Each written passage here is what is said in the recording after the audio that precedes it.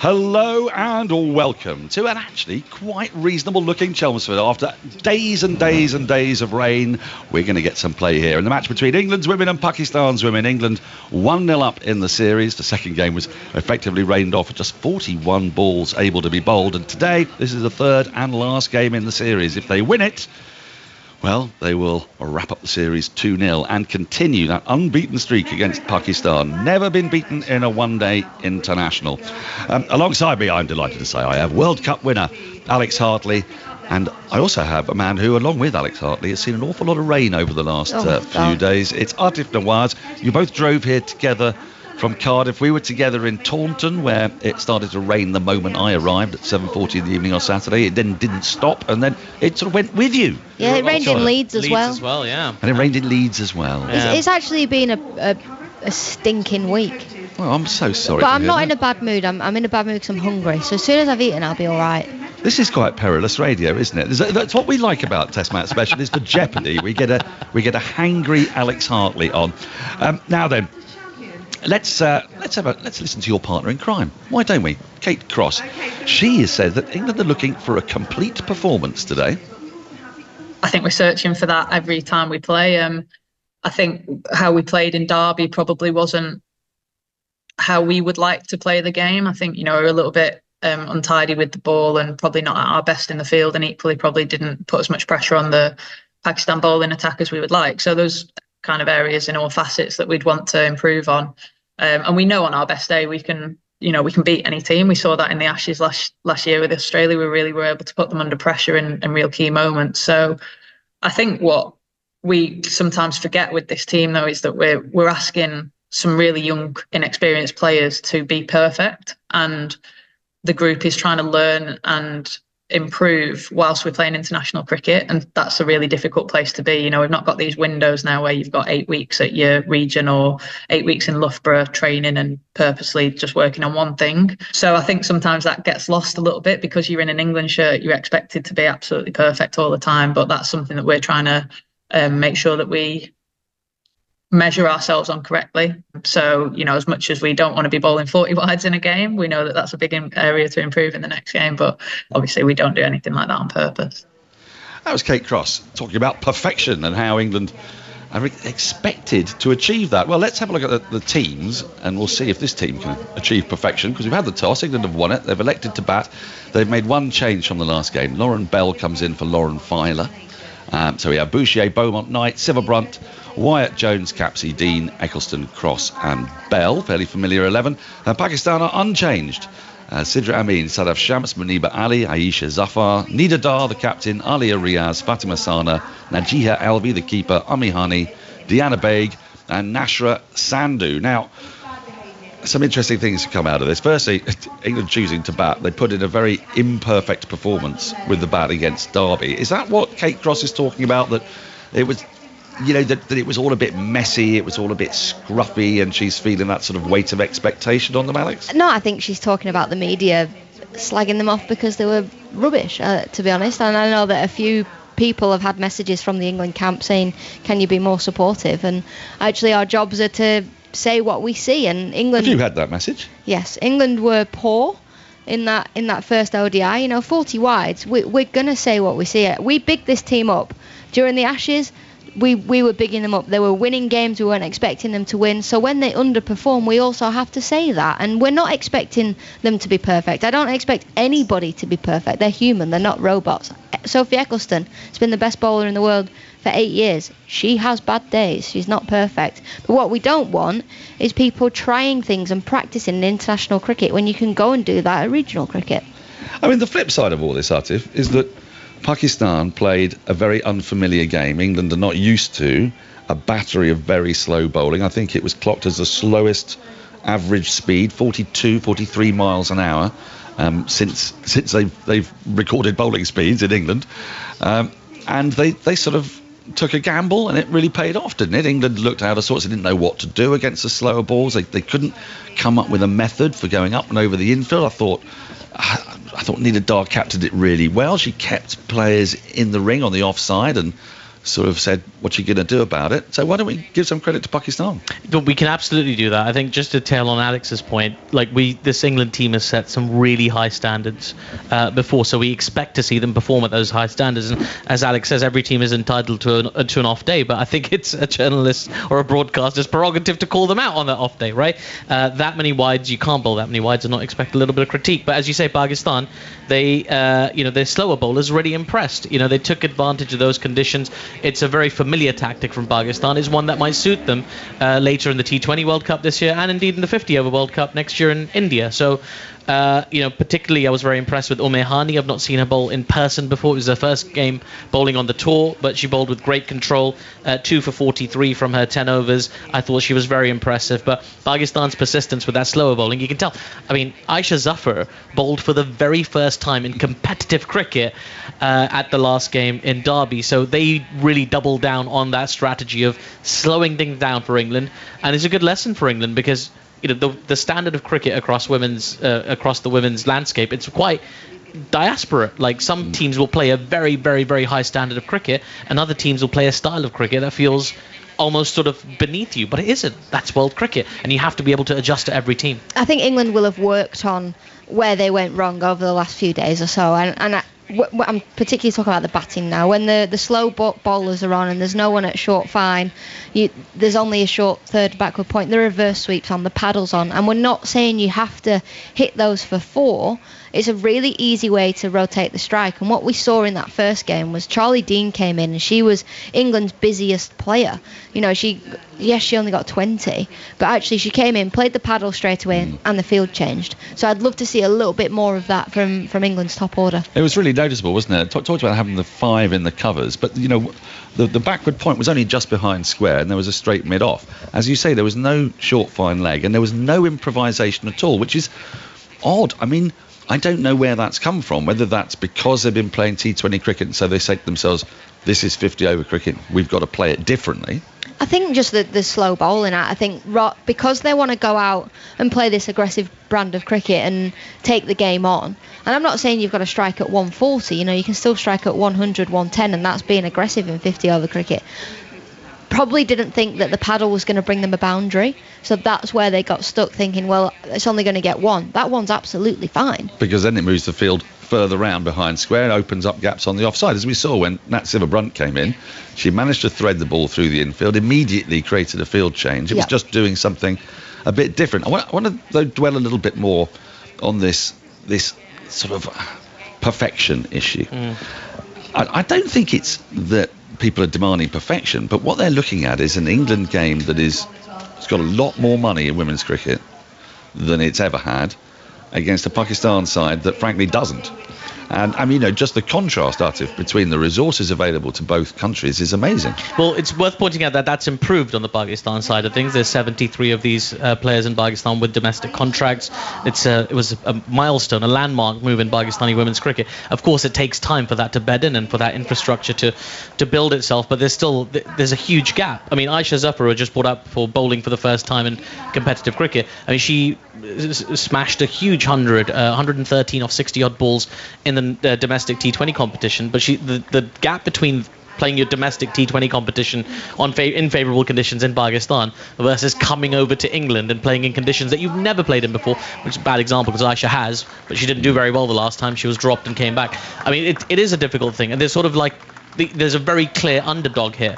So it's a slightly difficult position for England because you expect them to thrash Pakistan every game, sort of based on their world ranking and their resources and the money in the game and the infrastructure, all of those things. You're absolutely right. You sort of expect Pakistan to, be nowhere near them. So when it is somewhat competitive, as it was in that first one-day international where the margin of victory was less than 30 runs in the end, by less than 40 runs in the end. So it's the slimmest margin of run victories this is it. Ever between the two teams. Eyebrows do raise. Now, absolutely, it was a below par, significantly, I would say, below par performance from England with the bat and with the ball, of course, as well. Although Sophie Ecclestone on a bad day still gets 3 for 26, worth mentioning from her 10 overs.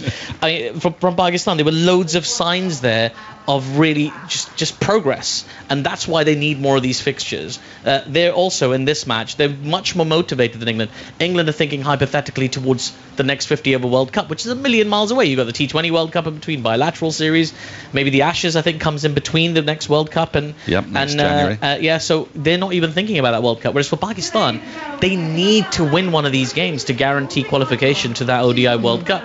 Only 6 teams qualify. One of them has to be India, the host team. So they have to win. And you saw a little bit of that steeliness in the 6.5 overs we saw in where were we? What was the last game? Taunton, thank you so much, Ed. I'm losing track between all these games. But yeah, I mean, there's a lot to consider. There's a lot going on under the hood of just the scorecards. It's fascinating because 2 teams with different motivations. I think for me is I would never ever expect anybody to be perfect. I want to make that very clear, and I'd never expect any of this team to be perfect. However, when you're facing 26.1 overs of dot balls and you're bowling 40 wides, you're going to get spoken about, and there is room for improvement. Hi, Ebbs, you okay? Ebbs has arrived and has torn up the studio already. It's her first major contribution. I'm sure it will not be her last. But these players are human, and look, if they come out today and they put the wrongs right, then absolutely fantastic. I think that players are always going to come under scrutiny. What you have to do as a player, and we've all had to do it, mute your social media and don't read what's written in the press, because quite frankly, my opinion to you shouldn't matter. I couldn't agree more. I want to talk about the decision to bat first, though, as well, because I think that's quite a bold decision. You know, if the easy way out would be to bowl at Pakistan first, because you're almost certainly going to restrict them to a gettable total. I mean, England's bowling unit is stronger, and more importantly, Pakistan's batting unit doesn't quite have the same power. But this way, you actually do potentially put yourself in a bit of a pickle, like they did in Derby. So they are sort of running towards the danger. Yeah, I like it. I think it's the best way to get things out of your players, isn't it? It's the best opportunity for everybody to have a go. Go out there, have a bat. Can you get 300 like we did in 2016? Can you do that? Can you put the bowlers under pressure? And then with the ball, give yourself a target. If England get 280, 300, 320, whatever it may be, half it, and can you bowl Pakistan out and challenge yourselves? Well, I'm telling you now, the boundaries here are pretty long at Chelmsford today. They've put them not all the way out to my left, but there's about 5 or 6 yards in from the actual advertising hoardings. And if you come here for a blast game, you won't see boundaries much bigger than this. So it's a big old playing area. What do we expect from Chelmsford as a surface, do you think? I think sometimes it can nip around a little bit. It can be quite tacky, but I think it'll come on quite nice. You can see that they've actually taken a lot of the grass off it, so it will get rid of that nip off the surface. We saw yesterday's wicket in Cardiff was completely green for the men's T20. Was it? Yeah. You actually got to see it then? We got to see it briefly. So this is a lot more pale, so I think it'll be a very good batting track.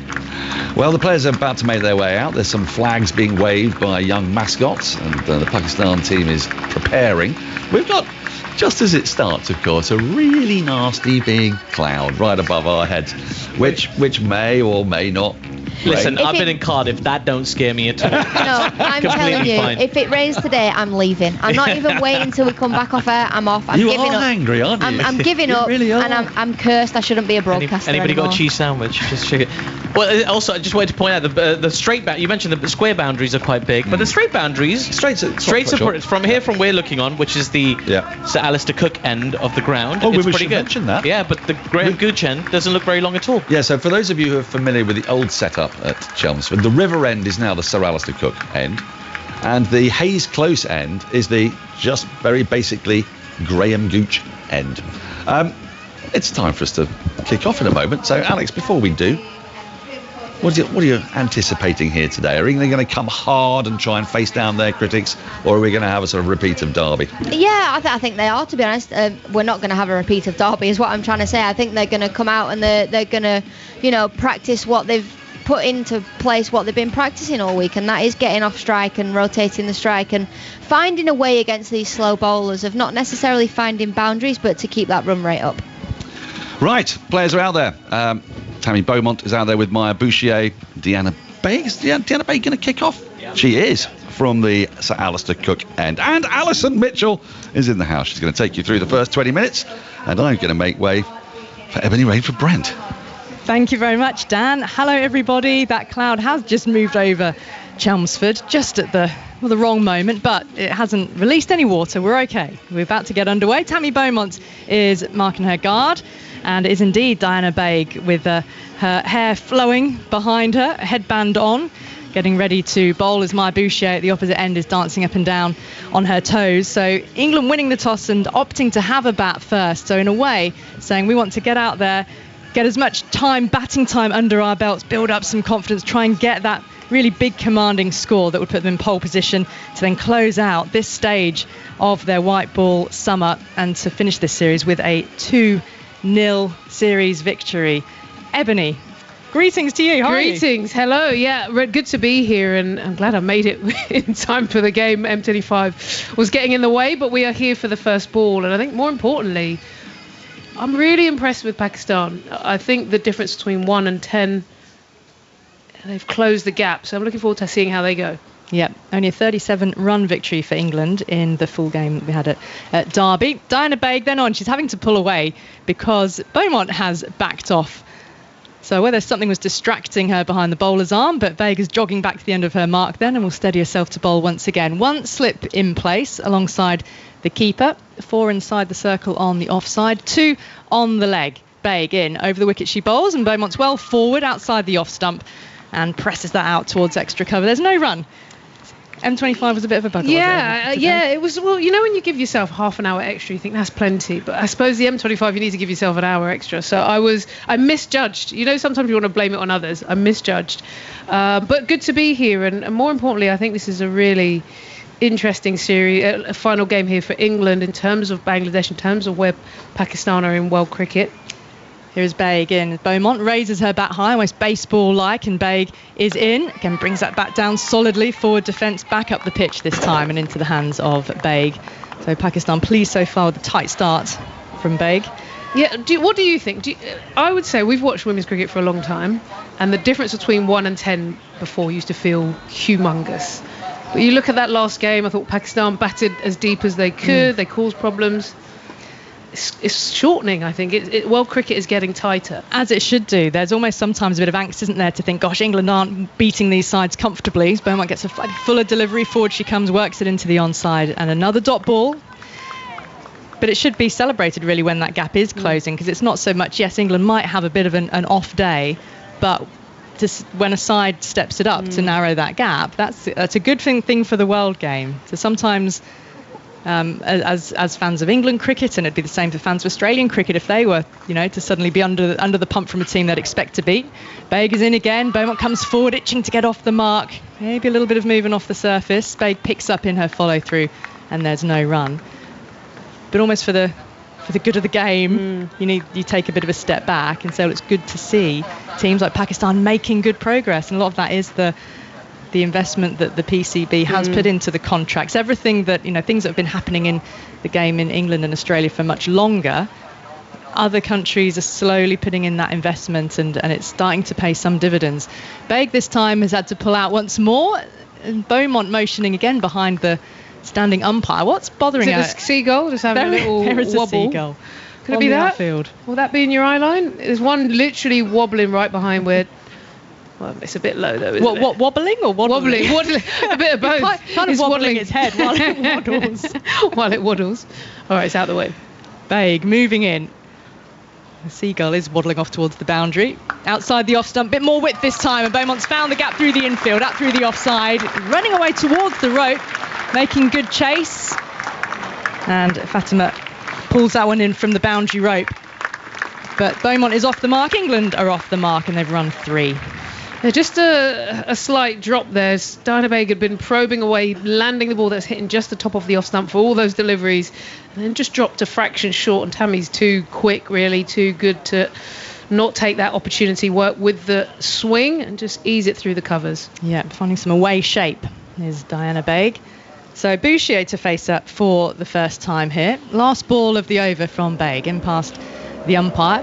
Now bowls, and Boucher guides it wide, well wide of first slip out towards deep third, and off the mark with the single. So the opening over gone. England 4 runs on the board, 3 for Beaumont, the single for Boucher after Heather Knight won the toss and opted to bat first. Was that the decision you were expecting, Ebbs, at the toss? Yeah, it's one of those where I thought if England were in the ruthless mode, everything is clicking, they just want to wrap up the series, they would have bowled first, tried to get Pakistan out quickly and have it job done. I think when you're nervous about, okay, how are we going to approach this bowling again, with Bangladesh around the corner, they're going to have slow conditions, bowlers might just take pace off. I think they want more experience just to say, how do we adjust? So I think it's more of a give themselves as much time as possible, adjust, and see if they can really kind of turn things around from the last game.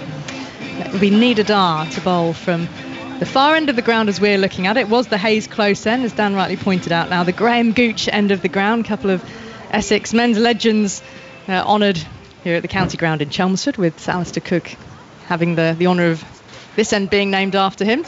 But Nida Dar will be coming in to bowl 3 wickets in the game at Derby with her off spin. 37 years old, absolute veteran. She's seen it all in Pakistan cricket. In she comes now, headband on, floats one into Boucher's off the mark, drives it past backward point along the ground, coming back for the second. Bit of hesitation from Beaumont, but the throw comes in on the bounce to the keeper's end.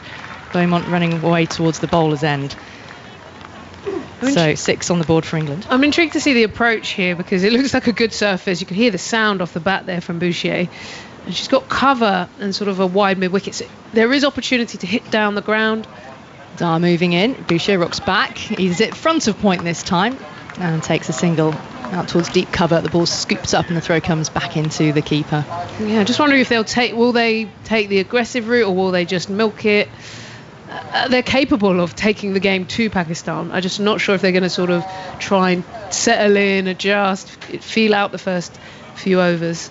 Well, there hasn't been any sort of big rash shots as yet. It's been quite controlled, comfortable to get moving between the wickets. And hopefully there won't be any run-out opportunities, because that did creep into the game in the T20s at times. Dar is in. Beaumont driving out through the covers. The gap between point and extra out to the deep once more. And another single, rotating the strike gently. 8 without loss in this second over. What have you spied? Someone else is quite clear it's 8 without loss as well. We've got a scorer below us. Full-on scoring. A proper cricket hardbacked scorebook. Driven again, square, past point, along the ground, safe as you like, out to the deep. And another single taken. 9 on the board. Did you ever have a go at scoring in all your years of you had to at club cricket? Yeah. It was kind of like once you're out. I mean, that's why I didn't want to score. I opened. Once you're out, you know you have to take over. Dar moves in and Beaumont cuts forward of point. A little more loop from Dar. Finds the fielder again. Deep cover region. That was, did you see the pace came right out of that from Nida Dar there? Just dropped it down on the toes, didn't she? Yeah, hung it. Last ball to come. Rotated the strike nicely, these two so far. A bit fuller on the drive, but thick outside edge. Running away towards the deep third boundary. Slowing up a bit in the outfield, but reaches the rope for 4. The boundary then taking England after 2 overs of their first innings onto 12 without loss. 5 apiece. 5 for Beaumont, 9 now for Boucher, and the boundary takes them on to 14 at the end of 2 overs. Yeah, a little smile there from Boucher. It was one of those ones, it was hung a fraction wider and she was looking to drive it down the ground but got a thick outside edge. There was a slip in play but not too close, luckily, so just good thing that she got her hands through the ball. It allowed it to race away. But yeah, Nida Dar there, interesting. She kind of bowled controlled, getting them to hit through the covers, then gave one a fraction of air. So just playing those games that she does as an experienced spin bowler. Diana Baig is ready to run in again. Third over, still that slip in place. Baig is in, knocked into the onside this time. Fraction in front of square by Beaumont. Picked up by the skipper, Nida Dar. And a single taken, 15 without loss in the third over. Yeah, scoring is, we sit next to Andy Zoltzman, don't we, in the TMS box when he's got all his different coloured pens and the laptop out as well. But that's proper club cricket scoring dedication, isn't it? Just the black biro. Going for biro instead of pencil, that is brave. Yeah, that is brave. No rubbing out a biro when you get something wrong. Baig moves in. Bouchier awaits over the wicket. Baig bowls, bit of width, stroked out towards point. One bounce into the hands of the fielder. It's as if she was shaping for, perhaps could have played a slightly more forceful shot to try and squeeze it through the infield on that offside. It's still very overcast here, but dry. Yeah, Overcast, very but dry. It's been so much rain. I feel for Atif and Hartley. Just on the roadshow, we saw rain down at Taunton a few days It ago. almost seems to be alternate days at the moment, doesn't it? Baig in, drops it back, drops her length back a little bit, but driven up to extra cover, and there's no run. This is a good surface, Ali. The sound that's coming off the bat from Maya Bouchier, and you've seen her sort of get on the back foot and punch a couple straight into the covers at the moment. But there's definitely pace in the wicket. There's definitely a decent outfield. So once England gets set, there could be runs. And Chelmsford over the years used to be Fortress Chelmsford, didn't it, for so long. That got broken by the Australians and for the defeat last year. Baig in outside the off stump, eased by Bouchier out towards backward point again. No run taken, securely fielded. And the throw comes back into the middle. Here it was a ground which they just had a good feeling at. And grounds do that, don't they? After, yes, long run of results where you never got beaten, you come back to the same scene. Reminds me actually of listening to, if you watch the test on Amazon Prime, the Australian behind the scenes, and that was Usman Khawaja just saying how many bad memories he's got of touring England, and he'd turn up at Edgbaston and think, oh no, I remember things going wrong here. Defence from Bouchier blocks it. Back up past the bowl up towards mid-off and no run. So yeah, grounds and environments do that to you. So if you're coming to a ground where you've had a lot of success over the years, you tap into it. I also think Chelmsford always has a good turnout. It doesn't matter what time of year, what time the game starts.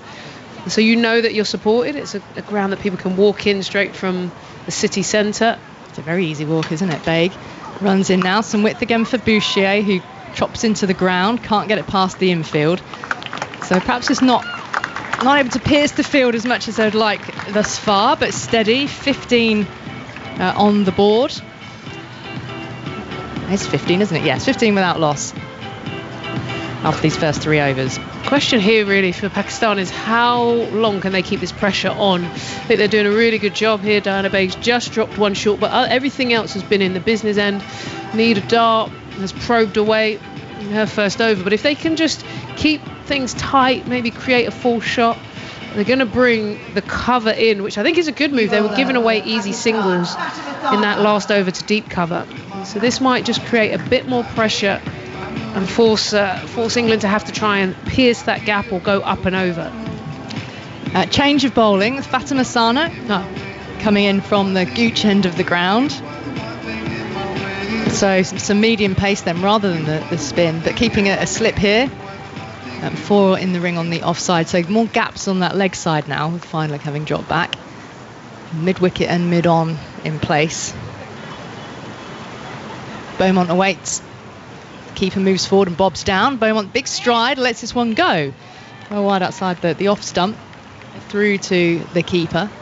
Are you all right standing up here, by the way? I stood up because of you. I was sat down, and then I saw you stood up, and I thought... I'm standing because our position in the commentary box here is we've got quite a lot of window frames in front of us, and I feel like if I'm on my feet, I'm a bit more mobile to actually see around them and see all of the outfield. But relax. I felt like I needed to match you, but I'm gonna sit down. You can sit down. I'll probably sit in a moment, just making sure I don't miss anything.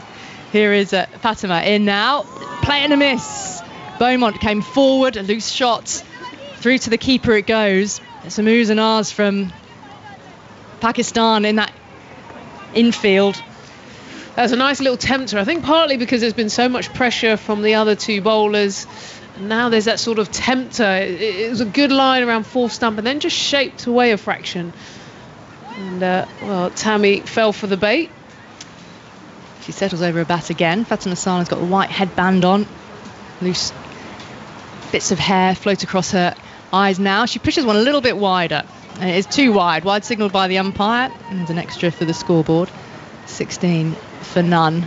Just need to get that element of control. She's pinning her hair back now. It'd come a little bit loose, so get the hairband out, tie it all up again, make sure it doesn't get in her eyes.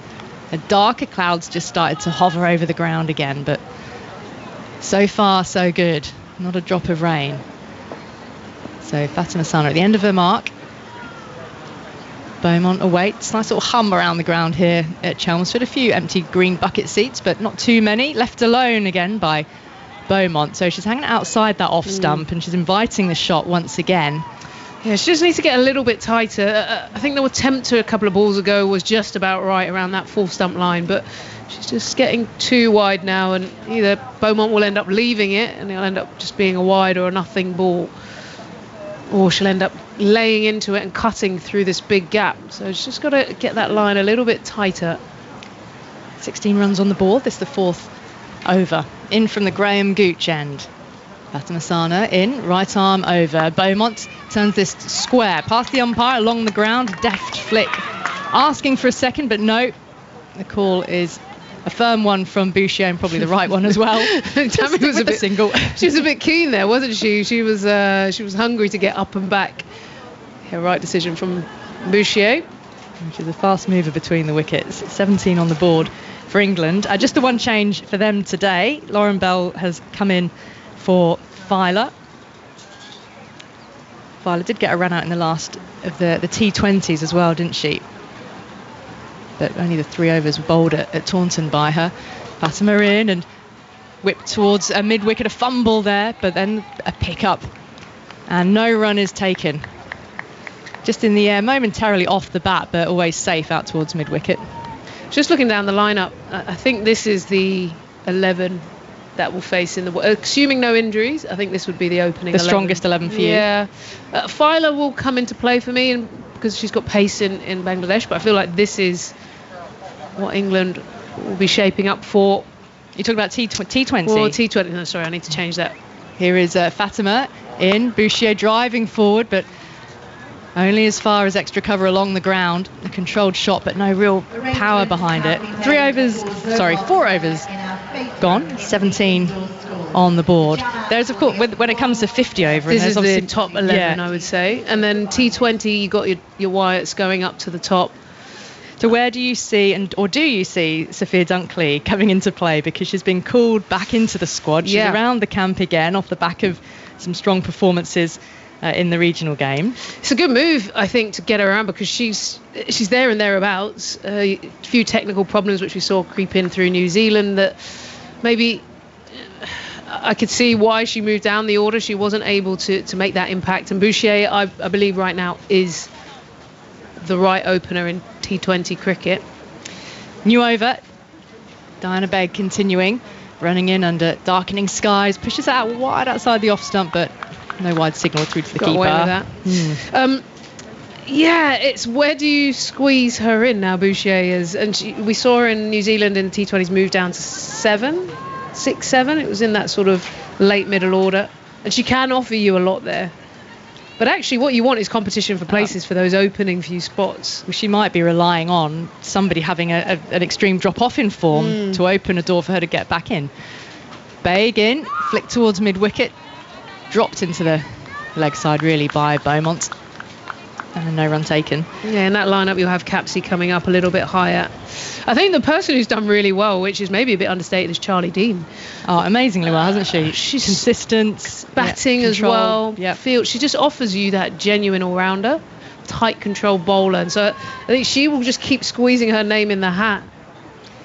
Begg runs in, hair flopping behind it, bowls outside the off stump and draws Beaumont forward. Again, can't get it past the infield. Controlled stroke, but no run.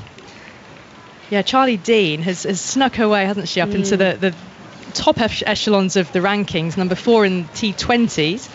She's ranked 13 in the world for an ODI bowler at the moment. But she's just one of those that you take for granted. She's in the team every time now. Yeah. And I think her batting as well. She's just so busy. She keeps momentum middle to late. Beaumont's on 7. Tried to flick this. A low pull really, but missed and through to the keeper down the leg side. Takes it, but could have been close to brushing the glove on the way through. Yeah, let's just have a look at the replay here. Yeah, just got a little tickle. If that did drop in front of the keeper. Yeah. Bit of a flirt with danger. Yeah, they're keeping a stronghold here. I think Diana Baker's done the real meat of keeping things tidy. She's only conceded 5 runs so far. Coming up to the end of her third over. In now to... Oh, beaten. No, they're taking the edge. There's an appeal, a strong appeal. No response from the umpire. Will Pakistan asked to have a look? Well, we heard no sound here, but I tell you what, it was an absolute jaffa of a delivery. Perfect length shaping away. I don't think it's... We didn't hear anything. They're having a good old conference. Some strong opinions by the looks of it amongst the playing group, but in the end, no call for a review. Who was it in the men's game the other day who went up for one, completely stiffed his captain? Who was it? It was in the middle overs. Harris Ralph made such a meal of it, and then it was a no waste. win. That's This is lovely delivery with that movement away from Beaumont.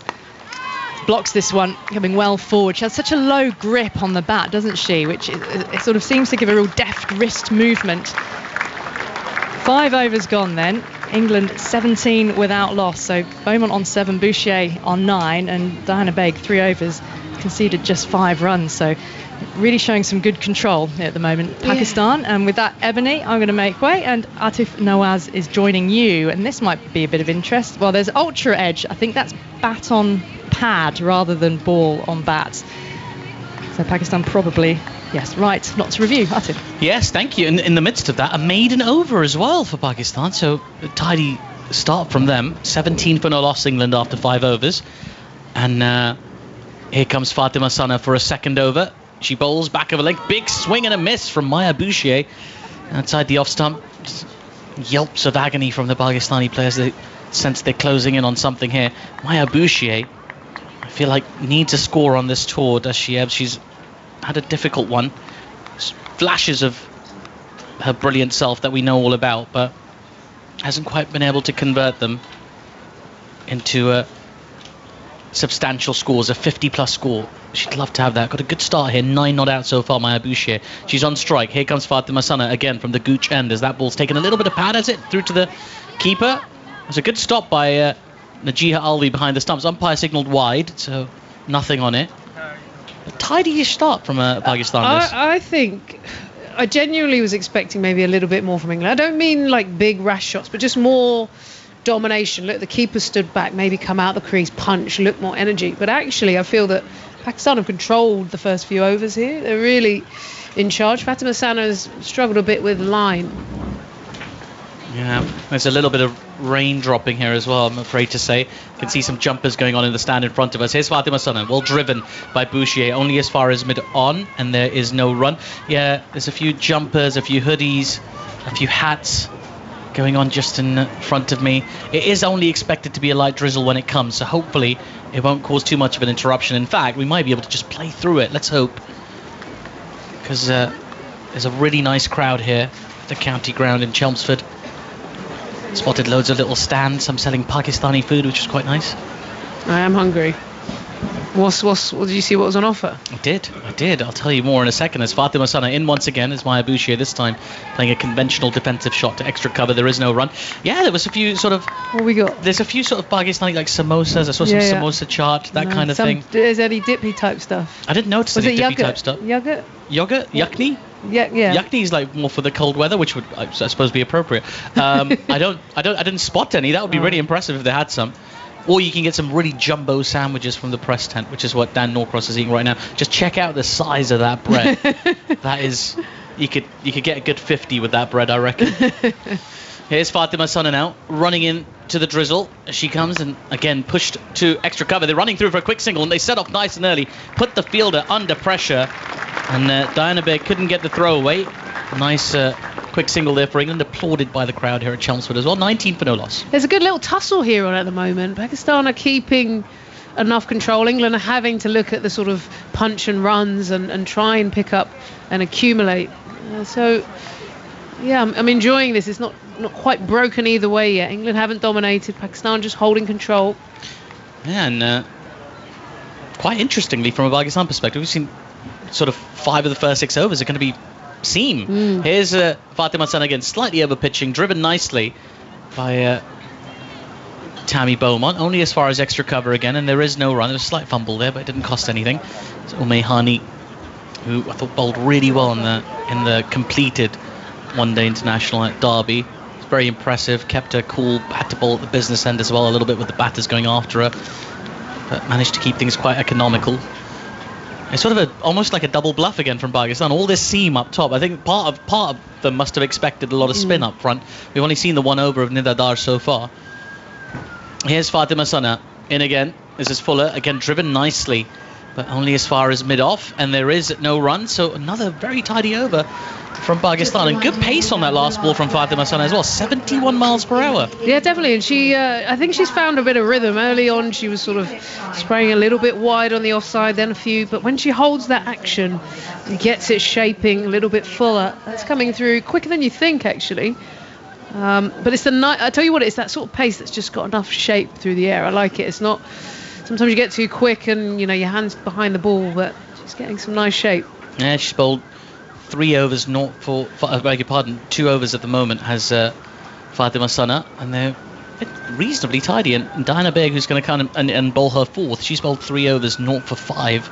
England 19 for no loss after 6 overs in this 50-over contest, the last match of this 6-match white ball series between these two sides. Here's Diana Begg now in full, driven slightly uppishly by Maya Bouchier as it trickles to mid-off for no run.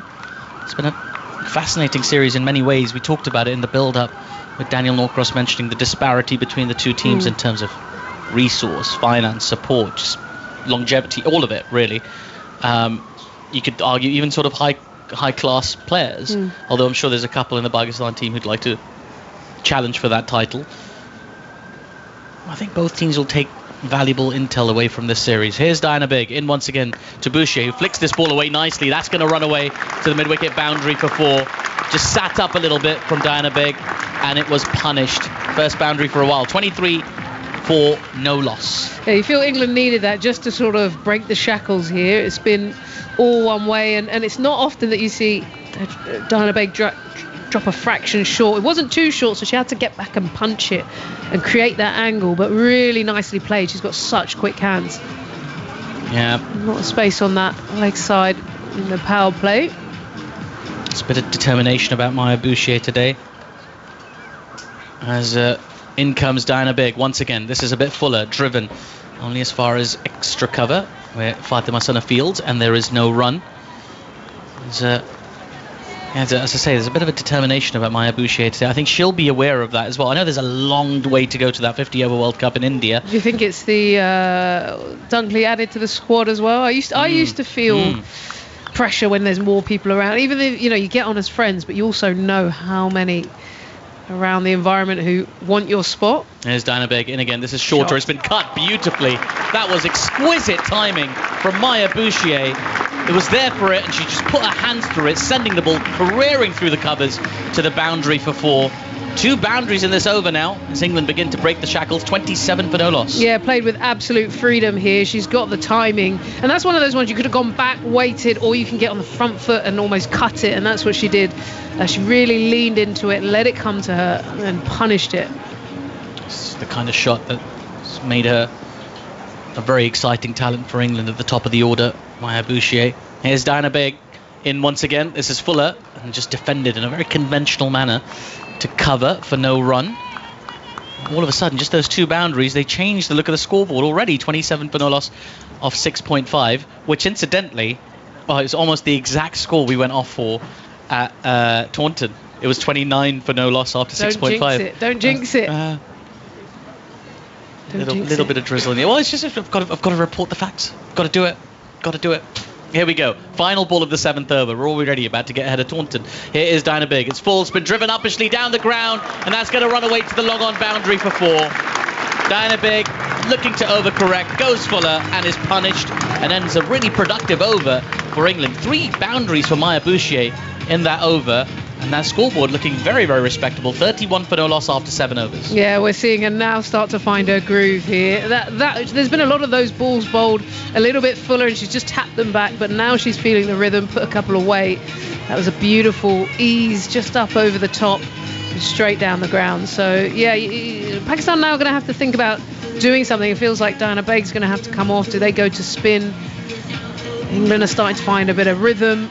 So the tone of the game now will change. Yeah, it was just that little phase where you thought Pakistan just threatened to sneak a few more overs in. And England said, no, not so fast.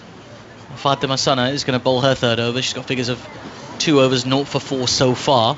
Still a teeny tiny drizzle here at the county ground Chelmsford as Fatima Sana is in. This is short. It's been cut nicely, and that's going to run away to the boundary for 4 as well.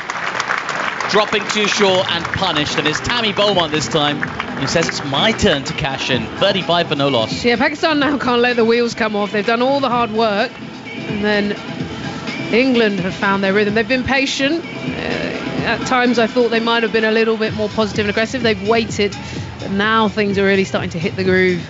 And Pakistan just been a little bit indisciplined in these last 2 overs. That 4th over we were thinking maybe one too many for Diana Beg. This is just Fatima's 3rd. She's having a nice long chat with her captain at the moment, is Fatima, just thinking about where to use those 2 power play fielders. So there's a deep extra cover now, protection in the deep in the covers. And there's a deep backward square leg as well. So they're going to be the 2 fielders in the deep.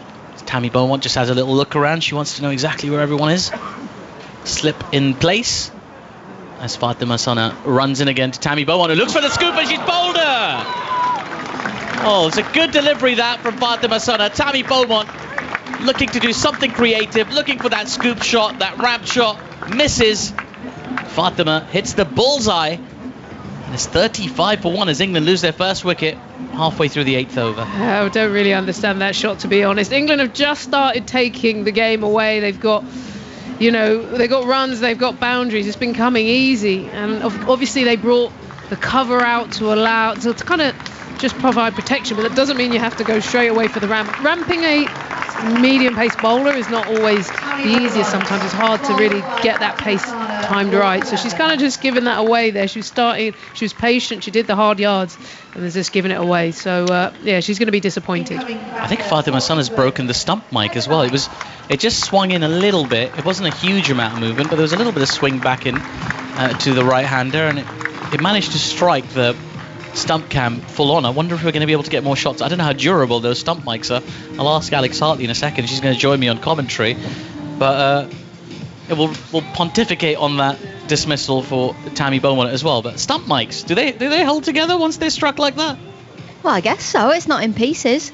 But do you just hear a big thud? That's all. The feed just cut out altogether on it. So we'll see if we manage to get that back a little bit later. It was looking like quite a promising start that from England, particularly with those 3 boundaries of the previous over from Maya Bouchier, the early boundary in this over from Tammy Beaumont, and that wicket falling just stunts that momentum again, Alex. Yeah, just a little bit, doesn't it? And I think Tammy is strong with that shot, and she does play it well, but 11 off 22, she was looking for the boundary. Here is Fatima Sana into Heather Knight, England's captain, who's out in the middle, and there's a thick inside edge. It's going to run away to the fine leg boundary for 4. There's nothing convincing about that shot. Again, a little bit of in-swing there from Fatima Sana, and induces the false stroke. Either way, Heather Knight up and running. England 39 for 1 off 7.3. Well, that's how you find the boundary at the fine leg region, isn't it? First ball, little bit of in-swing. Heather Knight looking to drive the ball through the covers. A thick inside edge. Any other day, that clatters into your stumps. So, Heather, today's your day. Well, she likes playing against Pakistan. Her highest one-day international score is 106 against Pakistan. That was back in 2017 at Leicester, Grace Road, I think. Great viewing areas. One of my favourite. Here's Fatima Sana now, in again to Heather Knight, who drives off a thick outside edge now, down towards deep third. She's only used the edges of her bat so far. 2 balls in, but she's on to 5 not out. She'll take him. She practices a similar stroke there as Heather Knight. 40 for 1 England of 7.4. The ball probably just coming on a little bit quicker than it was at Derby and Taunton for Heather Knight, hence the couple of edges there.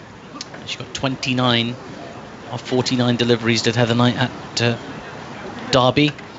In the game, England managed to win by 37 runs.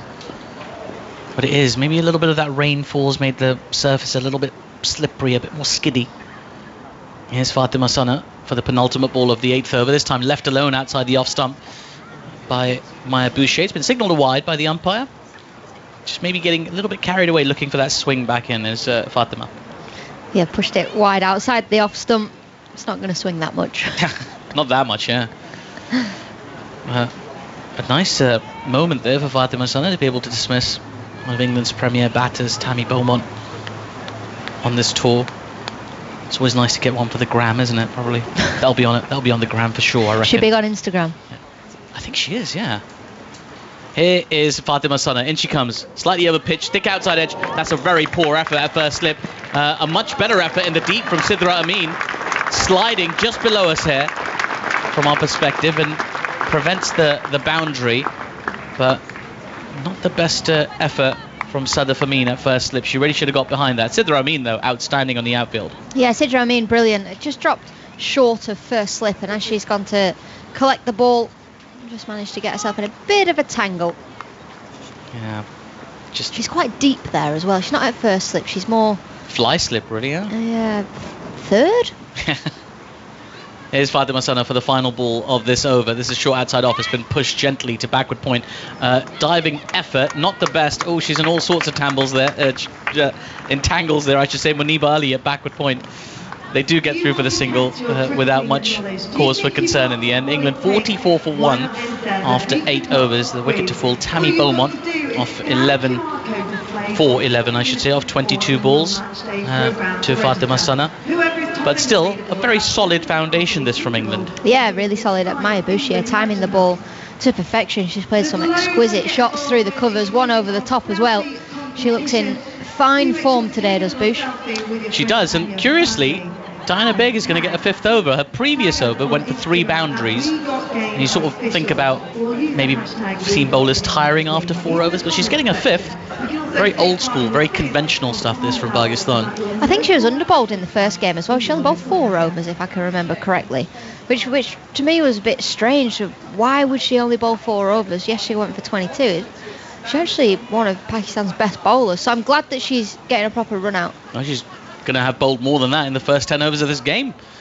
And she runs in now, not for the first time today, a false start for Diana Begg. She's done this a few times today. Maya Boucher not quite ready. Yeah. Tells her to get back. So she jogs back to a mark. Keen to keep an eye on the over rate as well, Pakistan. They got very used to bowling lots and lots of slower bowlers. As Diana Begg is in now finally. This is full driven on the up, and it's been put down. It was a chance at extra cover. It's been put down. They'll get a single. It's Fatima Sana at extra cover. One of the best fielders in the Pakistan team has put that down. A tough chance, but one that should have been taken. Yeah, should have been taken. I think had it been England, it would have been taken. Just going to her left-hand side of the ball, just going away from her, curving away from her. She didn't get herself in the best position, and as she's gone to put her hands out to take the catch, it's just gone even further to her left. So there's a real chance there for Pakistan that should have been taken. Yeah. Now, there's a slight change in the field as well. So deep extra cover is coming back inside the circle, and the fine leg is going back. So you've got a deep third and a deep fine leg as Diana Begg in once again, and that ball just defended back to cover by Heather Knight for no run. It was a poor drop from Fatima Sana, but not a great delivery from Diana Begg. Yeah. Wide outside the off stump, probably more on the wide line than anything.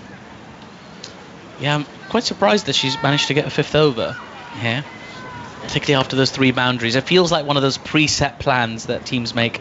She'll bowl 5 up top. Neither are maybe not wanting to stray from her plans.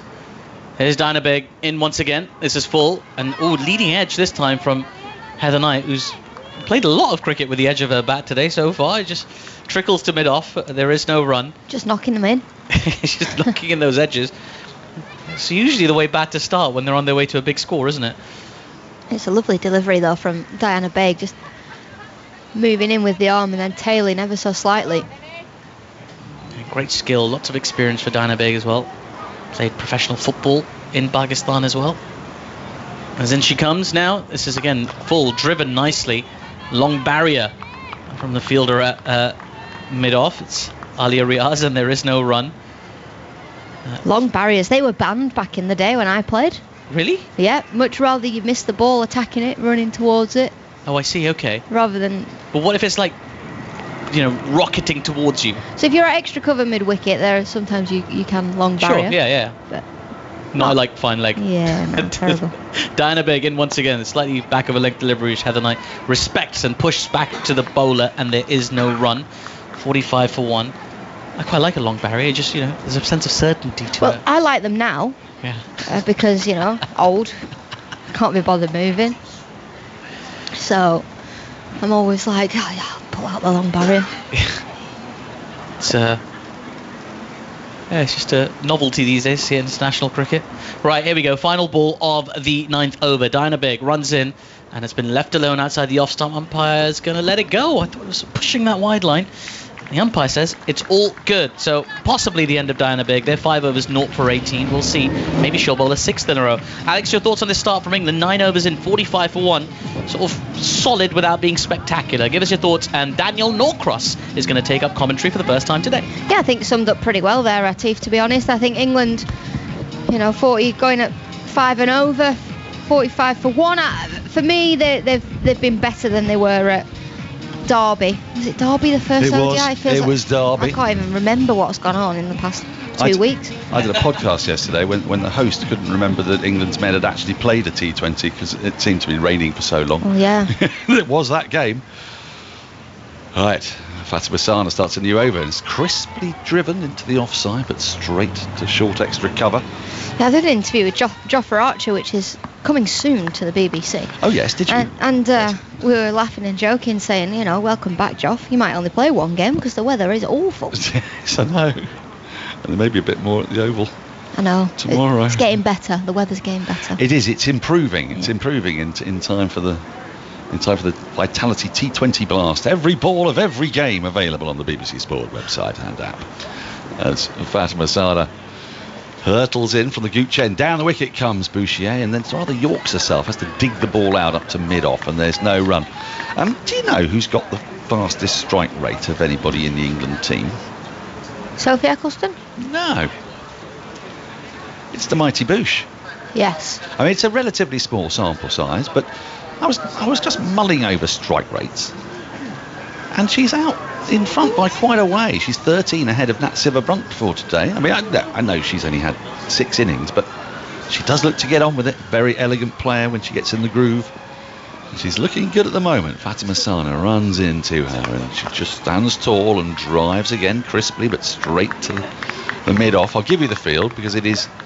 We've seen this a fair bit from Pakistan. It's quite packed on the offside. You've got a mid-off, extra cover, and a point. Square leg, mid-wicket, and a mid-on. And then a long leg and a deep third, who's relatively fine as the sun comes out. Rather lovely character clouds as well. I didn't know we had sun here in the UK. It's amazing, isn't it? The fiery orb around which we orbit. Driving in the air and just past mid-off for 4. It was a very well connected shot, but for a moment I just wondered if that was going to end up in the hands of Nida Dar at mid-off, but Bouchier got it straight enough and to her right at a catching height. Then it rattled into the boundary boards. 49 for 1. Is that half an effort from the captain, Nida Dar? I know Maya Bouchier's driven the ball down the ground. Want to dive? Where's the dive? I'd have been disappointed if that was one of the England fielders not diving for that, so therefore I have to be disappointed it's not Nida Dar. Nida Dar has gone a bit straighter now at mid-off. Need a dive. Need a dive, very good. Fatima in again, outside the off stump, clattered into the offside, just backward of point, but good diving stop by Muniba Ali, prevents a run. It's a great stop, backward point. That was 4 all day long until Muniba Ali stopped the ball there. There's a lot of caps out there. Diana Begg is very, very helpful, but she wears a sun hat. And now, the cover's going out, deep cover is going out on Mihani, which means Sidra Amin will come in from the deep third boundary into a short third position. Now there's a nice big gap between point and extra cover. You can't hang the ball outside the off stump here with third and point where they are. Here comes Fatima Sana. She goes again, this time into the onside. Bouchier, I think initially she was looking into the offside, but instead she's got it in the air to the right of mid-on, along the ground and up to the boundary. 2 boundaries in the over. The England 50 comes up, 53 for 1. we have had 10 overs. Something I've got to remember when I'm at Chelmsford, not to look at the little scoreboard. The little scoreboard. Just a word of advice. That's about a minute behind. Do you want to look at the TV? Unfortunately, you've got to look at the TV because the big scoreboard is obscured Yes, by it is. our colleagues at Sky. So yeah, it's the TV or nout. By the way, among the most terrifying things that can be said to you in a certain circumstance was said to me this morning. Oh. I'm going away for a little while, and I don't like to get my hair cut when I'm abroad. I don't like to get my hair cut anyway, really. I find it a dispiriting experience. So I got myself a pair of clippers, and now my wife does it for me, the haircut. And I realised that the time was running short, and I didn't want to have to do it tomorrow morning when I'm leaving. So I said, can we do the haircut now? I need it now. And she said, firstly she said, my hand-eye coordination is not great in the morning. Deanna Baig starts a new over, and that's nicely played by Heather Knight, just to the left of point. It won't bring her a boundary. It runs away towards the boundary, but will be collected about 3 or 4 yards inside to come back for a second, 55 for 1. And I thought, look, I'm going to risk it. It's only clippers. And it was so well until she suddenly let out a cackle and went, oh dear. Oh, that's not my best work. Now, I'm not sure those are the words you want to hear when someone's got a pair of clippers and a pair of scissors. I'm trying to work out where she went wrong. Well, I think it might be around the back, because she took a great big chunk out and then laughed maniacally. I mean, that's what wives, husbands, partners are for, isn't it? To when things go wrong, to laugh. To laugh, yeah. To laugh at you. Well, I did her hair during COVID. Deanna Baig in again outside the off stump, pushing out. There's Knight, it goes through low to the keeper. There's no run. And the first time I did, because she's got quite long hair. Yeah. You met her, long hair. Yeah. It's quite thick. Yeah. And the only pair of scissors I've got are the ones I used for my bacon. So I used the bacon scissors. She's a vegetarian. None of this was going well. And I'm not a hairdresser, you see. Oh, are you not? No. Oh. And I didn't really know what to do. Baig in again. This is defended on the front foot solidly by Heather Knight. It rolls up to mid-off. There's no run. But she can just wear her hair up if it goes wrong. Well, it was also COVID, so It doesn't really matter. Yeah. So I just sort of yanked it down and just went across like that. It took about 2 minutes. Yeah. That's about right. First time I did it was all right. Second time, I think I started too high. And it all... Yeah, if it was post 12 o'clock... yeah. Exactly. Deanna Baig in again. Using her feet as Knight. She clips this away nicely out towards deep forward square leg. They'll just get the single. There's a fielder out there who throws in tidily on the bounce to the bowler. 55 for 1, I think. 56 for 1. It's fun, this. It's going to be fun today. There's a very tiny window where you can just see through to the big scoreboard. Well, I think if you look at the mini scoreboard, then you just add the previous ball onto it. That's the plan, isn't it? Yeah. Still, it's quite a lot of brain work. Baig in once more, floated up outside the off stump, driven crisply but straight to short extra cover. Fatima Sana does the fielding. It's a lovely looking shot. It's a great shot, isn't it, from Boucher's timing the ball so well today. Just looks more in control. I know when she's played some nice shots, but she's been aggressive in the right way today. The noise as well off the bat's been lovely. There was the one that went through the offside, the sort of front foot cut. Next delivery is shorter, chipped in the air, and it's going to be out. We say all those things, and then Boucher offers the simplest of catches, a leading edge that went as easy as you like to Fatima Sana at short extra cover in a gentle parabola, the simplest of catches. And England have lost their second. Boucher goes for 34, England 56 for 2. I think she's looking to go down the ground there and gets a little bit cramped for room and just ends up punching the ball to Fatima Sana. I mean, she might have dropped Maya Boucher a couple of overs ago, but she had no chance of dropping that one. It was such an easy opportunity for Pakistan. Was she looking to go leg side? I couldn't quite work out the shot because it ended up almost like a shovel to short extra cover, She's really. almost squared herself up. I think initially trying to go down the ground, then into mid-wicket, and then a bit like meh.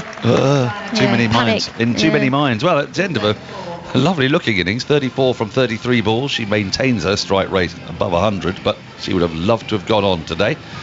But it does bring out Nat Sciver-Brunt. So England have got their two most well, not quite actually. Tammy Beaumont and Danny White have both played slightly more than Nat Sciver-Brunt, but you'd say this is the powerhouse in the middle order.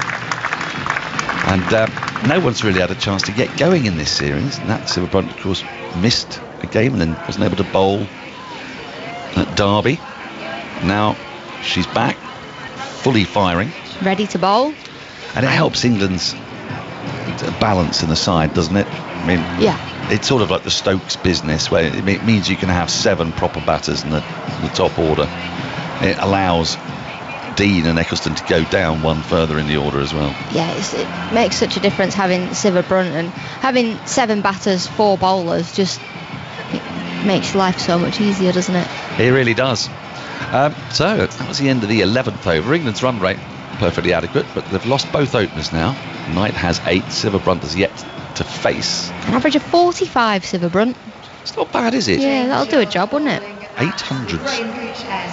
And some mammoth hundreds in losing causes as Yeah, well. some more to go. She scored all her hundreds against the harder teams. Yeah. All against Australia. There are people who are like that, aren't there? It's like back in the 1980s, I don't expect you to remember, there was a fellow called Alan Lamb who had a pretty pedestrian average of about 34, but he hit 400s against West Indies in one summer. They were the best team by a mile. It's crazy. Or maybe it was 3. But first delivery for Mummy Hani gets Heather Knight into a horrible tangle. She ends up trying to play a little scoop up and over her left shoulder. It rolls out backward a square, and they come through for a run. Was that given as a run? Yes. It was. A little bit of inside edge on that. Yeah, I like that from Heather Knight. There is no short fine. It's what we spoke about in the pre-show. Can you try and change the field, manipulate that field? Because there is a slip and that wall in the offside for Pakistan. There's a deep fine, but as you say, no, or say deep fine, more like a long leg, isn't it? She really. Sciver-Brunt defends her first delivery on the front foot, back to the bowler, no run. So, I mean, almost actually a deep backward square, which is exactly what Pakistan did at Derby. And England did not respond. Now, we're out of the first power play, and they have responded. I think we've got a short fine leg coming in now. So it doesn't take long to change the field. And now you can play the reverse through third if you want. 4 in the ring on the offside. Slow, tossed up, swept by Sciver-Brunt out towards deep square leg. They scamper through for an easy single. 58 for 2. Yeah, it just opens up so many more gaps once you've ended up almost losing a fielder. There's no sweeper on the offside, is there? I can't see one. I can't see one either. So you've got 2 boundary riders on the, 3 on the leg side. There's one long on, deep mid-wicket, deep backward square. Those are the only 3 boundary riders. 4 in the ring on the offside, 2 on the leg. Tossed up again, worked nicely by Knight. Will get a run. It's mid-on, dives over it. Aisha Zafar. Throw comes in, 1 more to the total. We are in that phase, 59 for 2. We're in the rotate phase. Rotate, that's right. Yep. That's all England needs to do, rebuild and rotate. Well, they've got plenty of time. And the skies are clearing. It's a little bit of a breeze here at Chelmsford today. Almost forget it's not a T20. I know, that's the hard thing, isn't it? Tossed up again. Forward comes Sciver-Brunt back to the bowler, no run. Remember we did the World Cup in India? It was a real culture shock, wasn't it? 50 overs. Yeah, but then the scores were so unbelievably bizarre that it was like 50 overs of T20 cricket. It was a bit, yeah. Mummy Hani in off 3 or 4 paces short. Cut away up a thick outside edge. It's running down towards deep third boundary. Fielder's in pursuit. He's not going to get there and just plops onto the boundary sponge down below us. 4 more. Score advances to 63 for 2. Sciver-Brunt to 5. End of the over. 12 gone. 38 remain. I mean, we had some pretty manky over rates, didn't we? That was the one thing about 50 over cricket. You sort of Sri feel Lanka, 4.5 hours or something silly. wasn't it insane? Yeah. I mean, it's very hot. But that's when Finney decided, unilaterally, to abolish 50 over cricket. It has to be 40 overs. Yes, he did. He said this is taking far too long. Yeah. Yeah, he doesn't want 50 over cricket. Is that still his opinion? I don't know. I think it probably is. Yeah. I mean, it's a classic fast bowler, isn't he? Less work, the better. Yeah, I only want to Ideally. bowl 8 overs. Now Nashra Sandhu's coming into the attack from the Sir Alistair Cook end. She's going to come in off just 2 or 3 paces, left arm round, that's tossed up and painfully slow and pushed into the offside by Heather Knight. Straight to short extra cover, and there's no run. I think I prefer the Alistair Cook end to the Gooch end. Gooch. Here comes Sandhu again. Down the wicket she comes. And lofts this over deep mid wicket. It's going to land safely. There are 2 fielders who are interested, one at mid on and then an on rushing deep mid wicket, Ami Hani, and it landed in no man's land, just plopped. And they get a single, 64 for 2. So look, there's intent here. There's a different intent from there was at Derby. Feels so much better. Does feel so much better. If you're an England fan, obviously. But this is, I mean, it's a big challenge because Nashra Sandhu bowls very slowly indeed. She's in now, 2 paces. A bit flatter this time. That's whipped through the onside for 4 to the right of mid on and up to the boundary. Fine shot from Nat Sibber-Brunt. It was too short. She picked the length immediately, found the gap and got 4 along the ground. That's Sibber-Brunt at her best. At her best, on the back foot. Even if you bowl full to her, she goes back deep in her crease, hammers the ball through the onside. And she just times it so well. Instant. So hard to bowl to when she's playing those shots. Sidra Amin's come down to long on now. Roughly where that ball went. She goes back into her crease and cuts another very slow delivery, but can't beat extra cover. Where Deanna Baig is fielding in a distinctive sun hat. Where do you stand on people bowling in caps? It's so illegal. Illegal? Shouldn't be allowed. Mm-hmm. If you want to bowl in a hat, do it at training. Sandhu in again. This is tossed up again, slow, punched off the back foot out towards deep extra cover. It'll just beat the single. 69 for 2. With that, Sibber-Brunt goes into double figures. She has 10. I used to bowl in a cap at training when I couldn't be bothered doing my hair. Is there a hair thing? There is a hair thing, but also, like, come on, it looks so bad. You deserve to go at 10 and over. Last delivery of the over is just a little fuller this time. Pushed into the offside. Slow taking off is Heather Knight, but it doesn't matter because Deanna Baig dives over it at short extra. It rolls out to the sweeper. Sadaf Shams, and they get through for a single. 70 for 2 after 13. Knight 12. Sibber-Brunt has 10. Geoffrey Boycott, whom you probably... Did you work with at all? I think you probably did, didn't you, at the beginning? No? Well, Geoffrey bowled in a cap, didn't he? And it didn't look good then. No, I didn't like him. Well, it's I don't know what's rogue about it, but it sort of is. It just looks so village, doesn't it? It's just not for me. My first real encounter with a Pakistani bowler in a cap would have to be Anam Amin. Yes.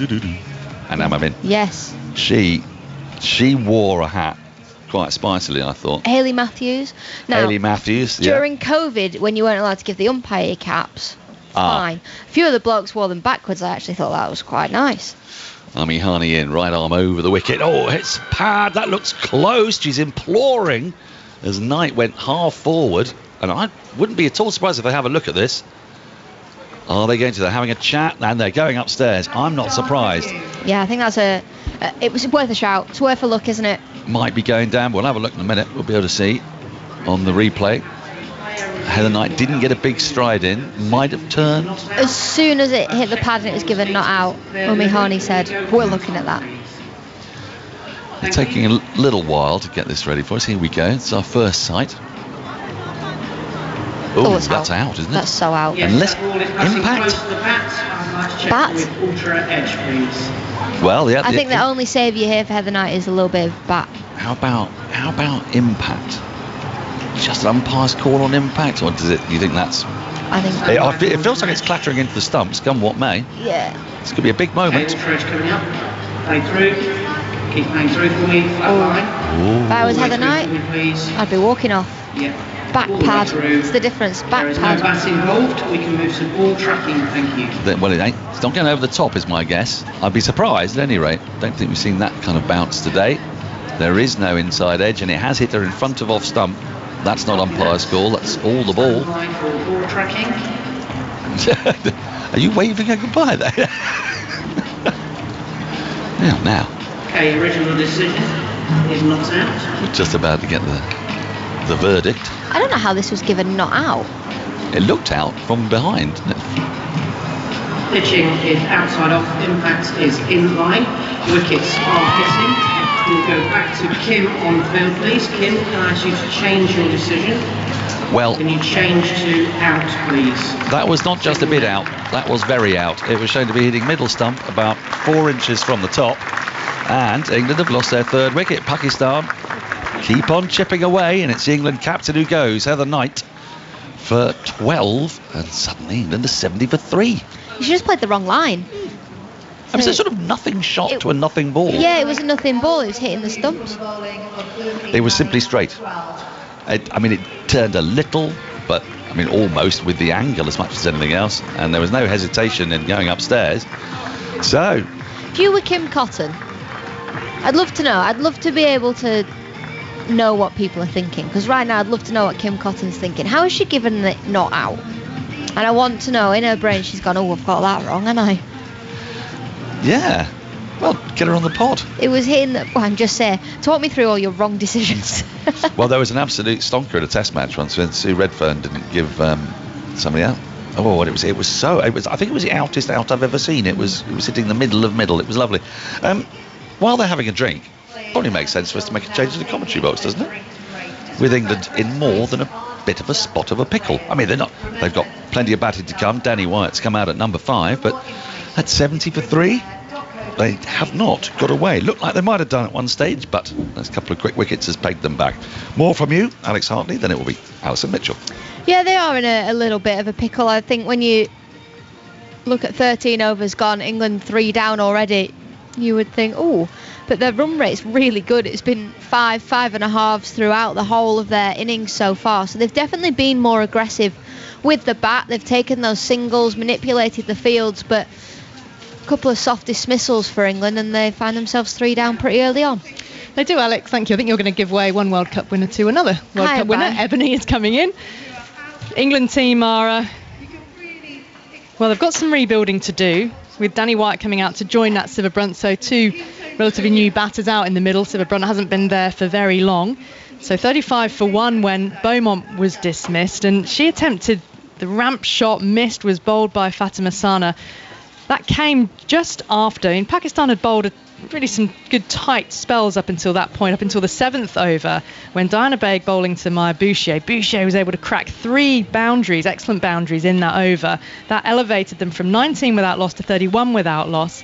I don't know about you, Ebony. It felt a little bit as if Beaumont at the other end was thinking, hold on, I've just seen Boucher hit 3 4s. I need to do something here, and went for that ramp shot. Missed and was bowled. There was a field change. Whereas before they'd given her the drive out to cover, so she was able to get her hands through it. I think she was thinking, I still want the boundary, but they brought that fielder up. So rather than taking a sort of lower risk option into the leg side, she's gone for the full-on ramp. So I can see how she was tempted into playing a different shot. She just went from 0 to 100, really. I think she should have taken a slightly more, not conservative, but more safer shot that would have got her the same result without exposing her stumps. So that was Beaumont out for 11 after Boucher was out for 34 off 33. Sorry, Boucher followed up, lobbing a catch to short extra cover to be out for 34. Heather Knight, now LBW, is defending and missing, defending down the wrong line to Umi Hani. Knight gone for 12. So here's Danny Wyatt about to face her first ball. 2 catches in either side of the wicket, and she faces up for the ramp, executes it brilliantly. Ball hasn't got a great deal of pace on it, so it'll be 2 picked up in the deep. Down towards short fine leg. The throw comes back in and not taken cleanly. But White is off the mark, and she played that very confidently. Yeah, first up. and I think, look, with a spinner taking it to the leg side, you're kind of just working with it. It wasn't sort of exposing herself. They're now actually going to put some protection in, but it was a smart shot just to now open up some options in the covers. And can you say an audacious shot, first ball that you face? She loves it. Struck it cleanly. So this is White coming in at number 5 here. So there is now that protection at short fine leg for Umi Hani. So just one catcher at short mid wicket here. Sweep attempt misses, and the ball's bobbled into the keeper's feet. There's a bottom edge into the ground. 73 for 3 England then in this 14th over. She's giving it a lot of air, Ali. A lot of air. This is one of those, in your brain you've played 4 shots before you actually hit the ball. Having to wait for it and wait for it. Tempt her. So Wyatt crouches low again. Keeper bobs down behind the stumps. Umi Hani is in. Flatter that time. Dropped into the offside. Quick single taken. Throw comes in and Siva Brunt is safely home at the striker's end. With a clean pick-up in the field. But Wyatt is a real scamper between the wickets, isn't she? We see her pace in the field so often, covering turf like a greyhound. But there, drop and run really, really quick. And it's so sort of good intent. So 73 for threes become 74. And here is Siva Brunt. Field hasn't changed much. The short catcher, short mid wicket, just dropped a little deeper. 3 inside the ring on the offside. Short fine leg still in place. Umi Hani in then with her off spin, and forward comes Siva Brunt, and she eases it down on the drive to long on. Jogs a gentle single. Throw comes back in on the bounce for Umi Hani. 75 for 3 in this 14th over. England looking for a good partnership now to develop and really bolster this middle order. But it's an opportunity for Pakistan. If they can add another couple of quick wickets here, they really will be amongst England. Umi Hani in again, and Wyatt drops back, waits for that one and sort of bunts the ball into the offside. 47 miles an hour above the eye line. You're feeling a bit of tension already with a few key wickets back in the hutch, and it's not easy to get started. Wyatt settles, wait, Umi Hani, sunglasses on, in. A little quicker that time. Forward comes Wyatt, gets well over the ball, smothers it. And Umi Hani fields in her follow through. End of the 14th over. England 75 for 3. Wyatt and Nat Siva Brunt, the 2 out in the middle. Were you hearing Alex and Dan talk earlier about bowling in a cap? No, but what was the question? Did you? Well, just whether it's bowling? acceptable. I think it's cool. I think it looks cool. I just don't understand why we don't think it's cool in cricket. Didn't Jeff Boycott bowl in a hat? That has been Lisa mentioned. Stalaker, obviously. Stalaker, I'm sure you went very through the players. successful. I think it looks cool. I don't. I would bowl with a hat bowling backward. cap. Actually, I think that makes more sense than forward. But I think that looks worse.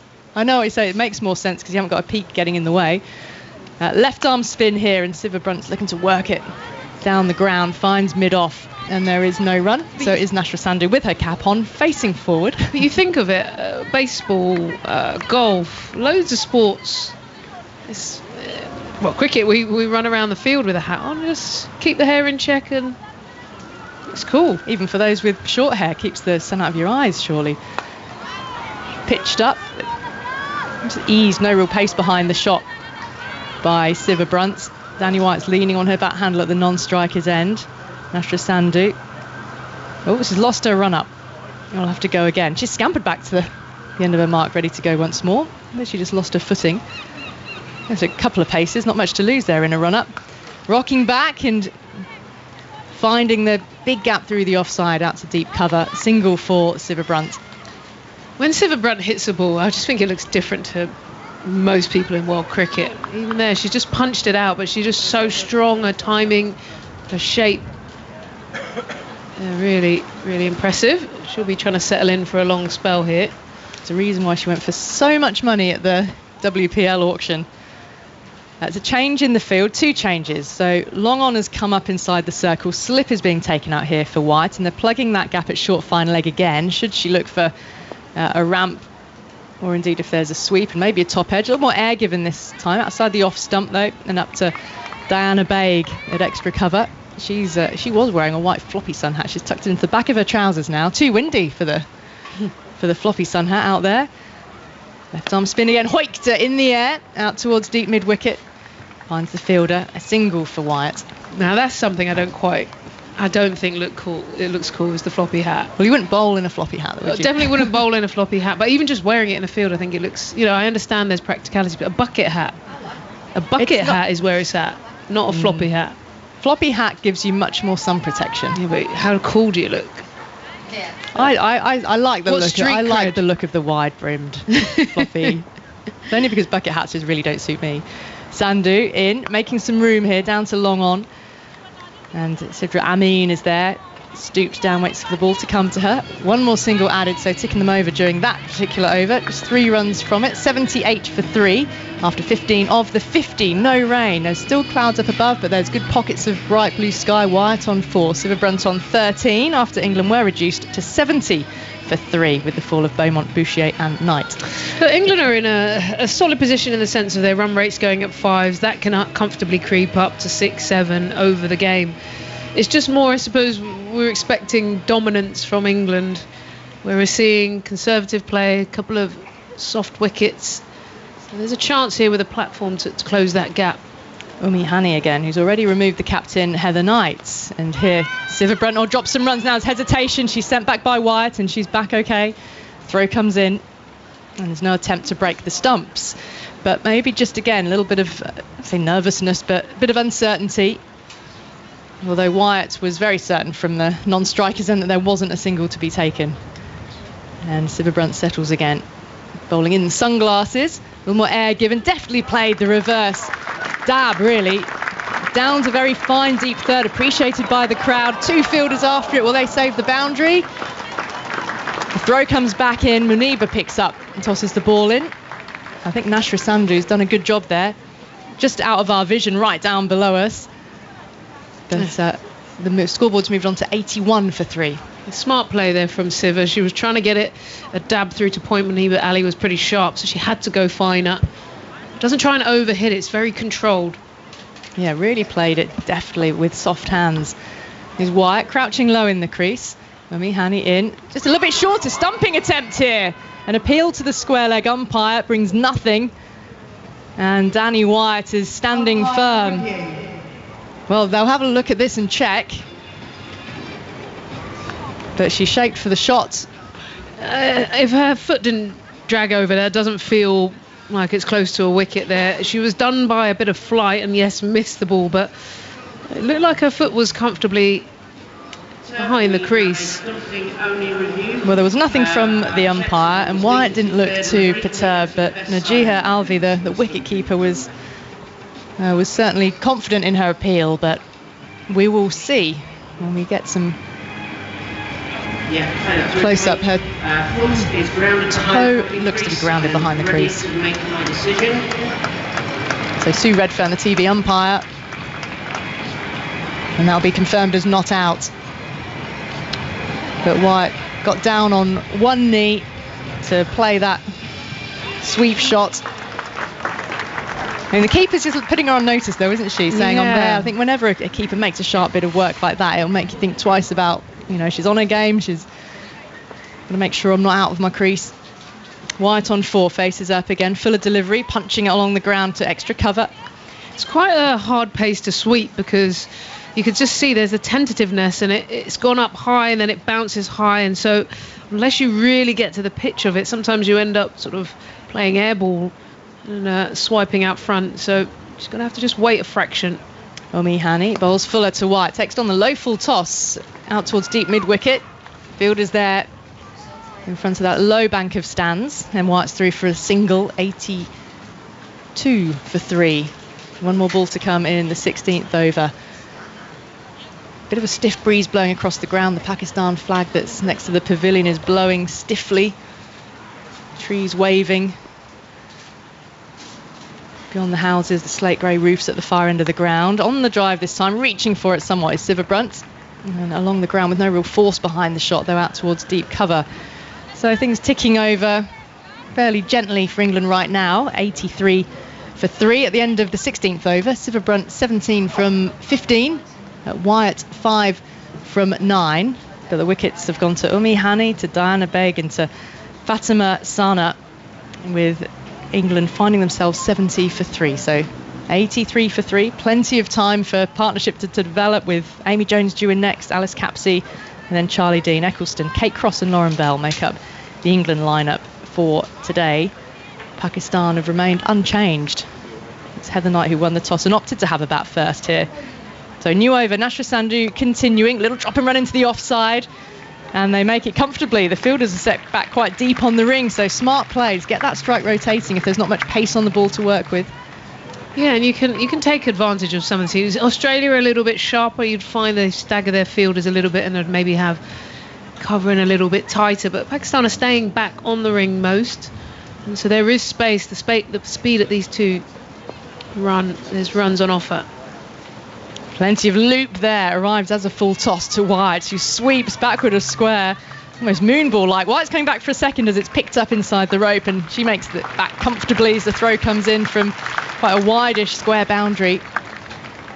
Good running once again.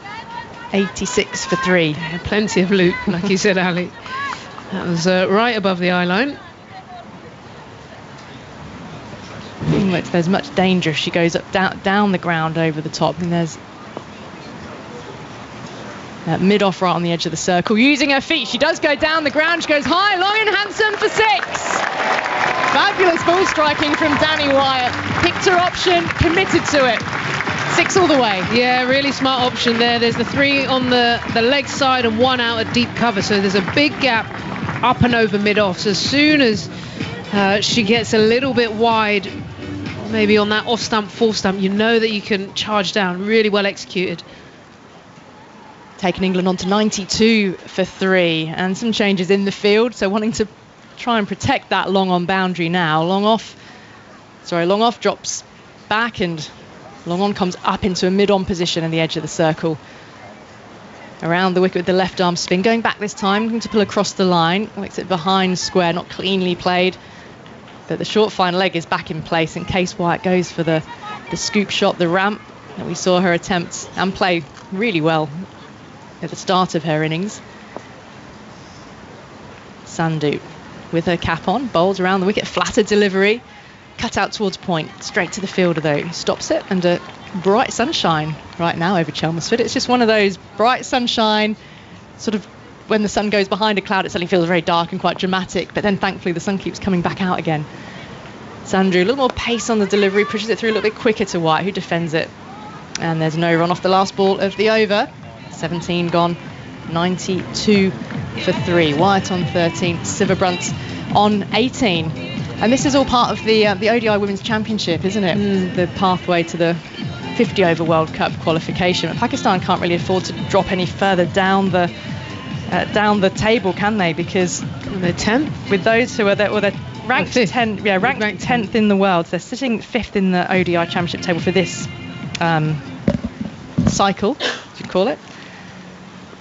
But Australia have already qualified that 50 over World Cup over the wicket, and Sivabrunt nurdles it backward a square on the leg side, takes a single. The throw comes into the bowler's end. Now India are the hosts qualify. They're down in sixth place at the moment. So India qualifies hosts, 4 others would qualify. Australia already have. So there's only 3 other qualification places and 4 teams to battle that out with at the moment. Over the wicket again with the spin, and Wyatt forward, comes off the inside half of the bat up towards the mid-on region, and there's no run. So points always up for grabs in all of these matches. Doesn't matter though, there's always context now, isn't there? There's always something to be playing for. In again, sweep top edge, gets over the top of the fielder on the edge of the circle, short fine leg. It's not too many that White hasn't hit cleanly. That was a clean top edge, if you like, that flew up. I'm just trying to work out who the fielder was. I think she should have put a body on the line there. She just kind of swirled around it and didn't put in the dive. Pakistan need to make some big commitments if they're going to get a breakthrough here, because these two are starting to tick over their run rate nicely. Sivabrunt out towards deep cover, takes another single, 95 for 3.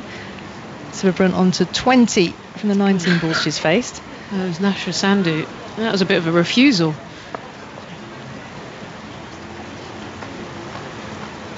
In again, full, low sweep this time, along the ground in controlled fashion from Wyatt. Deep mid-wicket, bends low, picks up, sends the ball back into the middle, and England are 96 for 3. That scoreboard is a little slow, isn't it, over on the pavilion side of the ground.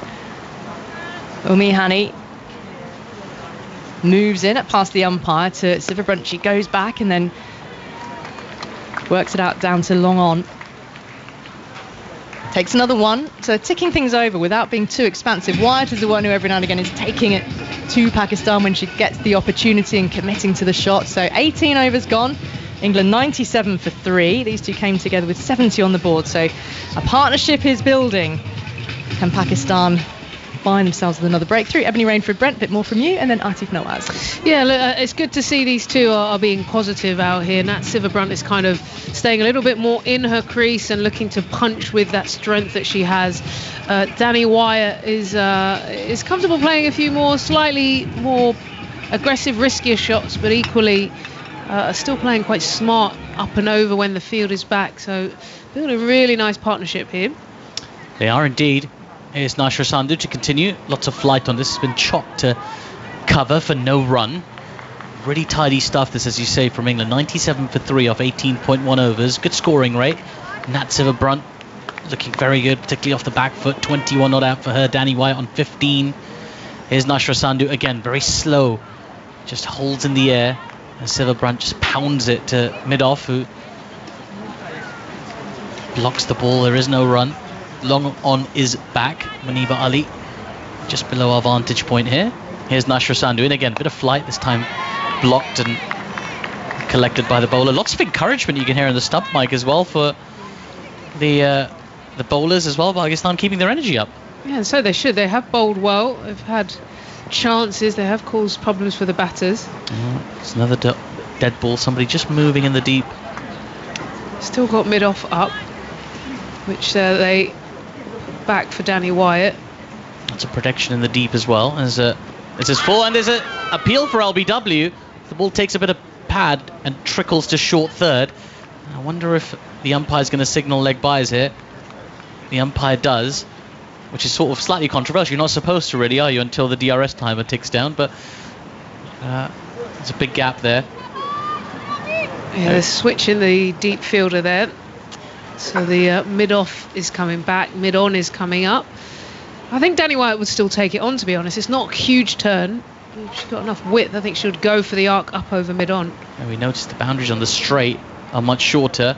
This is short. It's been cut nicely between point and cover out towards deep extra cover, and it'll just be a single. They'll think about a second, but they'll settle just for one in the end. Despite a slightly wayward throw to the bowler's end. And again, we see that fielder switch again. So mid-on going back to long-on.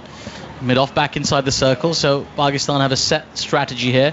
Different fielders in the deep for Nat Sciver-Brunt.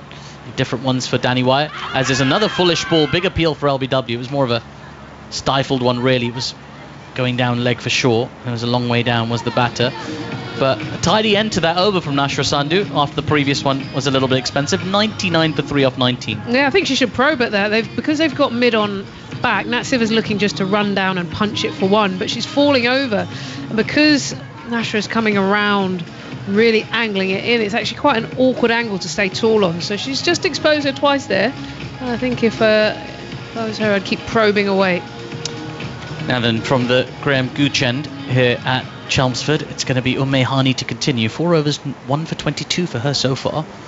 And she's going to come in and bowl to Danny Wyatt, who just blocks that ball back to the bowler. There is no run. Big loud calls of no as well.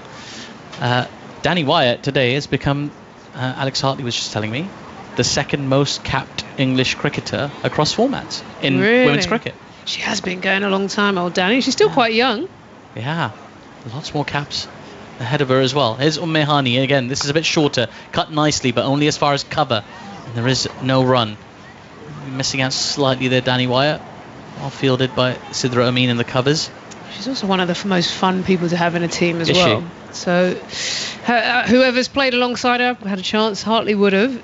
She's a Trojan. Here's Hani again. That ball's been pushed just with soft hands to extra cover. They run through for a quick single, applauded by the crowd here. Also the fact that it brings up the 100 for England. 100 for 3 off 19.3 overs. Polite applause around the ground. Get back into that Danny Wyatt stuff, but England getting to that 100 mark quicker than they did in the first game. There's a sense of urgency about today. Yeah, look, England back deep, and even though they've had a couple of wickets that they're giving away, they are setting a platform now if these two keep kicking on. Here's Hani again, flighted delivery, defended back to the bowler, no run. You feel big score is comfortably on, I think. They should be aiming for 260 plus. But that really depends on, I think, this partnership and rebuilding. If they have a good phase here, they could go big. Yeah, well, even a runner ball from here would get them 280, wouldn't it? As that ball's been turned just in front of square on the leg side, they'll get through for a single. Yeah, 30 overs to go after this, so 280 really. He's got to feel like the minimum. Quick, your maths are sharp. Just cricket maths only. Real, you put some X's and Y's in there, I'm all over the place. But the cricket maths, yeah, I reckon anything below 280 will feel like an underachievement from England here. There's lots of flight on this and dabbed away nicely by Danny Wyatt, running away. I'm going to say trickling away towards the deep third boundary. Muniba Ali does the fielding just in front of us, and they're going to get back for 3. Terrific running from these England batters. Danny Wyatt with a really deft touch there. Picks up 3 to close out the 20th over. England 104 for 3. Feels like a good time to be batting now. The sun is out. Yeah. These two have found a good rhythm. The pitch is going on. I feel like they've worked out the timing. There's a bit more air in from the spinners, and there's shot options. So it feels like these two settle in for a while. They could have a big score. Absolutely. Yeah. It seems like they've got a more coherent strategy against the slower bowlers as well today, England. A little bit of patience, a little bit of inventiveness. Didn't go well for Tammy Beaumont earlier, but generally it's been successful for England. And Nashra Sandhu with the baseball cap on to continue. So Danny Wyatt awaits. Here's Sandhu in. Bit of flight. Very, very slow. It's been pushed out towards deep extra cover. They take the first one, and that's all they'll take, just the one. Really hangs in the air for a long time, doesn't it, from Nashra Sandhu? You've really got to hold back, because your instinct, particularly as an aggressive batter, that both of these players are, you want to clatter that out of the ground, don't you? Played 4 shots before. Another change in the field. Lots of running around for the Pakistani players here as the next ball's been ramped. Again, very little pace on the ball, so it won't run away to the boundary. In fact, they'll struggle for 2. They'll just get the 1 here. Good bit of fielding, good anticipation there at short third to prevent that second one. O'Mahony does the fielding. Yeah, they kind of preempting a lot of the shots as well, Pakistan. They're very good at understanding their limitations and then bowling to them, setting their fields to them. As Nashra Sandhu in once again. This is a little bit quicker from her, actually. He's been driven just wide of the fielder at point. They'll get through for a single. Bit of football style dribbling there from fielder at backward point. But yeah, they're just hanging in there. I mean, I think that will be the goal for Pakistan. Like when they lost the toss, put into the field, they're thinking, right, can we keep them near that 250 mark? That'll feel like a win. Here's Nashra Sandhu in again. As that ball's been punched down the ground to long on. Muniba Ali fields. It'll be a single. You keep gesturing through the hand every time. You're doing all these like bowling actions. I love it. It's great. Yeah, I think she's missed a trick because she had Nat Siva struggling when she got full but angling towards the leg stump. Sandhu is in once again. Lots of flight. This is short and just waited on it nicely. Did Danny Wyatt playing it out towards deep extra cover. They're going to come back for the second run this time. In comes the throw, but a very good bit of running. Danny Wyatt committing to that second run. She had to go to the danger end. She made it back with ease. England move on to 110 for 3. Do you do this thing often, Ebs? I don't know if you noticed, but you shadow play a lot. Oh, do I? Yeah, when you're on commentary. You move your arms a lot. You practice the shot along with the player and stuff. I didn't know that, but I think I shadow batted out in the middle. Basically, I'd miss it and then shadow bat the real shot. Here's Nashra Sandhu in full and driven nicely out towards deep extra cover again for a single. Completes the 21st over. 111 for 3. Keep your feet off the ground if you're a superstitious type. Yeah, but no, you do that. You know when you demonstrate. So if I ever miss a shot, if I ever miss a ball, I just have to look in your direction. I'll know it was a push down the ground or a pull shot. Do you know it was best though when you're out in the middle and you know you should have gone forward and played a drive, but you've gone back and like pulled it, so you've played a complete rank shot, but then you shadow. Yep. That's what I was doing. You know you were nowhere near it, playing the absolute wrong shot, but the shadow. That's important. Shadow. That's how all the pros do it. I used to as a kid as well. You know the noise every time you hit the bat on ball. I used to just do that in your bedroom. I used to have a coach as a kid who wanted you to, at home, no match day or anything, put all the gear on, all the pads, all the gloves, all the helmet, everything, and shadow bat in front of the mirror for like an hour. It's a good thing. Did you do it? No. Oh, you didn't do it? I didn't do it. I think that could have been the difference between you making it and not. I did bowl off spin at the freezer. You get some really good, really good turn off the outside edge of the handle. It's really good if you can nail that spot. Now then, Neither back into the attack. First ball driven away. Beautiful shot that from Danny Wyatt. You'll find that in any cricketing textbook. An exquisite cover drive to the boundary for 4. A little bit flatter that one, and Danny Wyatt really cashed in. It was full, had a bit of width. And I think that she'd been waiting for just a little bit more meat on the ball. Was able to lean into that one. It feels like the trajectory is a little bit easier with Nidadar for the England batters anyways. Slightly shorter in stature than Umehani. This time a better length. It's been worked to backward point. They're going to run through for a quick single. There is a shot. The stumps. In fact, there's a direct hit. Terrific effort from Sidra Amin. Running in from cover. I think the batter was comfortably home, but just... Well, they're going to have a little look at it. But I think she was easily home. I think they're all right. It's direct hits, and you never know. They always get a bit closer. They do. I think they moved quickly and communicate quickly. Well, let's see. A direct hit from the opposite. Always good to keep the batters honest as well. Keep them thinking about the next one. Good fielding. Oh, here we go. Oh, it's closer than we thought. It's closer than we thought. Oh, has she grounded a bat? Can you just take that back for me, please? Just want to see when the lights, stumps lights up, please. Oh, if she's grounded the bat, she should be fine. Just take that all the way back. Yeah. She's broken do you it with have her gloves. fronts on for me? The wickets have been broken. Yeah, gloves broken, the stumps. Is in contact with the gloves, so just play that through for me, please. Do we have the front on? We can hear Nat Siva Brunt, any danger of a full-on slide in there? She's been a little bit casual. the TV umpire's got some work to do to hear. Here's Sue Radfern on the monitors. Yeah, there you hear it confirmed. Stumps broken by gloves. And even if they hadn't been, to be fair, she would have been home quite comfortably. It was good running from England. Nice throw from the deep. And all the way through. So it actually wasn't a direct hit. Have been broken by the gloves without falling contact, so I am ready to make my decision. Thank you. There we go. It's going to be not out on the big screen here at Chelmsford. Little applause coming, I think, from the crowd. Let's wait for it. Wait for it. Here it comes. Very little applause. But come on, crowd. I thought they'd be a bit more excited. Something. Here's Nidadar now into Nat Siva Brunt.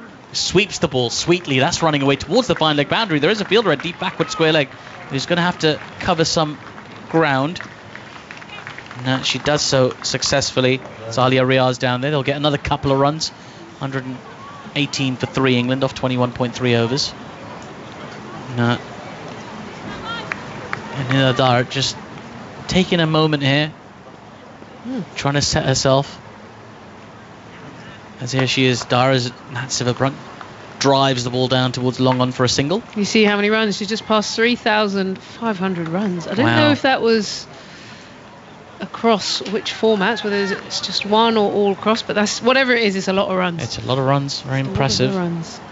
Nat Siva Brunt, the best in the world. Here's Nidadar into one of the other best in the world, Danny Wyatt, who flicks it out towards deep mid wicket, who's got a bit of distance to cover but does so well, and it'll just be a single. This is the thing about the England team, so much quality. By the way, that single brings up the 50 partnership. There's an applause. That's the one I was looking for. 120 for 3, and the 4th wicket partnership is now worth exactly 50. Nidadar in once again. Down the track dances Nat Siva Brunt, driving only as far as mid wicket. There is no run. But they're starting to build a bit of momentum here, England. It was in ODIs, 3,500 runs in ODIs. She's going all right. Yeah, I think she might have a big future in this game. Nat Siva Brunt. Well, England looking very, very good at the moment. Markedly improved over their performance in Derby. 120 for 3 so far in 22 overs. And a big, big total beckons. We're talking about 280, Alex. Are you thinking that ballpark? Maybe north of that even? I'm going north. Let's go higher. Go big or go home. Should play a game of higher or lower. I'd love 300 plus. Well, that might put a smile on my face. Well, here we go. Let's see. Sandwich no good? It was alright. Big. The bread was really big, wasn't it? Yeah, humongous bread. I'm on a diet. I don't need all those carbs. What you do is you get rid of a slice of bread, just eat the middle bit. No, I had a naked sandwich. Chocolate bar as well. Oh, okay. We had a naked burrito the other day. It's the first time I've seen one of those. Yeah. Doesn't make sense. Doesn't seem right. Right, Alia Riaz is about to come into the attack. 68 matches and 12 wickets for her. She's a lot better than her average. Her average is 75 with the ball, but she's a lot better bowler than that. She's going to be bowling to Danny Wyatt, who's on 31 and looking good. Here's Alia Riaz again. Short. It's been pulled away handsomely out towards the mid-wicket boundary. It will get there. Big shot. Welcome to the bowling attack, Alia Riaz. Danny Wyatt imposing herself on the game. 124 for 3. She looks good today, Danny Wyatt, doesn't she? She looks very, very good. This one just slightly back of a length. She goes deep in her crease and pulls it over mid-wicket for 4, and instantly there's a change in the field. This is a much better England than what we saw at Derby. Yeah, better intensity. And it's not that they've sort of gone complete 180. It's not like they've been mindlessly attacking anything. It's just the intent's in the right place. Here's Alia Riaz in once again. This is back of a length, push to extra cover. They're going to run through for a quick single. There's a throw at the non-strikers. No, she just held on to the ball, Diana. And they get through for a single quite comfortably in the end. 125 for 3. It's a nice day, isn't it? It's just nice. I don't know about you, but after all the rain that's been following us, it's just nice to have a bit of sunshine. I'm surprised. I forgot what blue sky looked like. Yeah. Lovely clouds. Not a rain cloud in sight. No cirrus clouds, all cumulonimbus. This is short outside the off stump and a long way wide as well. That'll be given a wide as well by the umpire. Oh, what? Cumulonimbus. That sounds like a Harry Potter broom. There's a cloud. The white fluffy clouds that aren't rain clouds. The cirrus clouds are the ones that it rains out of. Here's Alia Riaz in once again. This is full, driven beautifully out towards deep extra cover. It'll just be a single for Natseva Brunt.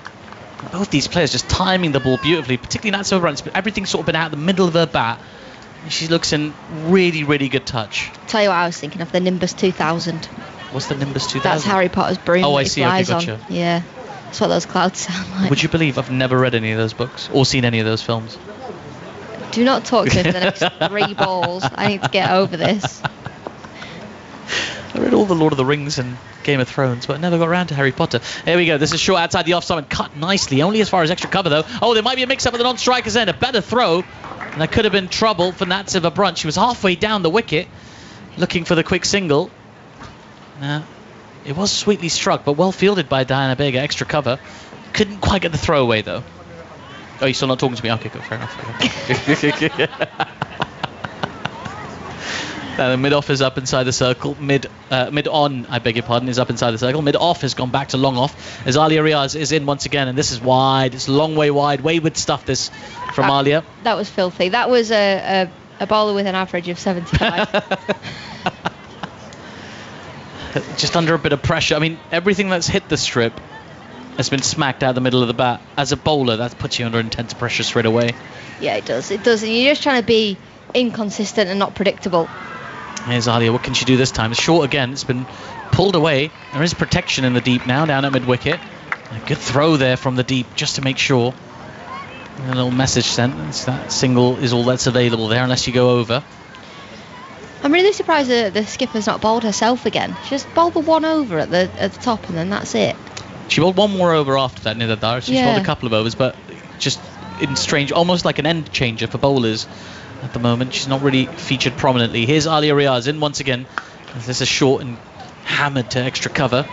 Can't beat her Natseva Brunt, but again it makes a sweet sound of the middle of that bat. 129 for 3 now England after 23 overs. Alia Riaz's first over going for 9. She'll be eyeing up those shorter straight boundaries for later herself, Alia Riaz. Yeah, she will indeed.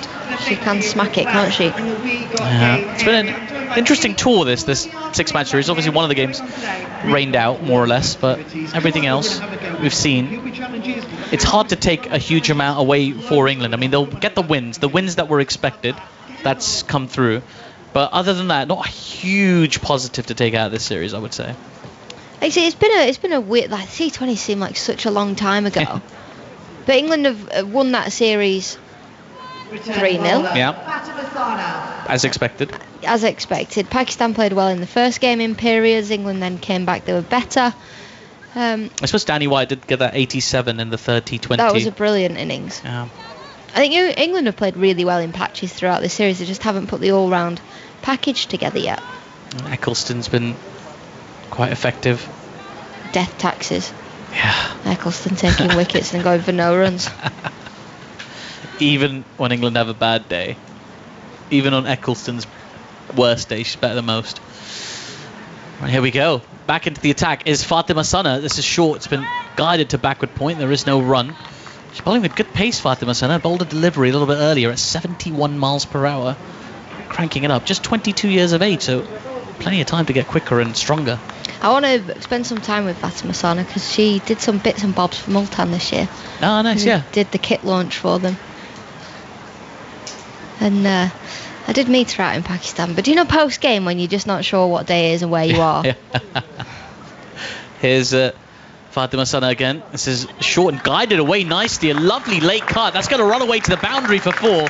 Danny Wyatt, with the slickest of touches, just guides the ball in that little corridor when no Pakistani fielder can get to it. 133 for 3 off 23.2 overs. Yeah, it's time to perfection from Danny Wyatt. Just opens up the face of the bat, runs the bat down to the pass backward point for 4. Both of these two look very, very comfortable out there. They do. Even though Nidar Dar's ringing in the changes, nothing's quite working for them at the moment. As Siva and Wyatt have teamed up to score many boundaries. This is full and dug out nicely by Danny Wyatt. Felt like a slightly quicker delivery. They'll wait for the speed gun on that one. I think it was pushing 70 again to my naked eye. No speed gun on that one. One that you want to see, you don't get a speed gun on. Yeah, just slightly fuller from Fatima Sana there. Yeah, it was a little bit early when there was a bit of rain on the surface as well, which makes it a bit skiddier, I guess. When we saw that 71 mile an hour delivery. Lauren Filer was pushing the pace in this series as well a little bit earlier. 74, one of the balls she bowled. Here's Fatima Sana again. There's a big swing outside the off stump. First false shot we've seen from Danny Wyatt in a while. No connection as it goes through to the keeper, no run. She's tried to clatter that through the offside. Just doesn't quite get anything on it. Lucky she didn't take an edge. She's tried to drive the ball through the covers. Big old hack across the line. Yeah, not a convincing shot. It's worth saying the keeper is standing up to Fatima Sana as well, which is quite brave, really. Close to 70 miles an hour, rushing in at you, standing up to the stumps. And Gia Alvi feeling confident behind the stumps. Here we go. Here's Fatima Sana in once again as that ball. Did it take an outside edge on its way through to Alvi? Has she just put it down? I feel like she has. They're hard to take behind the stumps when you're standing up anyway. Certainly at that pace. Did that take an outside edge from Danny Wyatt? I think there's a little nick on this. Or did it just move off the surface? I don't know now. Yeah, it's hard to see. It was a little bit of movement off the surface, but it was very close either way. It's a yelp of agony from the Pakistani fielders. I'm sure we'll see Ultra Edge when we have time for it, but... Right, now Fatima Sana at the top of her run. Just waiting for Danny Wyatt to be comfortable. Ready to go. Here she goes. A backlift high. Fatima Sana in. Guided again nicely by Danny Wyatt to Muniba Ali down at deep third. Who's much closer to the boundary sponge now, not giving any room at all for any errors. 134 for 3 is the score after 24 overs. You go and read Philosopher's Stone. I was going to go read some. I'll read some philosophy. I can promise you that. Tell us about this game and where you see it going. Give us a number, by the way. I want a number. You said above 280. Give me an factual number, and then Daniel Norcross will give you his. Well, there's a couple in the crowd that asked me earlier what they were going to get from today's game, and it was before I'd eaten, so I wasn't in the best of moods, and I was a bit grumpy with them. And I said, well, if there's anything like Derby, I'd go home now. But England have been anything but Derby. They've been exceptional today so far, and I genuinely think they could get above 300. I'm going to go 320. Oh, I say. We're going to have an explosive finish. Well, yeah, I think that could happen if Danny Wyatt stays in. But we've watched a lot of Danny Wyatt over the years and marvelled at her potential. And in 109 one-day internationals, she's got to 57 times. That's something else, isn't it? I was reminded of that by Ali Mitchell a moment ago. Nida Dar into the attack. And her first ball is swept nicely out to deep backward square leg. Fielder runs in from the boundary, makes a little bit of a fumble. They might have got 2, but they settle for 1. Wyatt to 43, 135 for 3. I mean, I had to remember that She didn't bat in the top order a lot at the start of her career, and you had to wait for Charlotte Edwards and Claire Taylor and Sarah Taylor to get out, which they didn't tend to do. Exactly. So she wouldn't have got many opportunities. But in the last 10 years, she's had a few. Very fine player, very naturally gifted. Ida Darin again, short, punched off the back foot, back to the bowler on the bounce, no run. I was wondering why Nida Dar hadn't bowled as before now. She'd only bowled 2 overs. It's because she'd gone for 20. Yes. She is again. Oh, it's a moon ball. It's been thwacked away out towards deep mid wicket on the full for a single.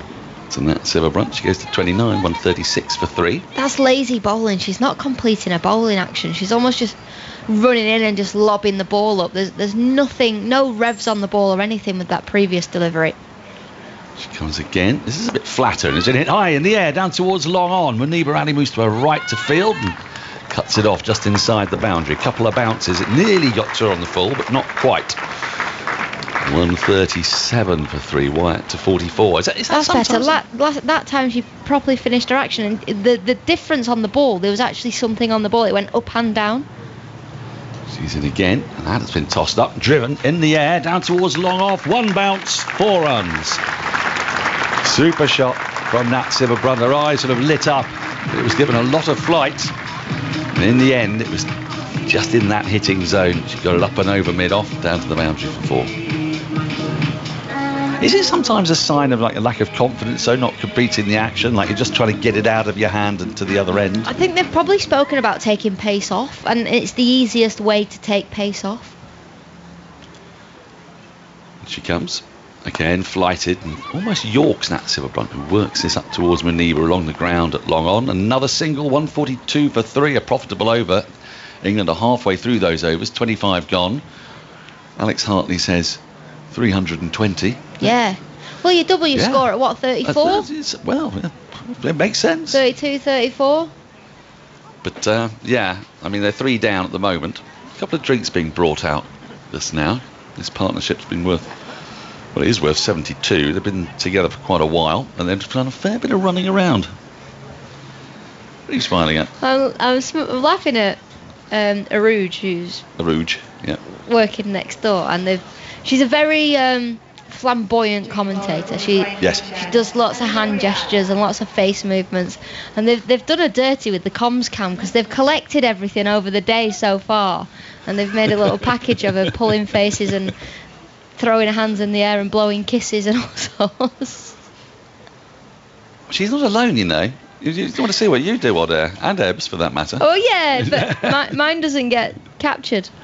No. No, it doesn't. Right. Start of a new over, England 142 for 3. First ball full, swept away, out towards deep backward square leg for 4. Well, a long leg, really.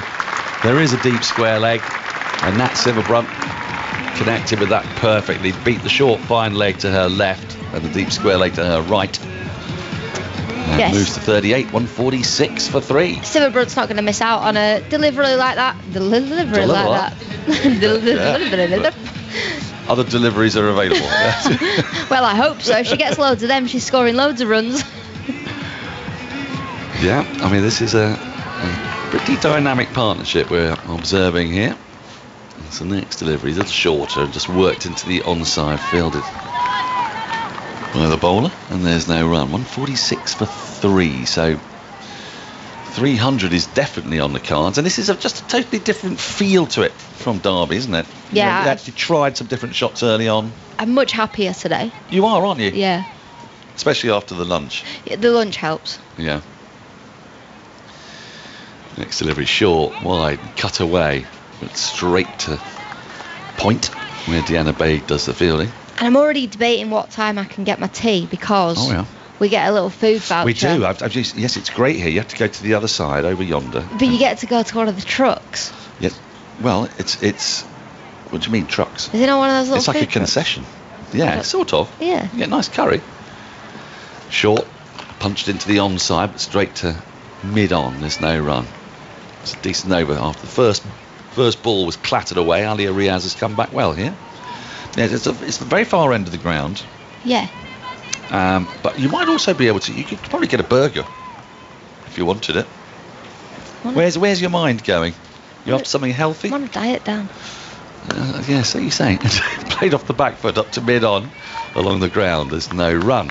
Did have a chocolate bar, a packet of crisps, and a dirty sandwich for my lunch. It's a heck of a diet. I've been reading a book actually that says that no diets work. No, I'm not on a diet. I'm calorie counting. So as long as I'm in a right. calorie deficit at the end of the day, Okay. I'm losing weight. Yeah, that makes a certain sense. Ali Arias in to complete the over. Wide of the off stump, it goes off a thick outside half of the bat, rolls down to deep third, not a million miles away from Deanna Baig at backward point. The front foot, strange looking shot that from Brunt, but Silver Brunt, she'll keep the strike. She has 39, England 147 for 3, 26 overs gone. But it's odd being a girl because at different times of the month, when you're due on, you want loads of food. Yeah. And then you have like 2 weeks where you think, no, I'm going to be really healthy. And then as a woman, you're always due on at some stage. At some stage. So you're just constantly craving food, or I am anyway. Yeah, it's tough, isn't it? Yeah. So today's a crave day. Okay. I'm not really fussed by food today. You're not due on. No. No. I don't know what it is. I lost my appetite. I'm rushing around. I'm doing things. Yeah. I can't multitask. You see, that's our problem. Can't eat and think. Full had swept at, missed by that Silver Brunt, but down the leg side. So it is signalled a wide. Another run to the total. 148 for 3.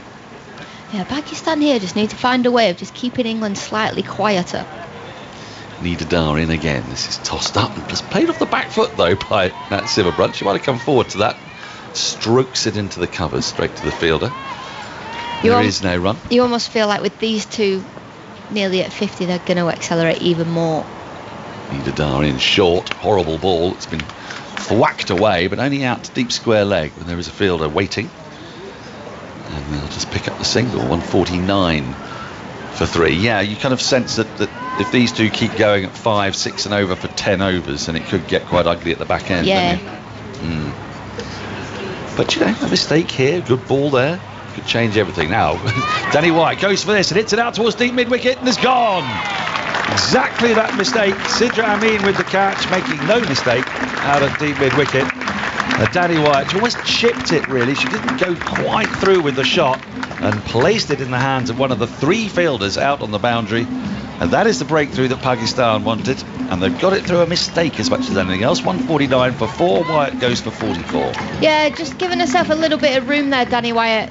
Coming down the pitch, not quite getting to the ball, dragging it to deep mid-wicket, and a pretty simple catch. Ends up stretching quite far outside her body. She's not at a stable base, doesn't connect with the ball very well. And straight into the mitts of Sidra Amin.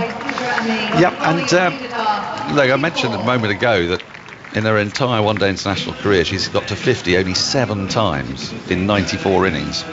And it's sort of things like that, isn't it? You know, she can look $1 million. She's played some brilliant shots today. The back cut was magnificent. The 6 over long off. She's got almost as good natural timing as anybody in this team. But then, at some point, you kind of think there's always a mistake in there. Yeah, you do. Waiting to happen. Yeah. Amy Jones is a new batter, so Alice Capsey is going to be down at 7 today. And that wicket's just fallen at exactly the right time for Pakistan. Yeah. It's just going to... They can bring themselves back in. Yeah, they absolutely. Burgle through 4 or 5 overs quickly here. Yeah. Amy Jones playing her 88th match. She's in sight of 2,000 runs. You got a wicket here. That 320 Oh, comes for me down. drops right down to 280. Okay. And then another one. And who knows? You're in chaseable territory. Well, you want 8 wickets to fall so that Kate Cross can come out at number 10, don't Yeah, you? I needed to get some 30 runs. Right, Amy Jones drives her first ball back past the bowler, Nida Dar. She's done a little bit better there, and she allows it to go underneath her, up to long on. The ripple of applause is for the 150. Jones off the mark straight away. The good thing about no Sarah Glenn for England is Kate Cross has no chance of batting. So I feel 9, like yeah. Cross could be at 9 with Glennie in the team. Yes. Next ball is worked up to, well, long on it is. Worked up to long on. There's a little hesitation there for a moment. That Silver Brunt wasn't sure whether or not it's going to be picked up at short mid-wicket by Alia Riaz, but it evaded her. One more to the total, 151 for 4. If you're wondering what on earth it is we're talking about, I'll explain after this ball. what is then the end of the over. Nida Dar in to complete the over, worked into the onside square of the wicket. They'll get a single. Fine leg, short fine leg has to move 4 or 5 yards to her left to field. End of the over, 152 for 4, a successful one for Pakistan. Jones has 2, Nat Silver has 41. So, Kate Cross is the 3rd most prolific number 10 in ODI history. Yes, behind Anisa Mohammed And Leah Tahuhu. and Leah Tahuhu. Who? Yes. Who? Who? Tahuhu. But she's not that far behind, is she? About No, 25, 30 runs, yeah. So, and if she can get 30 runs, she then becomes the best number 10 in the world Ever. created. That's good, isn't it? That is what dreams are made of. So what we don't want is her to bat any higher than 10. She can bat 11, that's fine, because it's 10 or lower. If she goes to 9, just come on, what's the point? I mean, it's quite a distinction, isn't it? The best number 10 ever. Do you know what I mean? Alia Riaz starts a new over from the gooch end, and her first ball is carved away out towards a sweeper on the offside by Jones for a single. Rotating strike nicely. Brings Nat Silverbrunt onto strike. I mean, you know, would she be more proud? I mean, they will probably do, aren't they, bowlers? They tend to be more proud of what they've done with a bat than what they've done with a ball. Absolutely. Have you reminded her of this? Of course you have. Alia Riaz into Nat Silverbrunt, who defends slightly thick leading edge, perhaps, in the air briefly, back to the bowler, the front foot, no run. I tell her daily. Daily, yeah. Good luck tomorrow. Think about those runs. Thing is, she's always got to be hoping for 8 wickets, though, isn't she? That's okay. When I wasn't in the team, I wanted the team to lose, otherwise I was never getting back in. Alia Riaz was a shortish ball, which is nicely driven by Nat Silverbrunt, but straight short extra cover where Umehani does the fielding. And I don't think sports people admit that enough. I think a lot of people are too nice to admit that they wanted their teammates to fail so that they could play. Yeah, I mean, it's only human, isn't it? Never. See, Yeah. Next delivery full, driven beautifully through extra cover for 4. It's a sumptuous shot, one of the best shots of the day. Classical, elegant, to the right of extra cover, the left and mid off, all along the ground. It's a beautiful, beautiful cover drive for 4. It takes Nat Silverbrunt to 45 and England 157 for 4. She's been patient for that one as well. Silverbrunt, just a quieter passage of play this time. It's full, it's a half volley outside the off stump, and it's time to perfection. But the patience that Silverbrunt's been able to show today has been very impressive. She's moved past 3,500 runs in this innings as she just push drives the next delivery up to mid-on.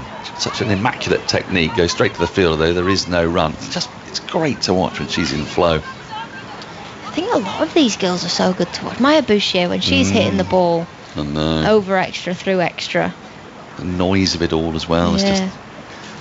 and there's sort of elegance to her as well, height as well, I think. The long levers. Next ball worked into the onside, and they might think of 2 here because it's been hit with very gentle hands, but in the end, mid-on gets round easily enough to field, so they settle for just a single. Silverbrunt to 46. She will keep strike at the end of the 28th over. England 158 for 4. Amy Jones has just the 3. We're in that sort of period of the innings now where you expect not a lot to happen, really, and that was Danny Wyatt's demise, wasn't it? Yeah, it was. I think got to the stage of the game where now these two will just build a partnership. They'll knock the ball around. We might see the occasional boundary, but what I'd have loved is Danny Wyatt and Silverbrunt to have stayed there till they were both in their 60s, 70s, really get Pakistan out of the game and then accelerate and, I guess, entertain us all. Well, there's still plenty of batting to come. Then there's this partnership, and then there's Capsey and Charlie Dean. Sophie Eccleston, who gives it a whack. Start of a new over. Nida Dar staying in the attack, and she's swept away, but straight to short, fine leg. That Silverbrunt couldn't beat the fielder. Have you had your ice cream yet, as part of your, diet? No, I've not had one all summer. All summer? All summer, I've not had an ice cream. Oh, no wonder you're so grumpy. People only know me for eating ice cream. Not only that, but it's got up to significant parts. The next ball short and punched off the back foot, straight back to the bowler. The good thing is I never have to buy my own because there's always lovely, lovely people in the crowd that offer to buy me them. That is nice, isn't it? Nida Dar in short, clattered away to short extra cover, but straight to the fielder. And there's no run. Do you have a favourite flavour? I've never really, because I don't really do ice cream. Mint choc chip or raspberry ripple. Oh, okay. Do like vanilla as well. I think I quite like salted caramel. Tossed up on the pads, and trying to work it into the onside. Silverbrunt, but she doesn't get nothing on it. And the keeper manages to just tidy up. Najia Alvi. So 46 miles an hour from Niederdarth today. Well, the average speed 42, 43 the other day. It was, yes, a little bit quicker. Full, taken on the full by Nat Silverbrunt along the ground up towards Maniba at long on. They'll just amble through for the easiest of singles after that wicket. England are just stabilising things here. 159 for 4. That 147. So that you can see that there's more shape on the ball. In she is again. That's tossed up once more, and forward comes Amy Jones in defence, pushes back to the bowler, and there is no run. England 158 for 28 overs have gone, 47 to Nat Silverbrunt, 3 to Jones. We're in the rebuilding phase. I'll take you through the next 20 minutes of it. Will be Alison Mitchell. Some more thoughts from Alex Hartley. And I know it sounds strange because Pakistan are going at a higher run rate than they were at Derby, but it just looks better, bowling spin a little bit quicker. You have more shape on the ball. You're able to actually spin the ball rather than just lobbing the ball up. However, England are facing it easier. So from a Pakistan point of view, they're probably thinking, well, why are we trying to bowl properly when we can just lob the ball up? Hello, Alex. Bye again. Yeah, she's off. Something about me, isn't it? Alia Riaz in, and Silverbrunt's punching it back up the pitch into the hands of the bowler. There's no run. 159 for 4 then. Ebony Rainford-Brent is about to slide back in alongside.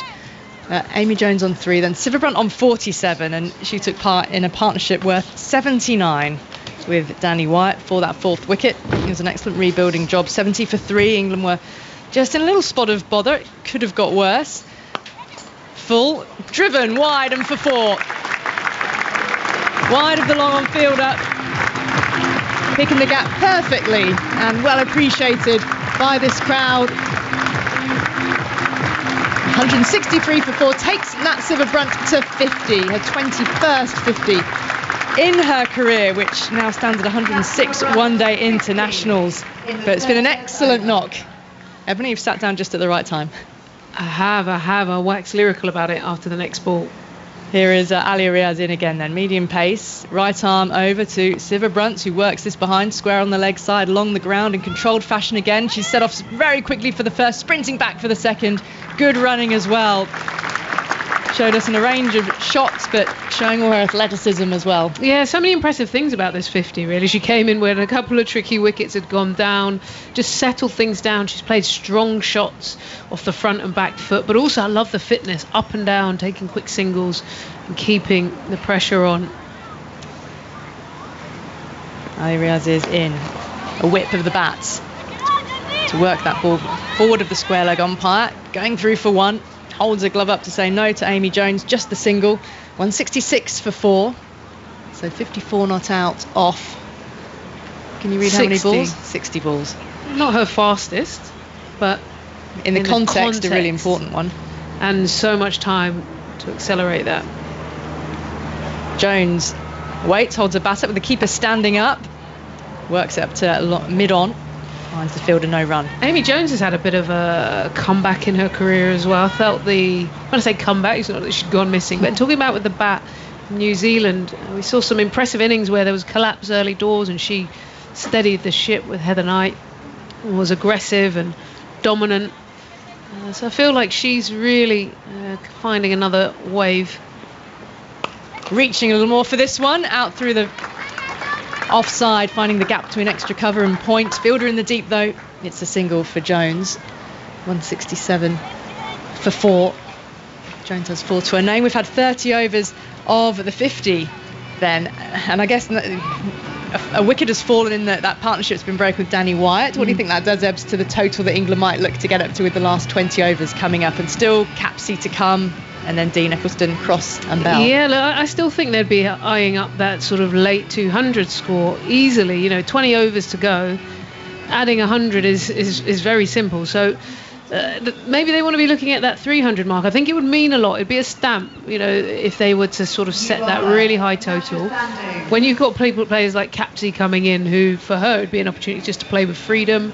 They bat deep with Charlie, Dean, Eccleston, Cross, all genuine, all-rounders now. So, this platform could allow them to get something meaningful.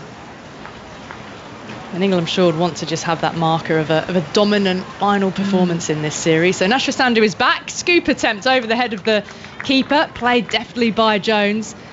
Again, no pace to work with, so it doesn't get away to the boundary. They've come back for 2. The throw comes in. Back to the keeper.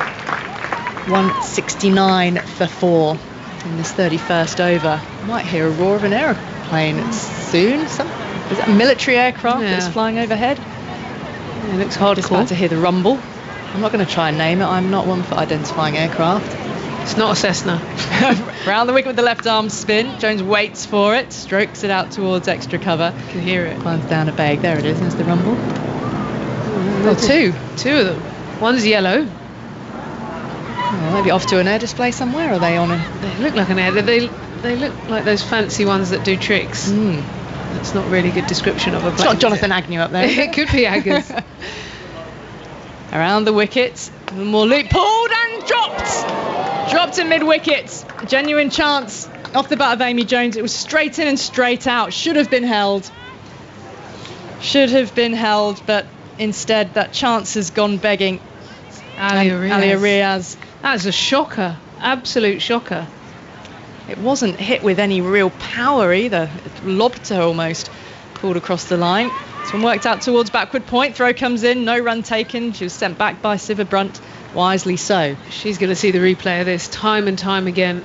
Jones has gone for the heave into mid-wicket, and it's come at a hip height to her left, so it's nice catchable height. She just didn't steady her feet. Sandhu still yet to get her first wicket here. That's a slow delivery, a little shorter as well. Jones has worked it beyond Diana Begg on the edge of the circle, out to the deep, takes 1. So she's had a life. We should be able to capitalise on it. We're talking about how well Jones has been playing. And this is another opportunity. So what did she get at Derby? 37 from 38. So she's got a real chance here to bed in with Siva Brunt for a decent chunk of the latter part of the innings now. Siva Brunt awaits, cuts a hard one-handed stop in the deep, saves the boundary, and that is good work down there from Umi Hani. It's a lot of appreciation from the crowd, but has she hurt herself in the process? Maybe she has. She's just be rubbing her head, isn't she? Rubbing her head. I wonder if she had a little. Maybe she took the ball on her head. Yeah, let's have a look if there's a replay. Nida Dar is just. The captain's just gone over to check if she's okay. She went at it at a stretch. Maybe didn't quite get the timing of the dive right and could have bobbled from arm onto head. 31 overs gone, 172 for 4. Siva Brunt on 56 alongside Amy Jones on 7. Doesn't look like we're going to get a replay for a little while, but the physio has come out now to give a little bit of treatment to Umi Hani. She picked up the wicket of Heather Knight, important wicket for a team, and that was the wicket which left England at 70 for 3. And at that point, a bit more pressure could have been applied and England could have found themselves in a real lot of trouble. But yeah, 79 runs between Siva and Wyatt pulled them out of that potentially sticky situation until Danny Wyatt was out for 44. But they'd like Umi Hani, you know how many overs she's bowled so far, but I'm sure that she'll come on and bowl a few more towards the back end of this innings. So far she's only bowled 5 and picking up that 1 wicket. And Diana Begg has been the pick of the bowlers in terms of her economy. She was very economical up front in particular, wasn't she? But 6 bowlers used so far by Pakistan, and Alia Riaz has been by far the more expensive for her 4 overs, which went for 28. She didn't quite have the control, did she? A few wides, a couple of wides in there as well. They started really strong, didn't they? Diana Begg was quite impressive. First Nida Dar and then Fatima Sana, but then Fatima Sana kind of lost her way We saw 3 boundaries in the over, and that kind of changed the tone. Tammy Beaumont got out, but that changed the nature of the pace of scoring. England then picked up, and even though they lost a couple of wickets, they just started to build that momentum. And then I felt what Danny Wyatt did well. She played with freedom. Sometimes we talked about that lack of pace. You can get a bit stuck on the crease and maybe not think through. I think she made the decision and the mind to play with intent. Love the shot she took up over mid-off, and that kind of kicked things going. So these two have been great. Nat Siver, though, I think Heather Knight and Nat Siver are the most adaptable players, because she could come out here and play. She's got every shot in the book, go large, play down the ground, but she's just playing strong, smart shots. So she's punching them. So if they go for 4, it works. But if not, it's 2, and she's happy to take that. And it's low-risk cricket just to rebuild but keep that score ticking. So, yeah, what a player she is. And again, just showing England how valuable she is. Yeah. We were just remembering, weren't we, before we both came on air, how cricket was in fact Nat Siver Brunt's third favourite sport when she was growing up in the Netherlands. Wasn't she born in Tokyo, grew up in the Netherlands because of the work that her parents were doing, and she was really good at tennis and football, and clearly must have showed a bit of promise at cricket as well at that stage, but it was not her number one sport. And how fortunate this sport is to have brought her in, and she's just absolutely blossomed with it, and now she is able to all those hard yards that all this generation of players have done, are now able to earn a proper living as professional sportswomen. She's such an athlete. I mean, I still remember the first time I saw her. She would have been about 16, came down to the Surrey nets. I remember I was captain at the time, so you kind of always keeping an eye on talent. She hit a ball. It's still the same feeling I still when I see her hit it now, and I just think she hits it. There's no no sort of patting it back or power, strong shoulders, and so she's just really from early on stood out, I think, above the rest. I think it was quite noticeable, and she worked on her game quite hard. She didn't used to have this sort of adaptability in different conditions. Now she's got a 360 game, and she's really impressive. Well, Umi Hani is okay because she's about to pick up bowling duties again from the Graham Gooch end of the ground. A drinks break was taken while the physio was out on the field, so that's out of the way. 31 overs, 172 for 4. So Umi Hani in now, and forward comes Jones, driving handsomely along the ground through extra cover out into the deep, finds the fielder. Throw comes back into the hands of Umi Hani, and there's no.